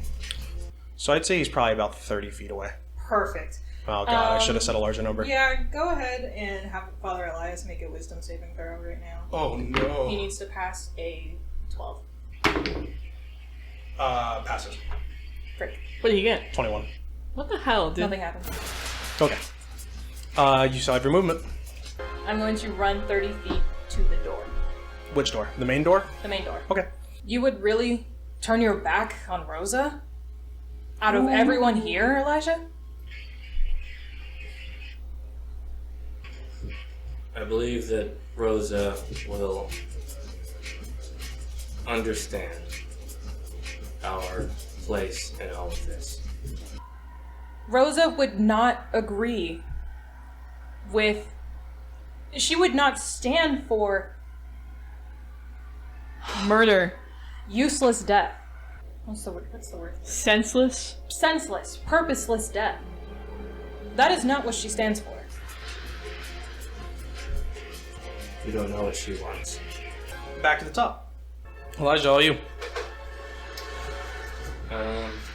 Did you take the gun that I dropped? Yes. Or is it? How far away is, Rena? I'm 30 feet away from there. And make a dexterity saving throw. 12. Let's see again. Should be on pyrokinesis. Spell save DC. So you got 12. Yeah. Mine is 12. Meets it, beats it. Oh, sure. Okay. And you take 1 point of fire damage. Ouch. And yeah, that's a concentration, so I continue to spew out fire. Oh shit. Just flamethrower? Yeah. Yeah, right on. Yeah, you kind of... I think you watch as, like, Elijah puts a hand up and you realize what's coming and kind of start to duck your way out of the way. Seeing this just sort of, like, stream of just pure flame. Without any fuel or anything, it's just raw fire. You still have bonus action and movement. 20 feet towards Rena. Okay. So you got about 10 feet distance? Yeah. And I'm gonna sit right there. Okay. Chris, all you. So, is Father Elias in front of me now? Yes, he is. He essentially just slingshotted around you and is now standing between you and the confessional booth. I'm going to cast Great Pit right beneath him. So it's going to make a 10-foot square, Oh, Jesus. Okay. and it's going to be 10 feet deep. Oh, God. He's got to beat a 12. With a 13 on the die, he passes. I fucking hate you. Ah, my dice is serving me finally. Yes. Oh. How far away am I from the fire exit in the left wing? Say like 60 feet. Okay. I'm going to teleport 20 feet. No. No. You okay? Yeah. You've still got whatever remains of your movement. And then I'm going to move 20 more feet with my movement. 20 more? So that puts you at, okay, like 20 feet away. Gotcha. Okay. Do you have anything else? Bonus action? Action? Or not action. Bonus action, movement, or no, you already did movement. If you really believed you would not be the one committing the act of judgment, you would let that up. You would leave that up to God. That is his job, not yours. God has chosen me, and he will judge me as well. Then he will judge the fact that you're now committing to having blood in your hands. Make a... Yeah, because I cast something. How far away is he from me? Unfortunately, if I say anything, I'm going to say it's in range. I'd say he's about 20... Yeah, I'd say about 20 feet, give or take. Because you still had to go past him and then further. So he's about 20 feet. So he moves 1 foot closer to you. Make a strength saving throw. A strength saving throw? Strength saving throw. Wait! So I have uncanny dodge. Can I react to what he's going to do? Uncanny dodge will have any damage you take. I got 23. Way. Oh, shit! You fucked up! 8, 14, 17. That was the save you had to beat. Shit. As you watch as he takes a hand and acts like he's pulling a bow, and when he releases it, you watch this single arc of electricity go right over your shoulder and hit the back wall, and you watch this massive bolt of electricity. He's going to take his movement, contested strength. I guess you can use your dexterity. He's going to attempt to grapple you. Okay. I can use my dexterity? Yes. You haven't served me. What'd you get? What'd you get? What'd you get? I'm the DM. What'd you get? 14. 16. No! Oh, I was so scared. He runs up to you, and this time much tighter than before, grabs onto your neck and slams you down to the ground. I cannot let you leave. He is going to drag you, but unfortunately he is not going to be able to move anywhere near as fast, and he still had to get... He's able to move you 20 feet away from the door. That's fine. I'll take that. He grabs onto your neck, and all you feel is whiplash as his whole body just steps backwards, and you find yourself in the center of the chapel. Rita.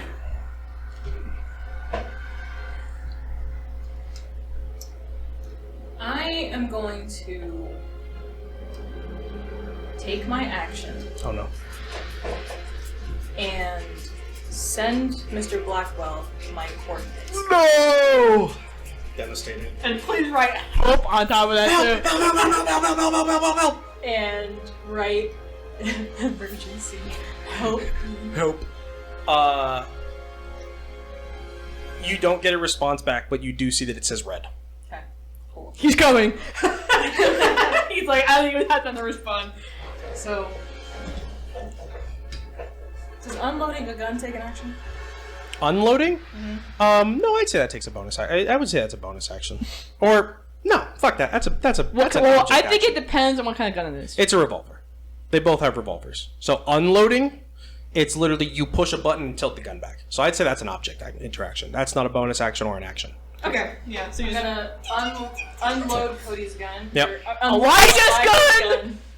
Cody, you have a gun now. And toss it to the side. Yep. And Rena isn't totally against the organization. Are you serious? That's why she's like, she is going to attack Elias because he's hurting you, but not because she's against the organization completely. So that's why she's kind of like hesitating, like kind of frozen, because she's like, Damn, I did not expect this man's speech to get to you. I don't want. He believes in mass genocide of innocent people. How are you even on his side? Influence? What the fuck? He's hot. And she also believes that Keon may be involved in some way. And if it's a chance to see her.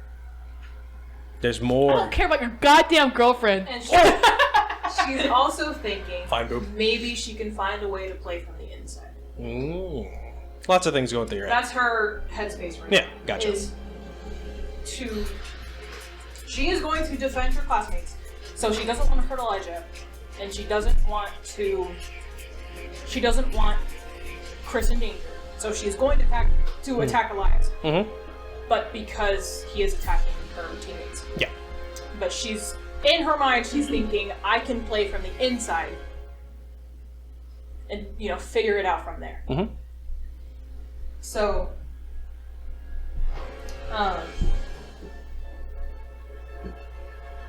I am going to... How far away is Elias from me? He's now back in the middle of... Yeah, he's back in center the of the middle. chapel, So I'd yeah. say about 30, 40 feet. We'll go 40, because it matters. 40? 40. So, what she is going to do Mm-hmm. is cast Enervating Ray Mm-hmm. and shoot at Elias's hand to get him to let go of Chris. It's 120 feet, so don't worry about that. No. That's all I worried about! I I'm debating whether I want to have you hit Chris if you miss, because you are aiming for something small. She can take it. Dead on the spot. Everyone just wants you dead, apparently. That if you roll Arm. Can I say arm? Is that such a criminal thing I'm to sure do? if we just hit him, he'll let go. But what if he's so determined? Yes. Just lots and lots of pain and just like, oh yes, well, have my gorilla grip on someone's neck. It actually just makes it tighter. Okay, fine. I'll hit him. Damn it. I don't want damage on me because this guy probably could kill me in one shot. Actually, wait, Yeah. you said 40 feet? 40 feet. So then in that case, never mind. Oh no. Scratch that. I'm gonna run 30 feet to... Or no, I'm gonna run 20 feet to Elijah. Or, sorry, Elias. And instead of enervating ray, I'm going to cast inflict pain. Oh shit. Okay. And Ooh. he is going to make a wisdom saving throw. And he needs to pass a 12. 23. Okay, well, shoot. Well, nothing happens. Do you really think you could look Rosa in the eye and tell her you stand with senseless death? Knowing how she feels about it? In the end, all that matters is the word of God.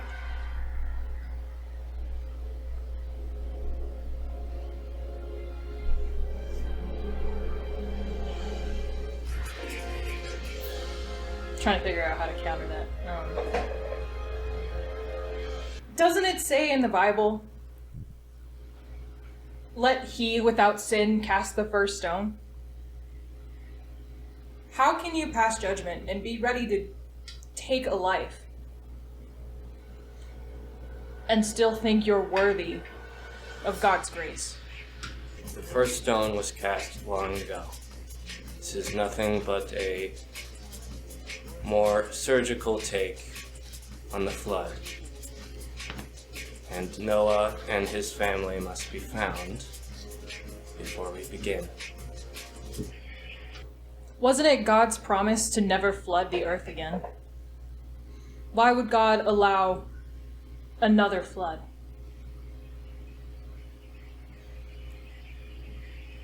Yeah, go ahead and make a persuasion roll.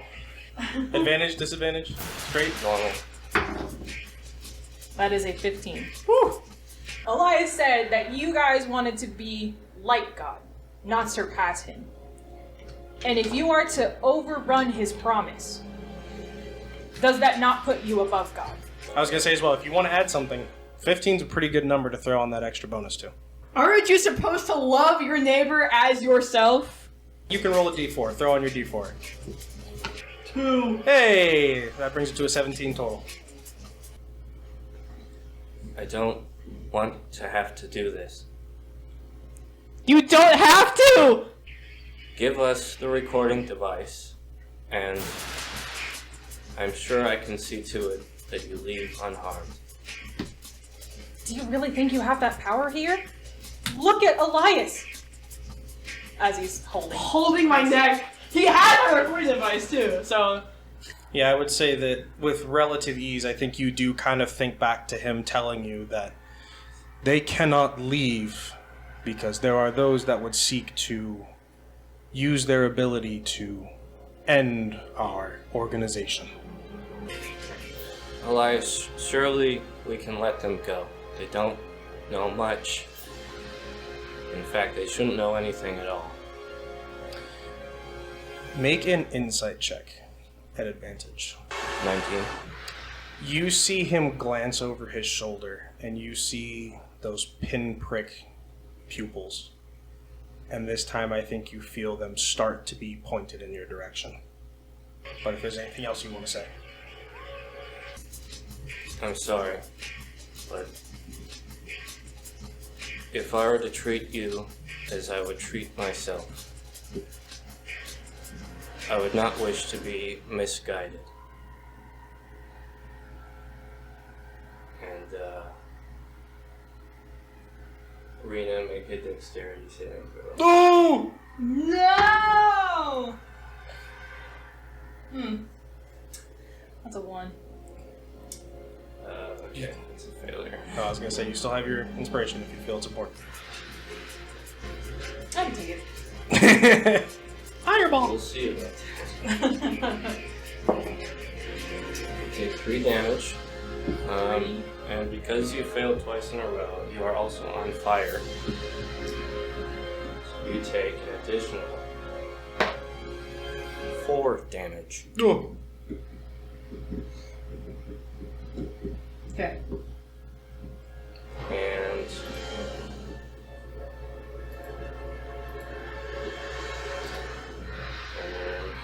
where is it?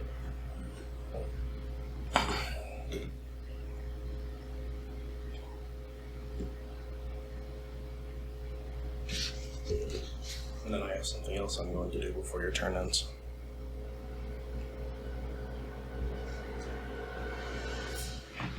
And then 2 more damage from Heart of Fire. Oh!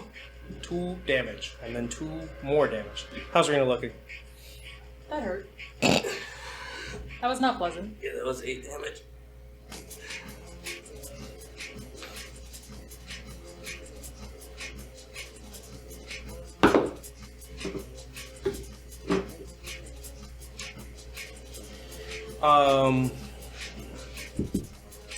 As you cast this spell, you feel the phone in your pocket buzz again. I'm going to ignore it. Okay. I guess I have a separate question. Would you have a special ringtone for Rosa? I don't think so, no. Okay. Just curious. Then yeah, all you hear is your phone go off. Okay. Chris. Is he on his way or something? Question. I have scroll blade. Okay, I'm gonna fucking conjure my force knife and jam it into Elias's leg. Okay. Make Get off your me. attack. I would say I think it makes sense that you would make this at advantage because he has no way to dodge you. And if anyone has any way that they would like to help or something like that. That's I'm kind a of being caught on fire at the moment. that's a 13. That's a 13? Okay. Yeah.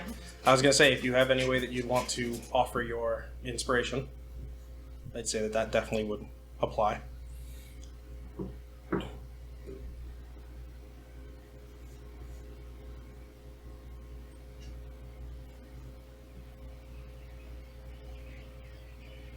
It's helping her friends first. I'm adding inspiration. 3. What is that? 16 total? 16. That hits. Yeah! So what does your assistance look like? Distract him! Distract him! You are being blasted with fire during this. Yeah, I kind of. I guess I'll call out Father Eliza's name for help. I think that would work. Yeah. I think that honestly appeals to him far more than anything else would have. Yeah. As you sort of call out his name, and I feel like probably in almost like a mock, like begging for help. I'm not mocking. As he kind of turns to look at you, and go ahead and roll your damage. 8! Holy shit. Oh my god! Help! Help me! Help me!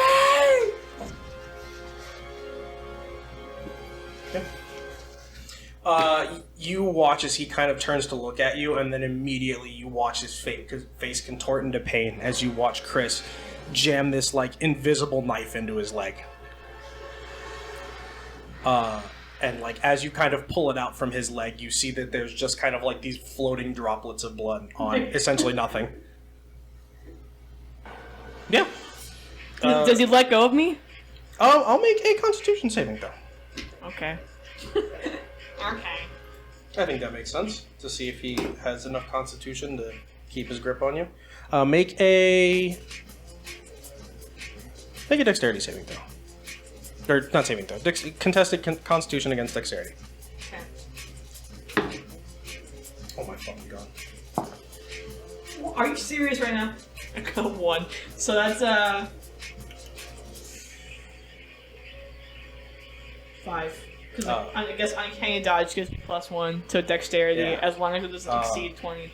I was actually fully prepared for you to succeed that. He rolled a 7. Oh my fucking god. Oh man. He rolled. That was the worst roll I've gotten all day.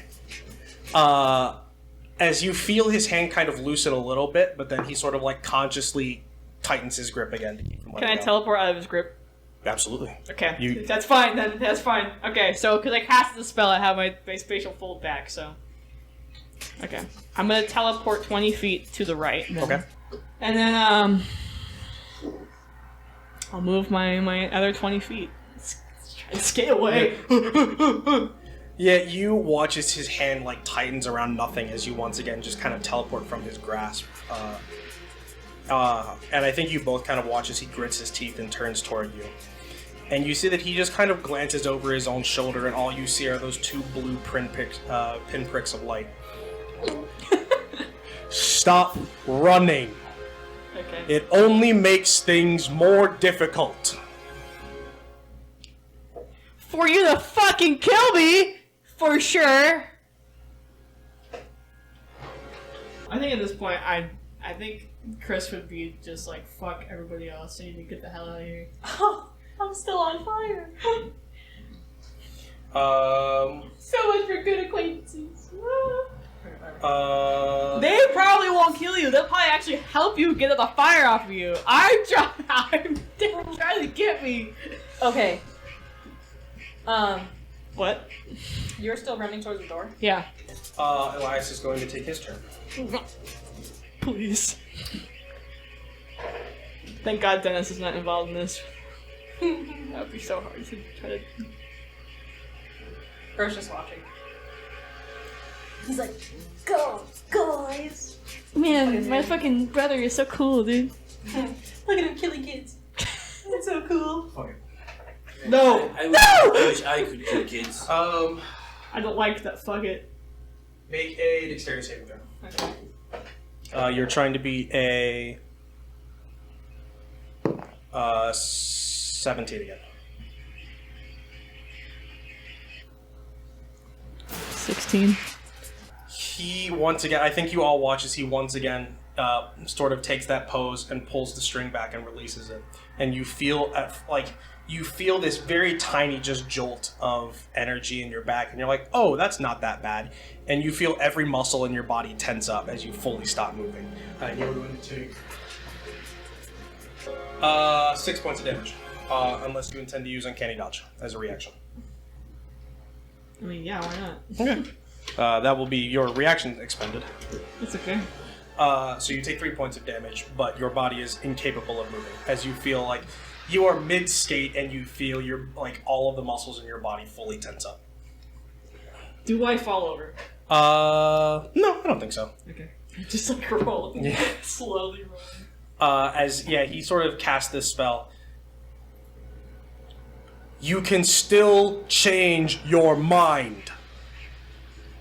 Concentration. He needs though. to make a concentration saving throw because you damaged him. He does have a Warcaster. That is one of the few feats that he does have. So he gets advantage. It's advantage. But it's still a Constitution throw. Okay, so your number's higher. How much damage did you deal him? 6? 8. 8? Okay, so it's 10. His DC is 10. So that succeeds. I don't think he can fail. Yeah, okay. He does not lose concentration. Can she roll out of it, or can someone help her out of that? Incapacitated, I don't think so.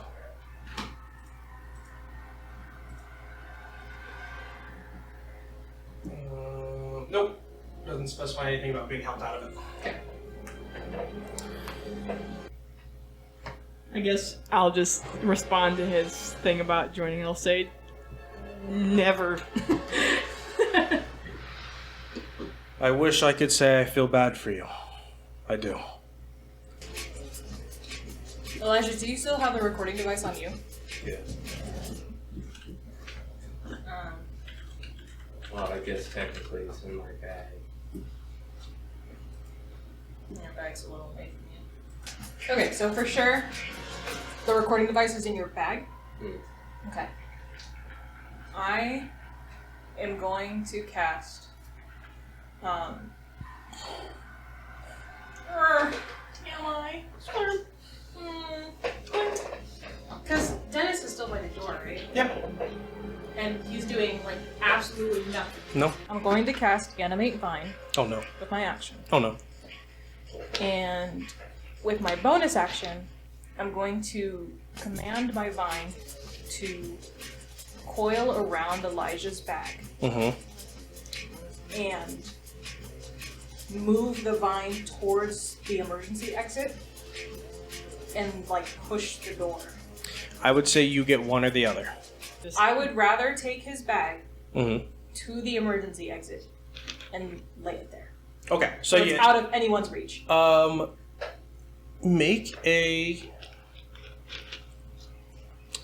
Make a perception check, Elijah, to see if you see it first. 'Cause if you don't see it, then it doesn't matter. Do you perceive the vine? You don't perceive the vine at all. It's a 3. Yeah, you feel your bag disappear from your back as they get launched at the door. You get the bag off of them. No roll required. Okay.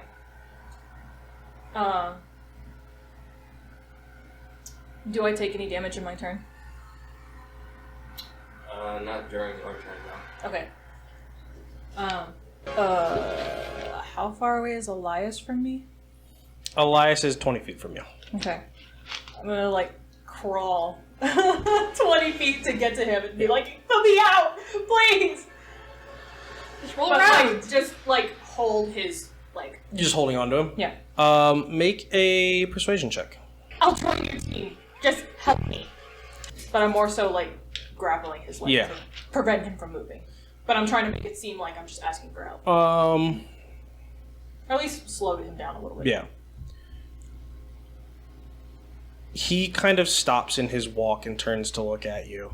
And I think for a moment you see his kind of like you see the stoic look that has been on his face since combat started soften, and he kind of hesitates a moment. I don't have any way I can help you. I don't have any way to put out the fire. Oh, well, fair enough. Elias turns to you, Elijah. Put out this fire.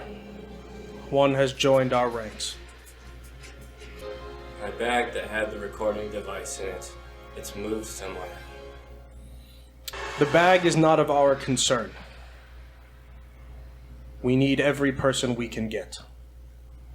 So long as there is no one to take the device, it does not matter what is on it. I see.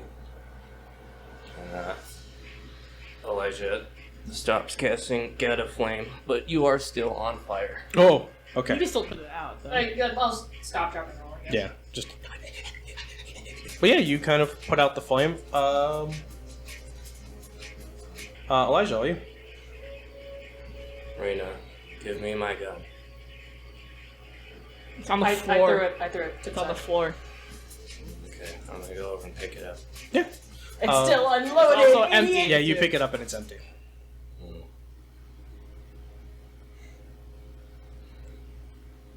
Give me your gun. Give me your gun. What? Yeah, no. Just come and grab it. I'm a little busy. Alright, yeah, I'm gonna walk over and grab the gun. Yeah. You kind of make your way to Rena and grab her firearm. You still have an action and no, just an action. Wow, this sucks, guys. You gotta say.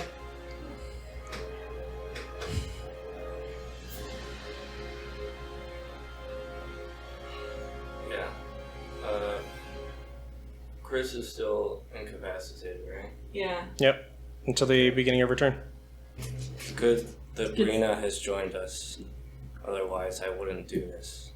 I'm going to fire a bullet into Chris's leg. Oh, God! Yeah, roll your damage. Can't move and a big shot. 8 damage. I'm Uh, trying to kill her. I'm just trying to make it so she can. Elias puts a hand on your shoulder and you feel a tight grip. Do not make this take longer than it needs. We have more work to be done after this. There is no alternative. This is the life we choose. Ready to. There really no other way. What other alternative do you see? We let her go. She gives our names, our addresses. There is no alternative.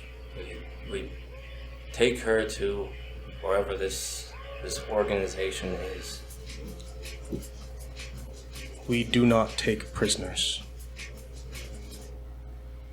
That He only is- deals in absolutes, dude. That is the nature of what you have chosen to do. That is who we are. We are the hand of God. It does not deal in prisoners or torture subjects. It deals in life and death, sin and forgiveness.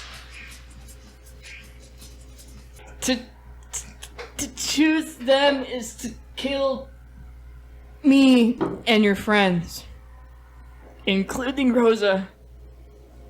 I'm going to use branding smite on the gun. I don't have to attack with it immediately. No. Just the next time I make an attack. And Elijah kind of sits there with the gun pointed at you, kind of weighing his options. Elias is more of a, I would say more of a proper parental figure than... So interesting. Am I right, guys? Rena, I think because I don't think you would make it, but Rena, make an insight check. 13. Elias is choosing not to do anything to make this be a test of faith. As you see these sort of arcs of electricity on his body, he is just hand on Elijah's shoulder, just kind of... I think there is a part of you that kind of gets the flash of the idea of the devil whispering in your ear. Elijah, isn't it interesting that Elias is telling you to kill Chris Elias and not Elias taking it up in his own hands to do something? Elias turns to you. He doesn't want to get his hands dirty, but is willing to tell you to kill one of your peers. As I say this, I want to use Command My Vine Oh no. to push the emergency exit door Oh Jesus. Okay. and set off the alarm. There is a sort of standstill moment as Elias kind of realizes that he had very quickly put too much faith in you and kind of turns to say something to silence you.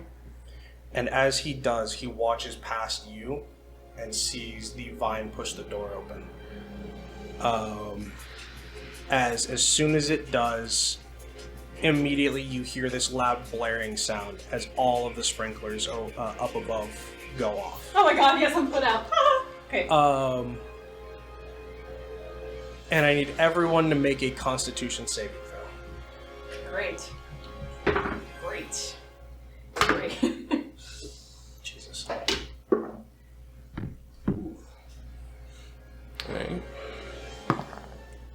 Bruh. Okay. What did you get, Rena? 15. Okay, Chris? 7. 7. Elijah. 21. He rolled a 7, which is not high enough. As he realizes as the water comes down that despite the fact he is covering himself in electricity, he is not immune to it.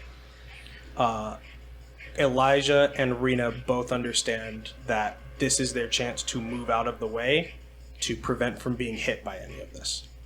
And Chris can't move. And Chris cannot move.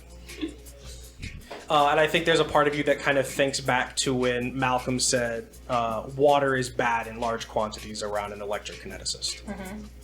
And I would say that you can do with that information what you will on your turn, as it is your turn. Can I consider this an AC hit? No, this is a save. This will be a save. Okay.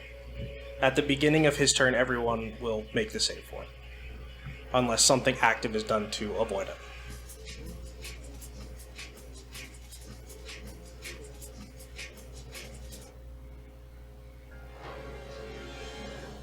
So,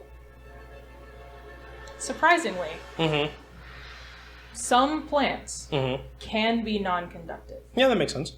because they have to be considered non-vascular. They can't be have veins. Yeah. Green algae Mm-hmm. is non-conductive. Okay. Can I cover Chris in green algae to help her save Do from you have a spell that allows you to do that? flowering? It's a cantrip. What does it specify? That I can cause flowers to grow from a non-magical inanimate object. So I can grow on her clothes. That is the type of shenaniganery that I appreciate. First, I will give you an inspiration for that. Second, Nice. I will absolutely, I will allow that. I think there are a lot of people that wouldn't. I like that. I would allow that. I think that is a cool choice. We're good. Okay, and then I'm gonna move 30 feet towards the emergency exit where the bag is. Okay. As I'm running away, as I grow as I grow algae on Chris's clothes. What the hell is happening? I'll look at you and point at you and be like, as I'm running away, I'm like, there is still a choice for you. You didn't fire your gun at all, did you? No. Then I'll just fire one bullet. Okay. This will be at disadvantage. She is out of your standard range. And there's also water, sprinklers going on. So maybe your And abilities moving. are fucked. Bruh. And Elijah doesn't have experience with moving objects. Disadvantage, you said. Yeah. I saw a single digit on the first one. There's a 5 on the first one, a 3 on the second. That's crazy. That's a 7 Yeah. overall. I don't even think that's No. no. But it's sure everyone's AC starts at 10, so. Yeah. You kind of turn the gun and take this shot at Rena, and as you pull the trigger, this water hits the ground, and everyone except Chris needs to make a dexterity saving throw. Does she need to make one? Is she in range? How far did you get? I ran 30 feet. 30. I think that would diffuse. You're good. 4. Awesome. You and he both failed. I need another D10. Or actually, wait, I think I have it. Yeah, here we go. Another D10. I have to. I was going to say, there's no way I don't have to. You both take 6 points of damage as he watches. You see that there is a moment of confusion as he watches this water hit the ground, and by the time he realizes what is happening, it is far too late. As soon as a drop of it comes in contact with his body, you see this massive surge of electricity that travels through the entire floor. And you watch as not only is he no longer concentrating on haste, but he is completely immobilized. And you are also immobilized. And it is at this point, everyone make a perception check.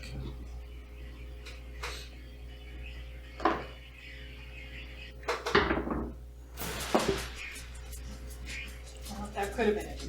15. 15? That is a 16. 16? 22. You all hear the fire of a firearm that is not a pistol. I would say, who got the highest again? You did? Or wait, what'd you get, Elijah? But he's 22. immobilized. Yeah, it has nothing to do with that. Okay. Don't worry. I got 22. You recognize the sound not from a pistol, you recognize it from a long-barreled rifle. Where? What direction? You see from through one of the stained glass windows, a bullet goes straight through one of the panes and collides directly with Elias. Oh, fuck! As you watch the door swing open and Jeremiah sprints in. Who is fully covered in The electric- big, identical. They're big doors or fire alarm doors? the fire alarm doors, and you see through the stained glass window is Garrett with his rifle. As he sort of quickly reloads it and just kind of takes a quick survey of the room. We're going to have them hop into the end of initiative. Jeremiah, wait, there's water! Jeremiah, look at it! Grab the bag! Does he have my fire exit? Yes. Okay. He came through yours. Yeah. Cool. You see that he sort of comes through, puts a hand on your back, and slams you through the door. And You had the bag? Yes, I have the bag. Okay. You hear from outside Garrett leaning up against the wall, pull the lever action on his rifle and get ready to fire another shot. As Jeremiah comes in and takes a quick survey, at this point you were able to move again. Is everyone all right? No! Understood. There's blood everywhere! What are you talking about? And Rena, you kind of watch as Garrett kind of leans over. What the fuck is going on? Fucking. You have proof! I have proof. And I'll pull out the recording device. Proof of what? We don't have time to talk about that right now. Okay. Okay! Last time, And more shooting, got it. Elijah, make a perception check. Another separate perception check. Lots of things are happening all at once. Perception. Ooh. Perception. 21. You watch as the large wooden door starts to rot, and you see vines of yellow nightshade starting to crawl over. You're so fucked. Look her in the eyes. As you watch as like chunks of the door start falling off. Is Dennis still by the door? The big doors? Yes. He's like, what the hell? What's going on? Is he electric? Is he? No, I think he's By the too water? far. No, by the sprinklers. No, he's too far. Yeah, Okay. he I don't wasn't think he charged. covered He wasn't himself, charged yeah. in any way yet. Oh, okay. Yeah, Chris, your turn. Okay. You are currently violently fucked up. Can I? Covered in algae and blood. Yeah, algae and Gun blood wound and, to your leg. and a gun wound. Speaking of that gun wound, you're going to be moving at half speed. Okay, that's fine.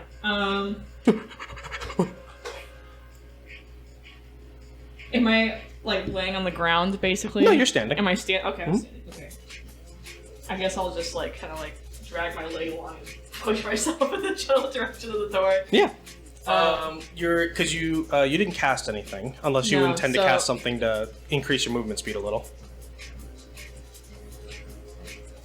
No.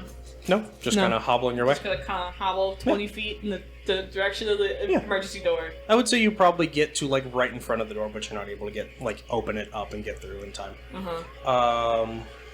If there's anything else you want to do with your turn, action, bonus action. Anyone around me at all, or I would say Elias is a good distance from. where's Jeremiah? He walked. In... Jeremiah is on the opposite side of the. He is on the confessional side. Okay, so whatever. Because my left would have been. Yeah, no one's on the right then. Yeah. Okay. Cool. Same for you. Yeah. And I guess Elias is kind of on the right side, but he's more close to the Right center than everything else. adjacent. Yeah, right adjacent. Yeah, so I mean, if you've got any spells that might be able to reach him, I can let you know how far he is, just to kind of get a few pot shots off, so you're not. No. No. Can I use like a sprint action? Yeah, you can. There's the dash To action. get out? Yeah, you can just. Okay, double I'm your gonna movement get out. speed, Get out the door. Yeah. You get out the door. Kind of slam the door open, and at this point, the sun is still up, but this is like it is so much more like warm and open out here as you kind of just flop onto the grass after getting through the door, and just kind of feel a little bit of sunlight on your skin. And the allergy grows a little bit more. And that is going to be Elias's turn. Yes, he is. That's right. He's incapacitated. Reno. My vine is still inside, Mm-hmm. so I'm going to command it to coil around. Could I do multiple targets or no? Just one.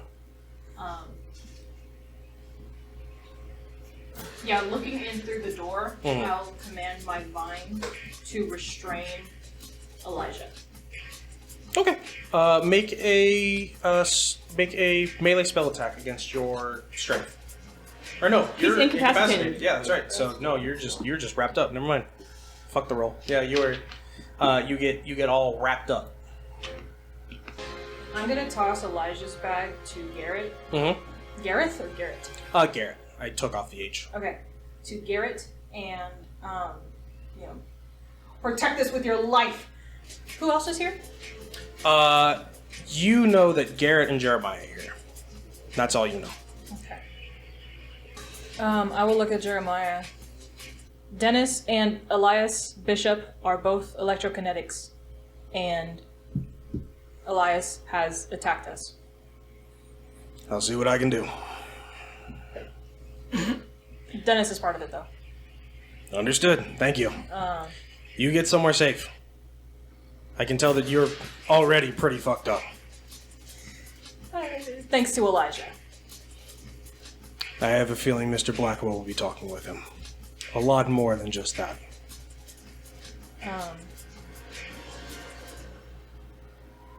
But let's also not forget that you two are still in hot water as well. So, get distance, stay there. I am just gonna stand by the door. Yeah. As assistance to guard. Yeah. Jeremiah's going to take his action. What is he? And Elijah shot Chris. She got out just fine. I saw her. Cool. As he pulls for you guys, a full-size pistol. And fires it, and as he does, you watch as the bullet that comes out of it immediately sparks this bright blue that's almost like staring into a laser as it travels across the room, and you watch as it blows a chunk about this wide. In Elias. Oh, Elias. Okay. And you watch as there's just this charred flesh as he immediately sort of forced out of shock, essentially. And sort of grabs at it and immediately turns to Dennis, and they share a glance, and you watch as Dennis makes his way to the numpad, puts his hand on it, and Elijah, make a perception check. 20. You see absolute unbridled rage as he stares at you and just screams from across the chapel, "This is your fault!" And his body turns into electricity and disappears. Elias is still here. Garrett is going to take another lovely shot at him. That is another hit. So in like a fraction of a second, you hear as one shot goes through Elias and he kind of stumbles backwards, and another one hits him in the upper shoulder. Doesn't seem to be affected by anything as he sort of stumbles back a bit further. And it is at this point that the door gives way, as these sort of large planks of wood kind of start to collapse in on themselves. And you see Rosa sort of drives her shoulder through the door, and the fucked up wood just kind of collapses as she kind of stumbles through and trips on something a little bit. And you just kind of hear her splatter into the water as she kind of looks up and makes direct eye contact with you. I'm going to, as I'm like getting up off the ground from being knocked over and incapacitated, just kind of throw my body over top of Elias. Yeah. You can't. You're restrained. You're restrained. Unless you break out of it. Scoot your body. You worm over. You can try to break out of it, or just scoot your body. You over worm over Elias. Yeah, I'll try and break it out. Okay. Contested against your spell save DC. What is it? DC 15 strength or dexterity to break it. Oh, Jesus. Okay, never mind. I thought it was just against your spell save. That's when being initially caught. Gotcha. But even then, that's a... Oh! Whoops. That would have been a dex save. But Elijah was already incapacitated. Yeah, so no, there wasn't a roll anyways. Yeah. I'll use dexterity. That's a 4. Yeah, you are fighting against these vines. But at being restrained, you can still cast spells. Yeah, I'll cast Firebolt At the vine. Okay. Does it have an HP? Yes. Okay. It has an AC and an HP. Oh, shit. It's kind of AC Look at it. for a fucking vine. It's a living vine. It has an AC of 11. and 5 HP. Okay. 12. Oh shit, that hits. Okay. Roll the damage. What do you do? 4 damage. Sensational. Still standing. Yeah, I was gonna say, what does this look like as you hit this thing with a firebolt that's on you?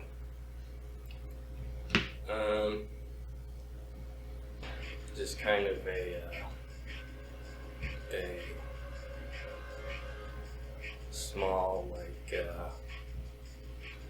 mode of light that, fires towards this vine and kind of Just bursts. busts. Yeah. Yeah. Yeah, and that is your turn. This thing still remains holding strong on you, but it is beat to shit. It is about a hair's breadth away from falling over. Chris, that is all you. How much does it take to get to the front of the church? I would say, considering your wound, I would say it was going to take a couple turns. Okay. So you can dash action, but essentially just start booking it. Yeah. If there's anything you're doing on your way there. I'm just gonna book it. Yep. There's no one around me, so. Elias is going to take his turn. I guess really the only person in there is Elijah at this point. Or I guess you're standing by the door kind of keeping watch. You see as, once again, he sort of does that sort of arrow knocking pose. But I think you can tell, even at a distance, that there is panic. And that is it. As he takes this shot and manages to nail Rosa from across the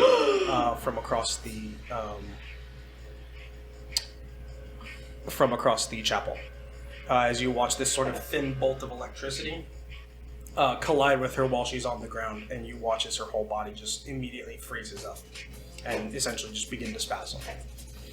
He is just going to kind of start limping his way towards the offices. Rena, that is all you. Say. So, the offices are in the back of the Yes, he is making his way towards the back of the church. building. Is he going to his office? He is just trying to get away. He's not going anywhere specific. Okay. If I were to dash, I would say you can still see him, if that matters. Like, he does not get far. she doesn't want to have to do this, but she is going to cast Oh shit. Enervating Ray, Oh shit. and I need to make my ranged spell attack.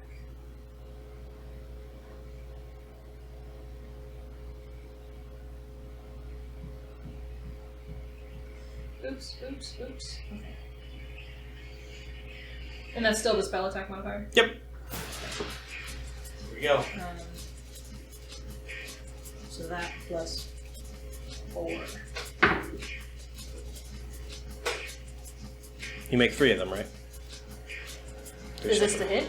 Yes, you still make 3 separate attacks to hit, because it's 3 beams, right? Oh, okay. Yeah, that's what you did last time. Yeah. Big Mac. So if that one doesn't hit, then roll the next one.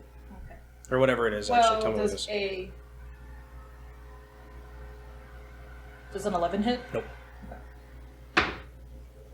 Does a 12 hit? Nope. There's no way you're going to get a 13. Oh. Okay. Does a 21 hit? Holy shit, yes! Okay. Bro, leave him alone. He's just a guy. He's just a little guy. So that's one ray that's gonna hit him. And he is going to take 13 points of necrotic damage. Oh shit. What does it look like as you? This is the first time you've hit someone with this. What does it look like? So it is a blast of a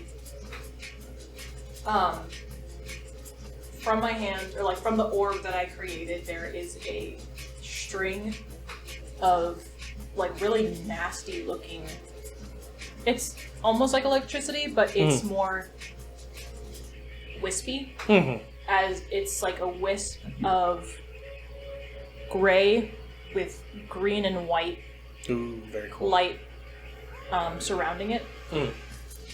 and as it makes contact with Elias, there is a. It's like I throw dirt on him, and like the dirt, like the ash, like spatters around his body as each piece starts to rot that little area. Very cool. Yeah, you hit him, and you can see that at this point he like fully stumbles and falls onto one knee, as he is still trying to make his way to the door to escape. Yeah, that's all I could do. What is going through Elijah's head right now? Is it my turn? Not yet. No, just getting a gauge. Because I think this is where combat is ending.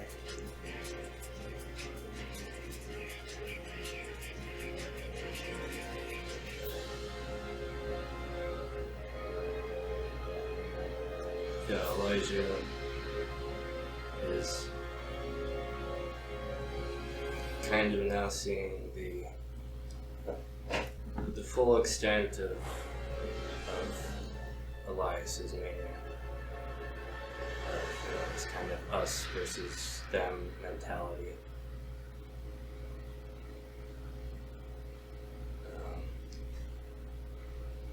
And is very upset that it took Rosa getting hurt for him to see that. And I think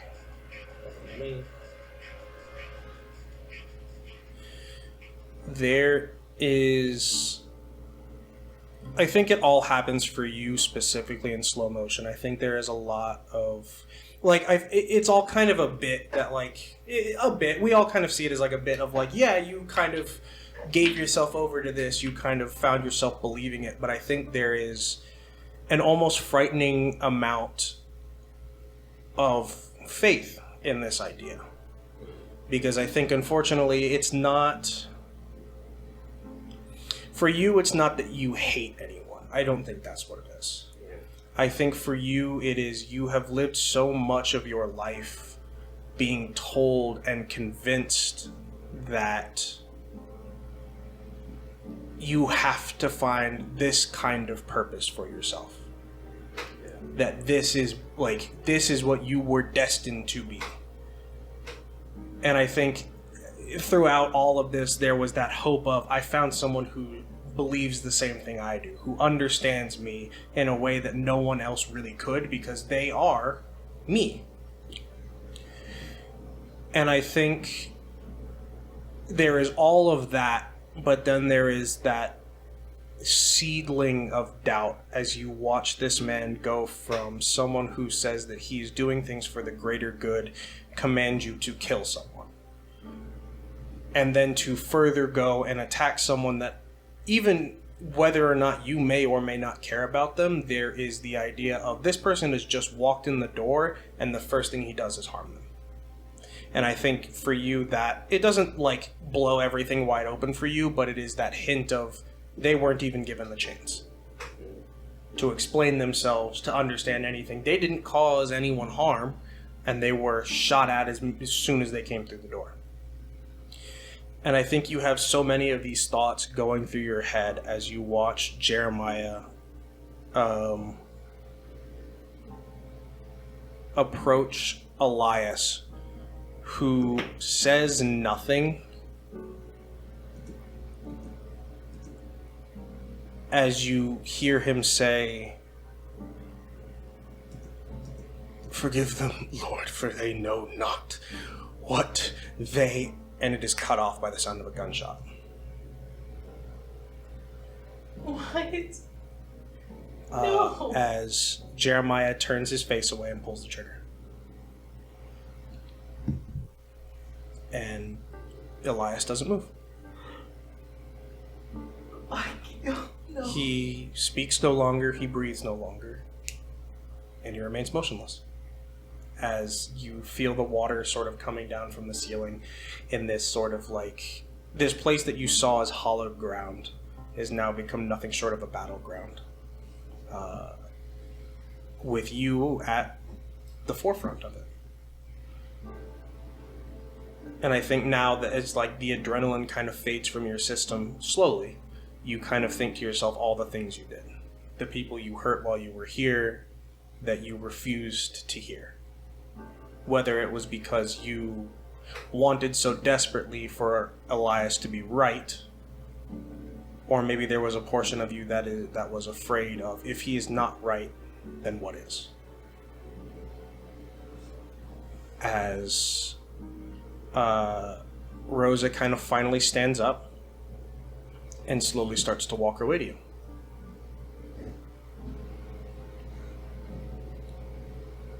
Yeah, Elijah is kind of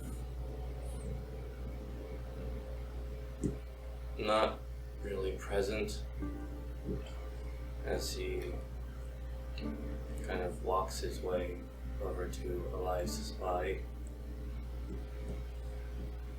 and he just kind of cradles Elias in his arms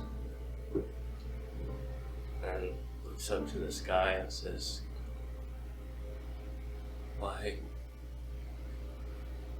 did it have to be this way? And as you kind of sit there, I think you can tell that Rosa is standing next to you. Do you intend to look at her? No. Make a perception check for me.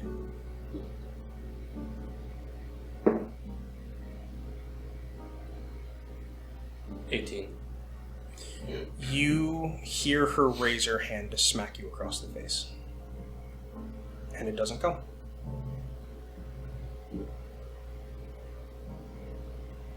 Is this really what you thought things had to be like? Because if that's the case, you are not the person I thought you were. I had hoped maybe you might be better than this. But so far, all I've heard is the opposite.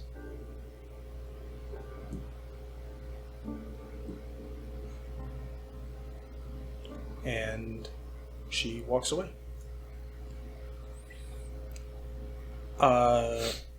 Jeremiah kind of approaches you from behind, and I need you to stand up, and I need you to put your hands behind your back.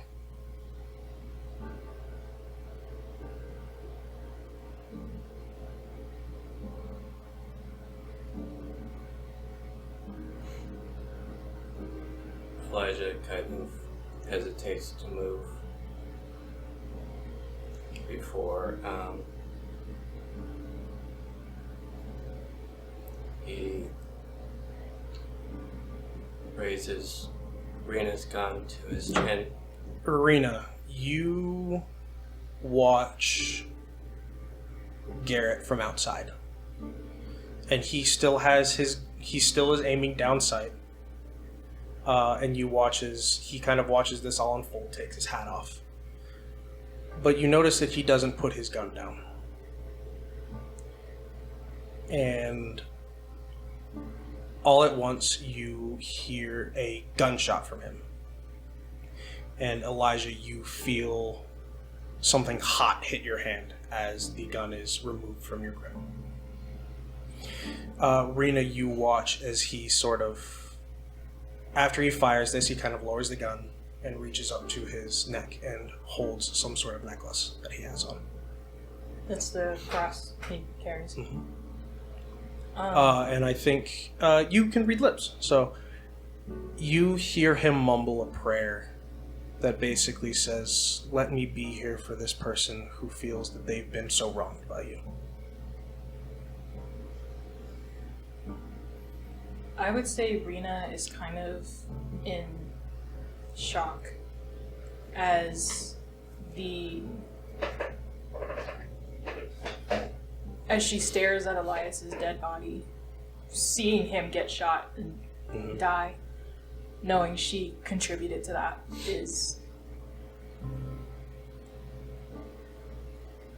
She's never had to kill someone before. Mhm. She didn't kill him. But it was the active participant. She had her hand in it. And this was someone, although she definitely, lusted over and found him very handsome and all of that, this was still someone she looked up to. This was still someone who she was trying to follow in his footsteps because of how he changed. And she confessed that she had wanted to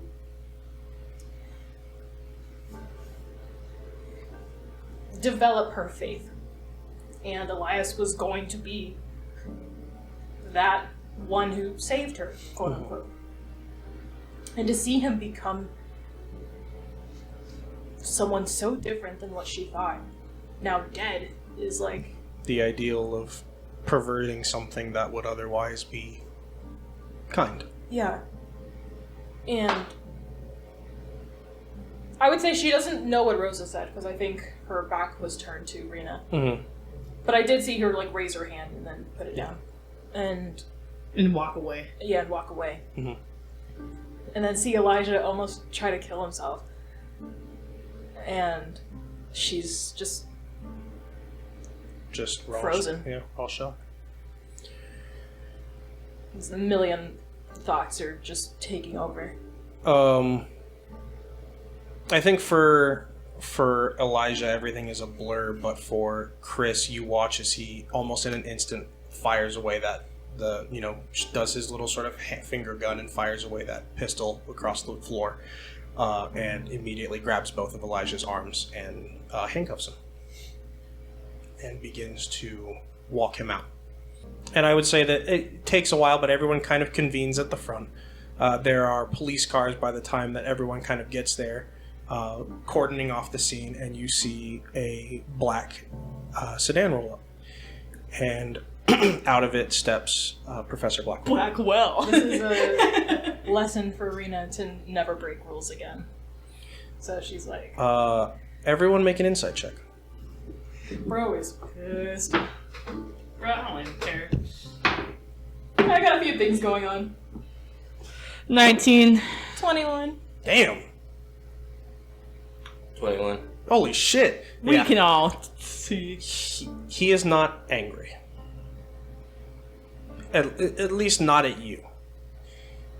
I think you can tell that there is anger at your choices, but more so there is anger at what will come next. As he comes up and kind of to each one of you and just, he doesn't say anything, but he checks on you and just kind of gives you a nod as if to ask if you're okay. And I will let you guys choose if you nod back yes or no. She's still frozen. No. No. I would say every you say no. No. Now.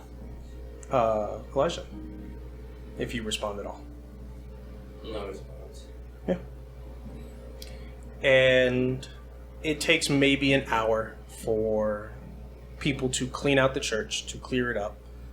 Several of the members of the cloth are all outside, as they all give the same story, that they were all told to leave the church by Elias.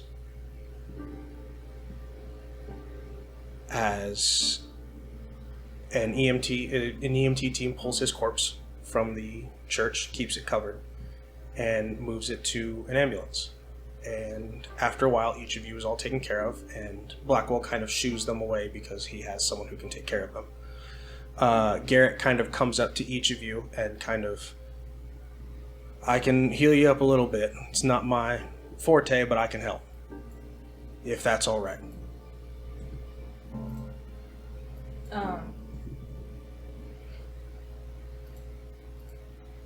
Help Chris first. I understand. And he approaches you and asks the same thing. Please. You got it.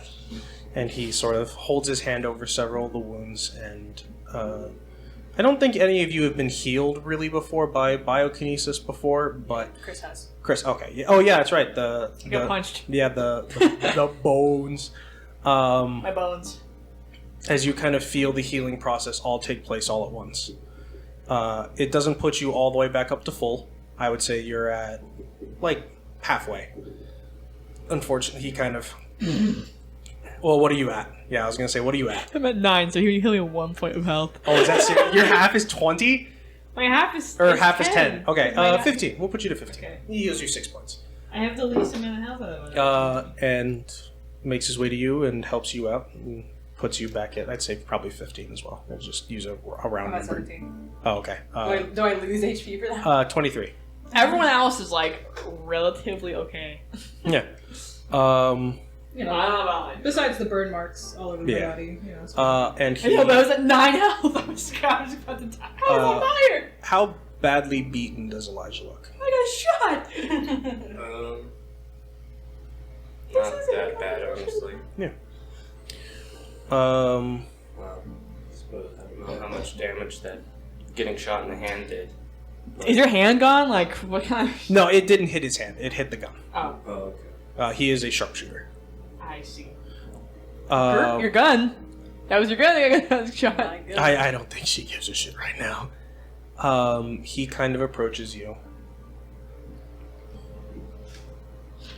I'm sure that... I have a feeling you're not going to say anything to me, and I understand. Do you need any help?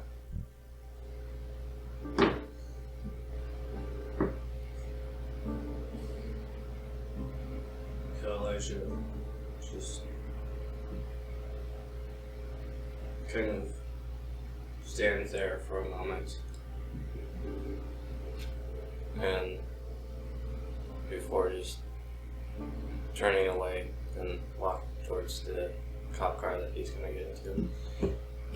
As you start to turn away, Garrett doesn't touch you. He doesn't lay a hand on you, but you do feel your body feel a little better.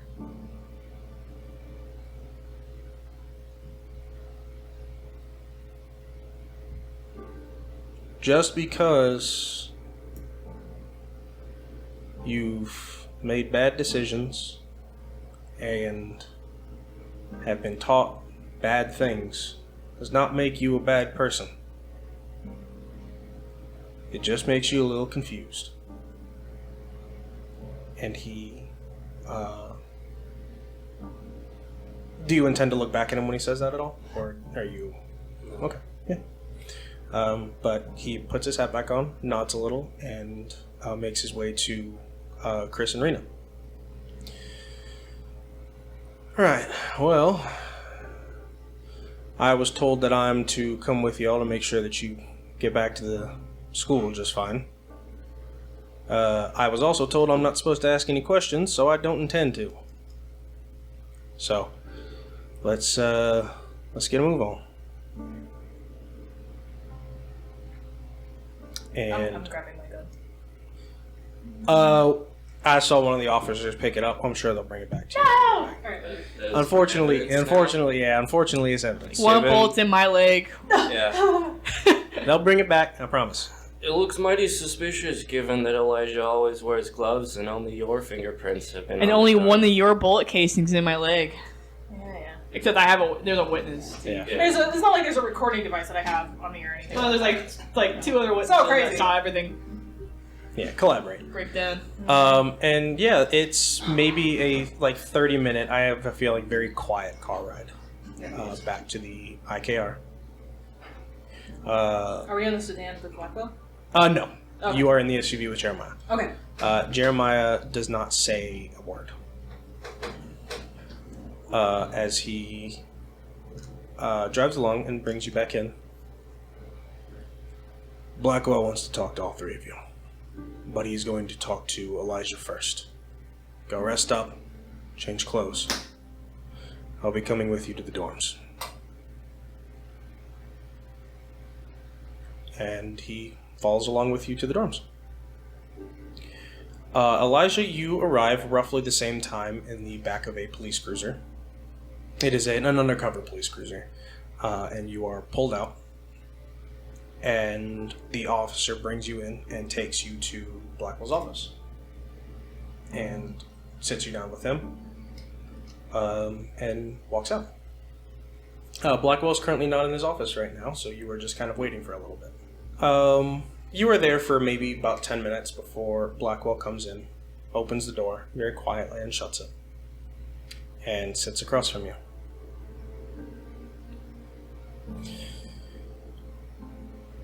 Mr. McCoy, I would greatly appreciate if you would look at me.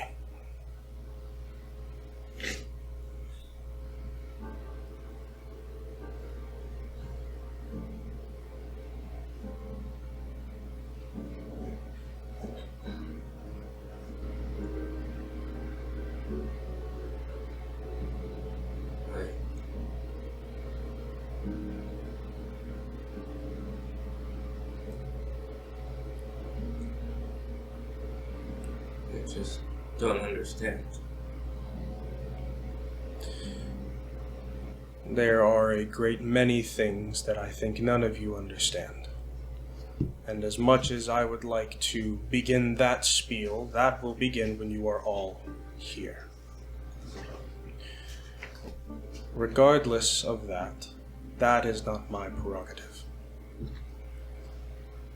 As of now, you are still my students. And unfortunately for you, Mr. McCoy, you are not going to break my grasp that easily.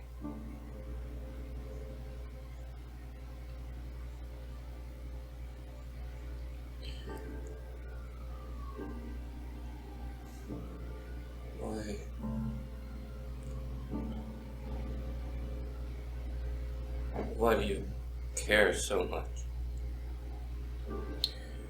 Because I have seen the consequence of not caring, of ignoring, of turning a blind eye to things.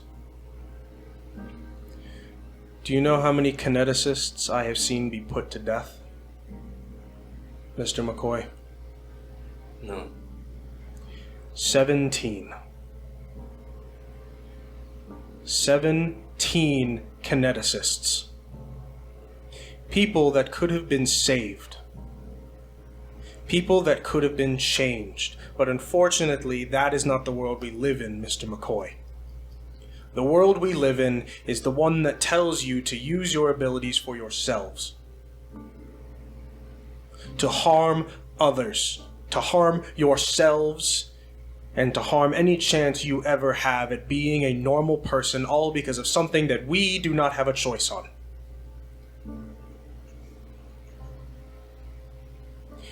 That is why I care.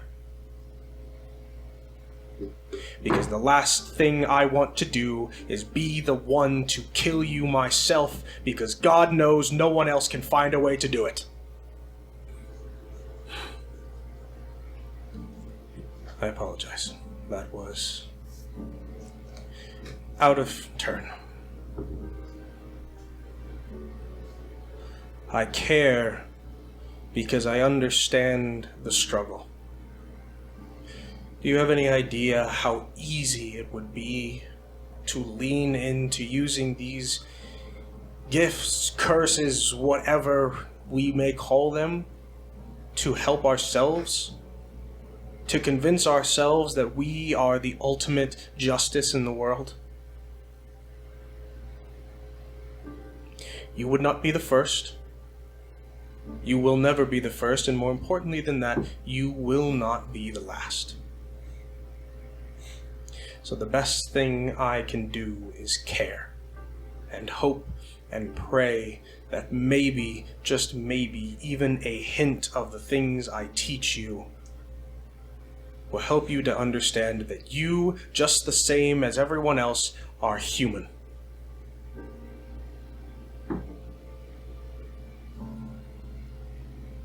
God aside, belief aside, justice aside, you are human, just the same as the people who birthed you, the people you may birth, and the people that walk down the street next to you. There is not a line between a kineticist and a human being, Mr. McCoy. There is a line between being a human and throwing that humanity away. And believe me, the road to throw it away is paved with good intentions, with good ideals. But that is not how it works.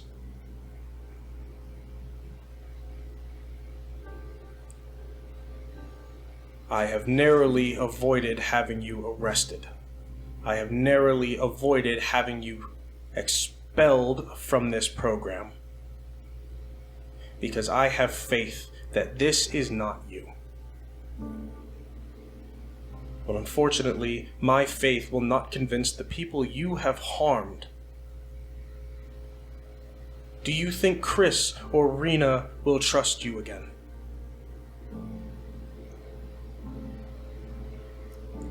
I don't know. I think you and I both know the answer to that. It is going to be hard to earn their trust, and I intend to keep you here until you do.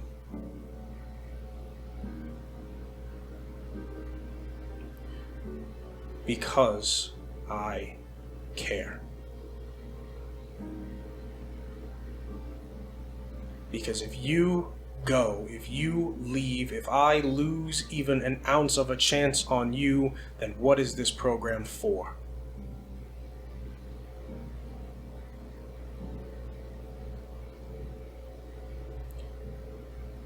What Mr. Davies said to you was correct. Acting on the poor choices of someone else to convince you to make poor choices does not make you a poor person. It simply makes you confused. And one of two things will happen while you are here. Either I will hopefully free you from that confusion, or I will lose you all the same as I lost those 17 other people. And my face will be the last one you see.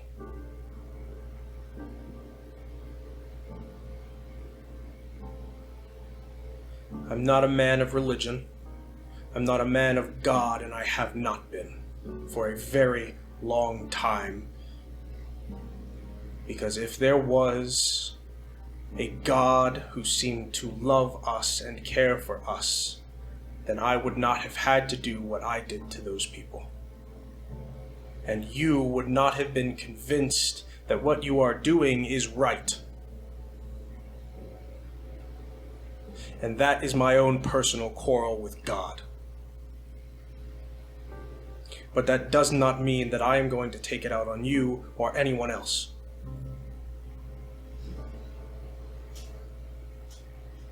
Do you understand, Mr. McCoy?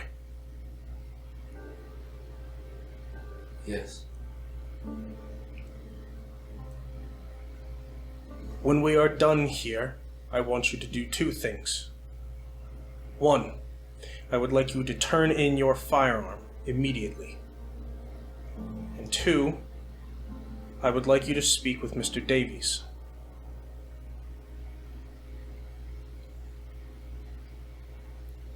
I understand that there is a portion of you that may feel hopeless,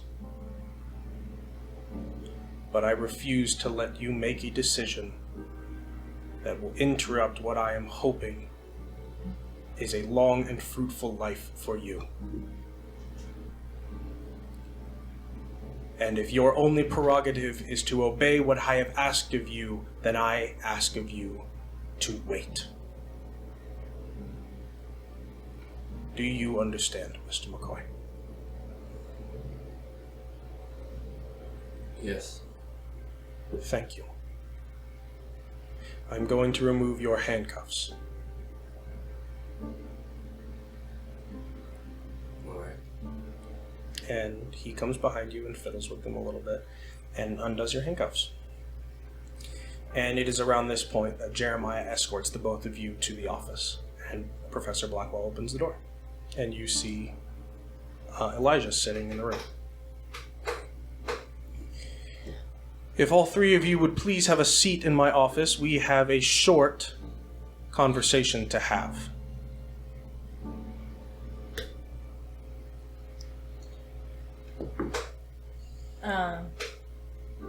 I won't say anything. Then just sit.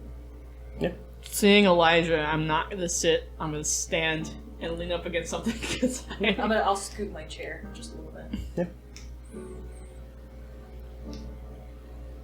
let's start with something simple. How many of you have someone you care about at home?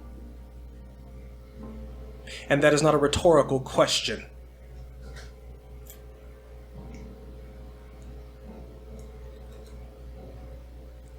I do. I do. I do.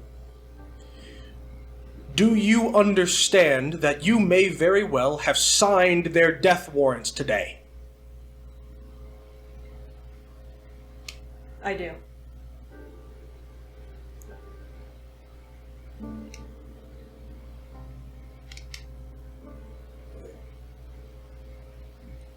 I understand. Miss Jones, that was not a rhetorical question. I understand. Good. Then this makes things very easy. What did I ask you all to do when you left?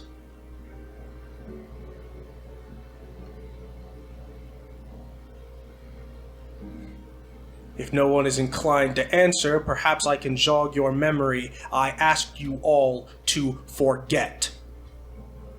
Or was some part of that lost in translation? No, sir. No.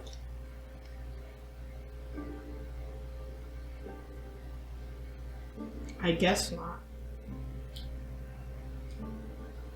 But unfortunately, you have all made a catastrophic mistake. Do you have any idea how close any of you were to death, and how lucky you are to have walked out of that chapel alive?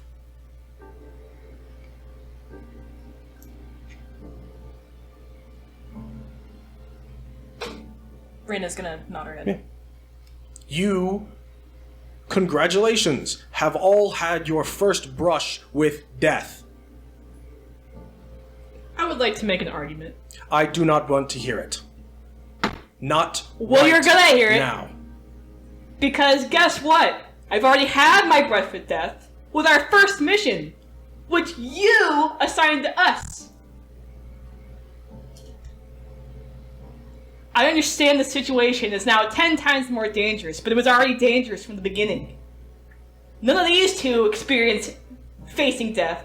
I have! Miss Jones, if I hand you a gun, would you put it to your head and pull the trigger? No, Why not? because I'm not suicidal. I seem to have seen something that differed. Yes, I understand I put you all in danger, and unfortunately I wish I did not have to, but that is what I must do. To hopefully put you someplace that is not on the wrong end And of I our get organization. that. I get that. But what you did do is you gave us the gun. I did. I did give you the So yes, we have our repercussions to face, but so do you. I intend to face them, because unfortunately I am not exempt. Believe me when I tell you that I am already facing them, when I tell you none of you can leave. Because you are all now in violent amounts of danger. Yes, I gave you the gun. Yes, I put you in a position that puts you in harm's way, and I wish I did not have to. Yes, that is all true. Is that what you expected me to say, Miss Jones? Yes, you are all in danger. And what do you think would have happened if one of these people came to convince you a different way? What if it was not Elias on the other end of Jeremiah's firearm? What if it was one of you? Because unfortunately, I do not get to give that order to save you. When it comes down to it, the order is simple. Well, apparently the people that are already on your side seem to have the guns already pointed at us, as I look at Elijah. That is something we will work on. Yes, I understand. And I do not expect you to trust Mr. McCoy, and more importantly, I do not want you to trust Mr. McCoy. If it were me, he would not be standing here. He would be dead.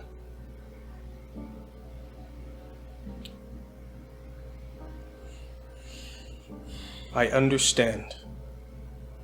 I do. But unfortunately, not only has someone seen your face, but they know your names.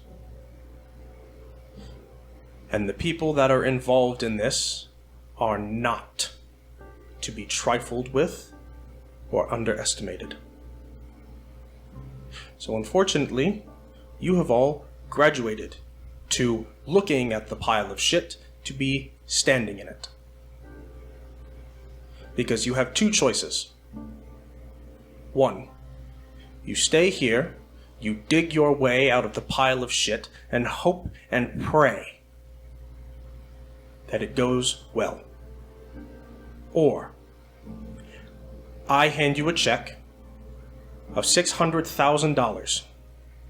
You take your families, you take your loved ones, and you run and you hide and you hope. And you pray that you do not look over your shoulders and see someone with a gun pointed in your direction. Because that is the type of people involved in this. And that is why I told you to forget.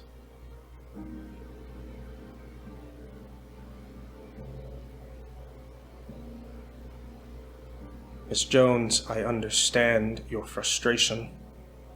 I do. And unfortunately, I wish I had an alternative. But I do not. So you can hate me, you can despise me, you can despise what I stand here to do. And I will not blame you for any of it.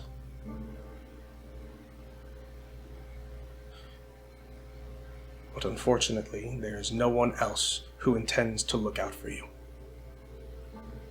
Of course, save for the maniacal cult, which would be more than happy to look out for all of you.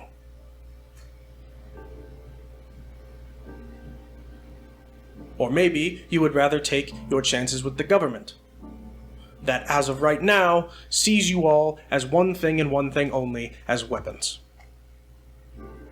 People to be brainwashed and controlled to kill. And I'm grateful I managed to stand in their way from rounding all of you up and treating you like lab rats.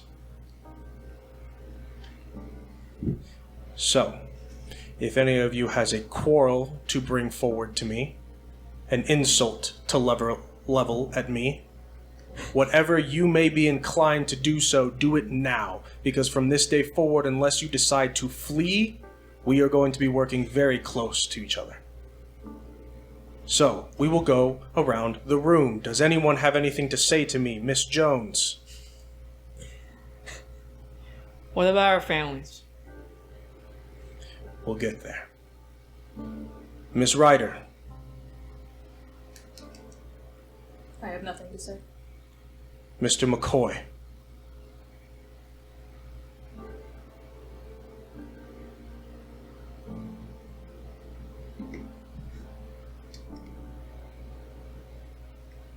No way to do that.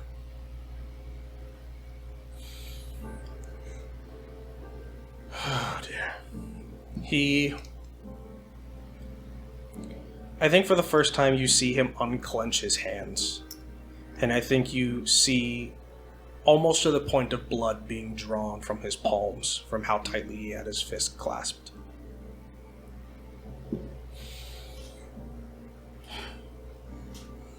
Unfortunately, there is only so much to be done. But I will support you all in any way I can. We have already begun working on finding a way to keep your families safe. moving homes, changing names, changing bank accounts.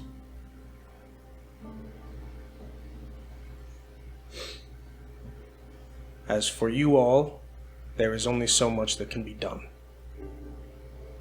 So the question is, here and now, what do you want to do?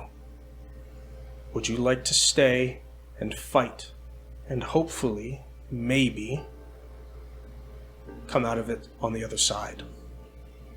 Or would you like to leave that gamble to someone else? Because right now, the clock is ticking.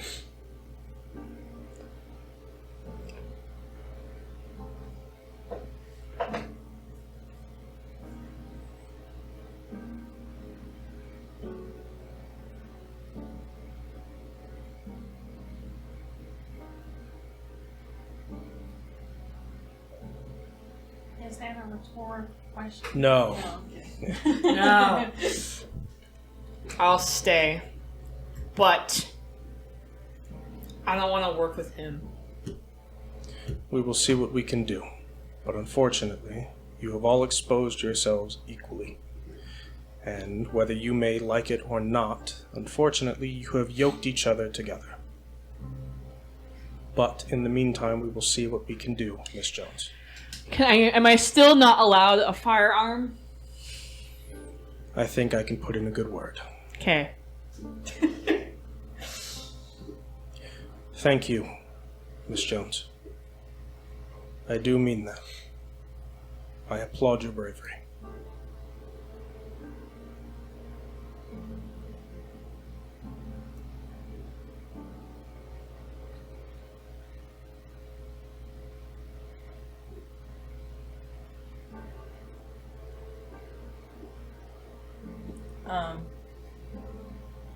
Rena will stand up and digs in her trench coat and toss the slightly charred recording device on his desk.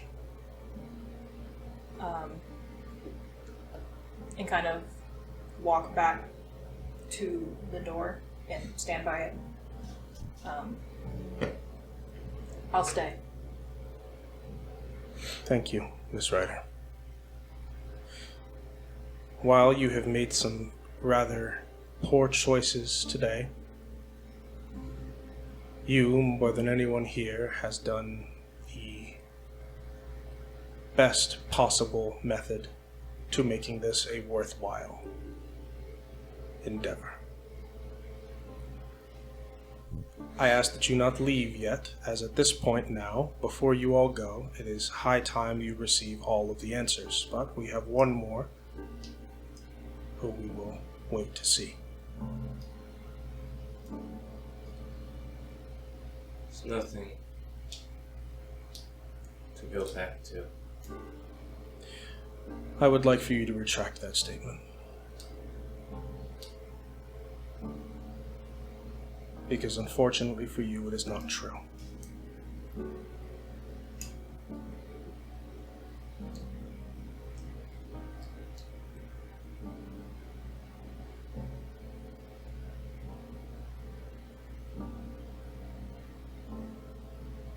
Rena, where is the thumb drive at? She'll dig out from her leather bag and also toss it to Mr. Blackwell. Yeah.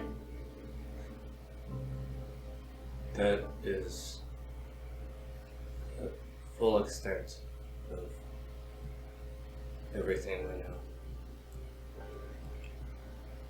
We also have physical papers if you need to search our rooms. Do you intend to stay, Mr. McCoy?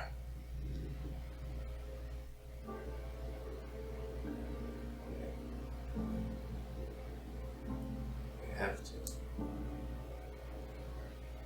That is good enough. And he takes the things that he has, sets them off to the side. I do not expect you all to rely on each other, especially now. But unfortunately, The only people you can count on right now is each other. I will not ask you to give Mr. McCoy slack or give him your trust. But I ask that you, at maximum, keep an open mind. So, since you all intend to stay, let's get down to the nitty-gritty. You see that he types something on his computer and turns the monitor around. Where's the hold on, where's the here it is. Oh, I'll also mention, Mr. Blackwell, we did talk to Celeste about this. About our discoveries with the flash drive. I see. And I think, luckily, of all the people I am least concerned about, she is one of them. But, thank you for being honest. I think transparency is the least we can do right now. I fully agree. So, with that in mind, I intend to be fully transparent here. You have all successfully had your first interaction with the Forma Electa, as we refer to them as. The chosen form. In direct Latin. Unfortunately, I've heard that they have their own translation, but that is aside the point.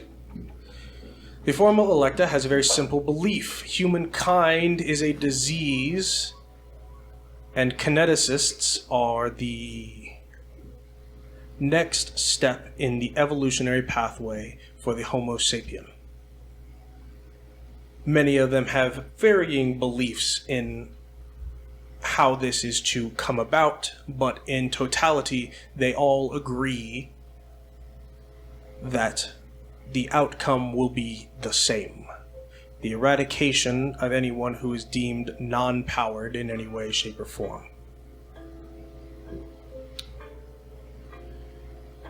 What you enjoyed the experience of was one of their ringleaders. We do not have much information about them as an organization, but we do know that anyone who bears that mark, there is a good chance they are one of the people in charge. We do not know how many there are, but we do know of a few. At this point now we know Elias Bishop was one of them. We do also know Lorenzo Moretti is one of them as well. Aside from that, we do not have any other ideas. You might want to add Hans Kerben to that list. You see, he grits his teeth.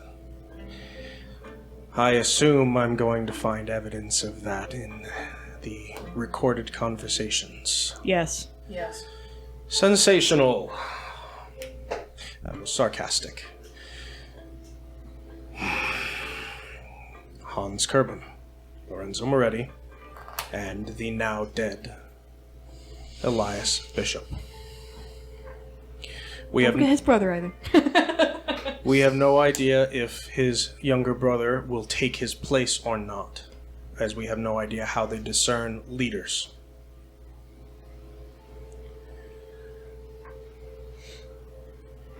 Professor Digby was doing research for them, as they believe the easiest track to the genocide they seek to wreak upon the world is the absolute control of their own abilities. And what better than to remove the effects of kinetic feedback?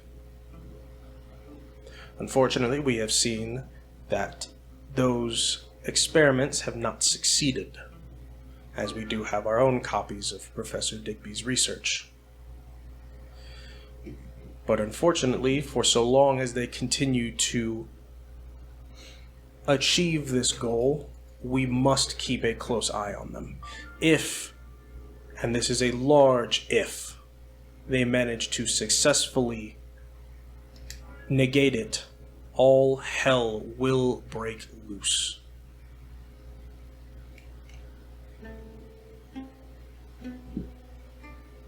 Does anyone have any questions? No, sir. Does anyone have any running theories? As of right now, you have brought us a rather crucial piece of information. I applaud your capability. Knowing that Hans Kerbin is a part of things makes things much more difficult, because he is also privy to a separate organization that works parallel to ours. You see he pushes a button, and a government seal comes up with a ball of fire in the center. This is a organization run by a close friend of mine. I say that with all due intents of sarcasm. This is the Prometheus Foundation. They believe kinetic abilities were a gift to be reigned, not understood. They were where we received a primary portion of our funding. And I know the man in charge, one Jackson Lord. Wow, last name Lord, huh? I said the same thing. What's the background for Lorenzo Moretti? Truthfully, we don't have much. It's a bit difficult to get information on a man whose job is to commit crimes. Do we know if he hangs out in any area? As far as we are aware, he has a home in Silver Lily Hills and has a tendency to operate around the area. So you have the church involved, you have the government partially involved, and you have the rich involved. I'm sure there's probably someone also connected in Redwater as well, because I'm sure that's also part of it, but... As far as I understand, Moretti is part of a mafia, and the Yes. name Jackson Lord has been spoken at the police station for some time. Yes. As his connection, I'm not sure. Yes. So, I assume that that amount of information alone was enough to help you understand exactly the level of shit we are all in. So, you will continue to attend classes.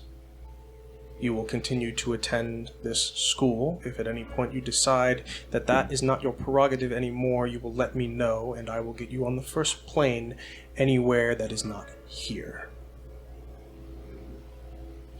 I encourage you all to contact your families and let them know that you are safe. You will not tell them anything else outside of this, unless you would like to dig their graves deeper. We will take care of them, and we will keep that information most likely from you to keep them safe.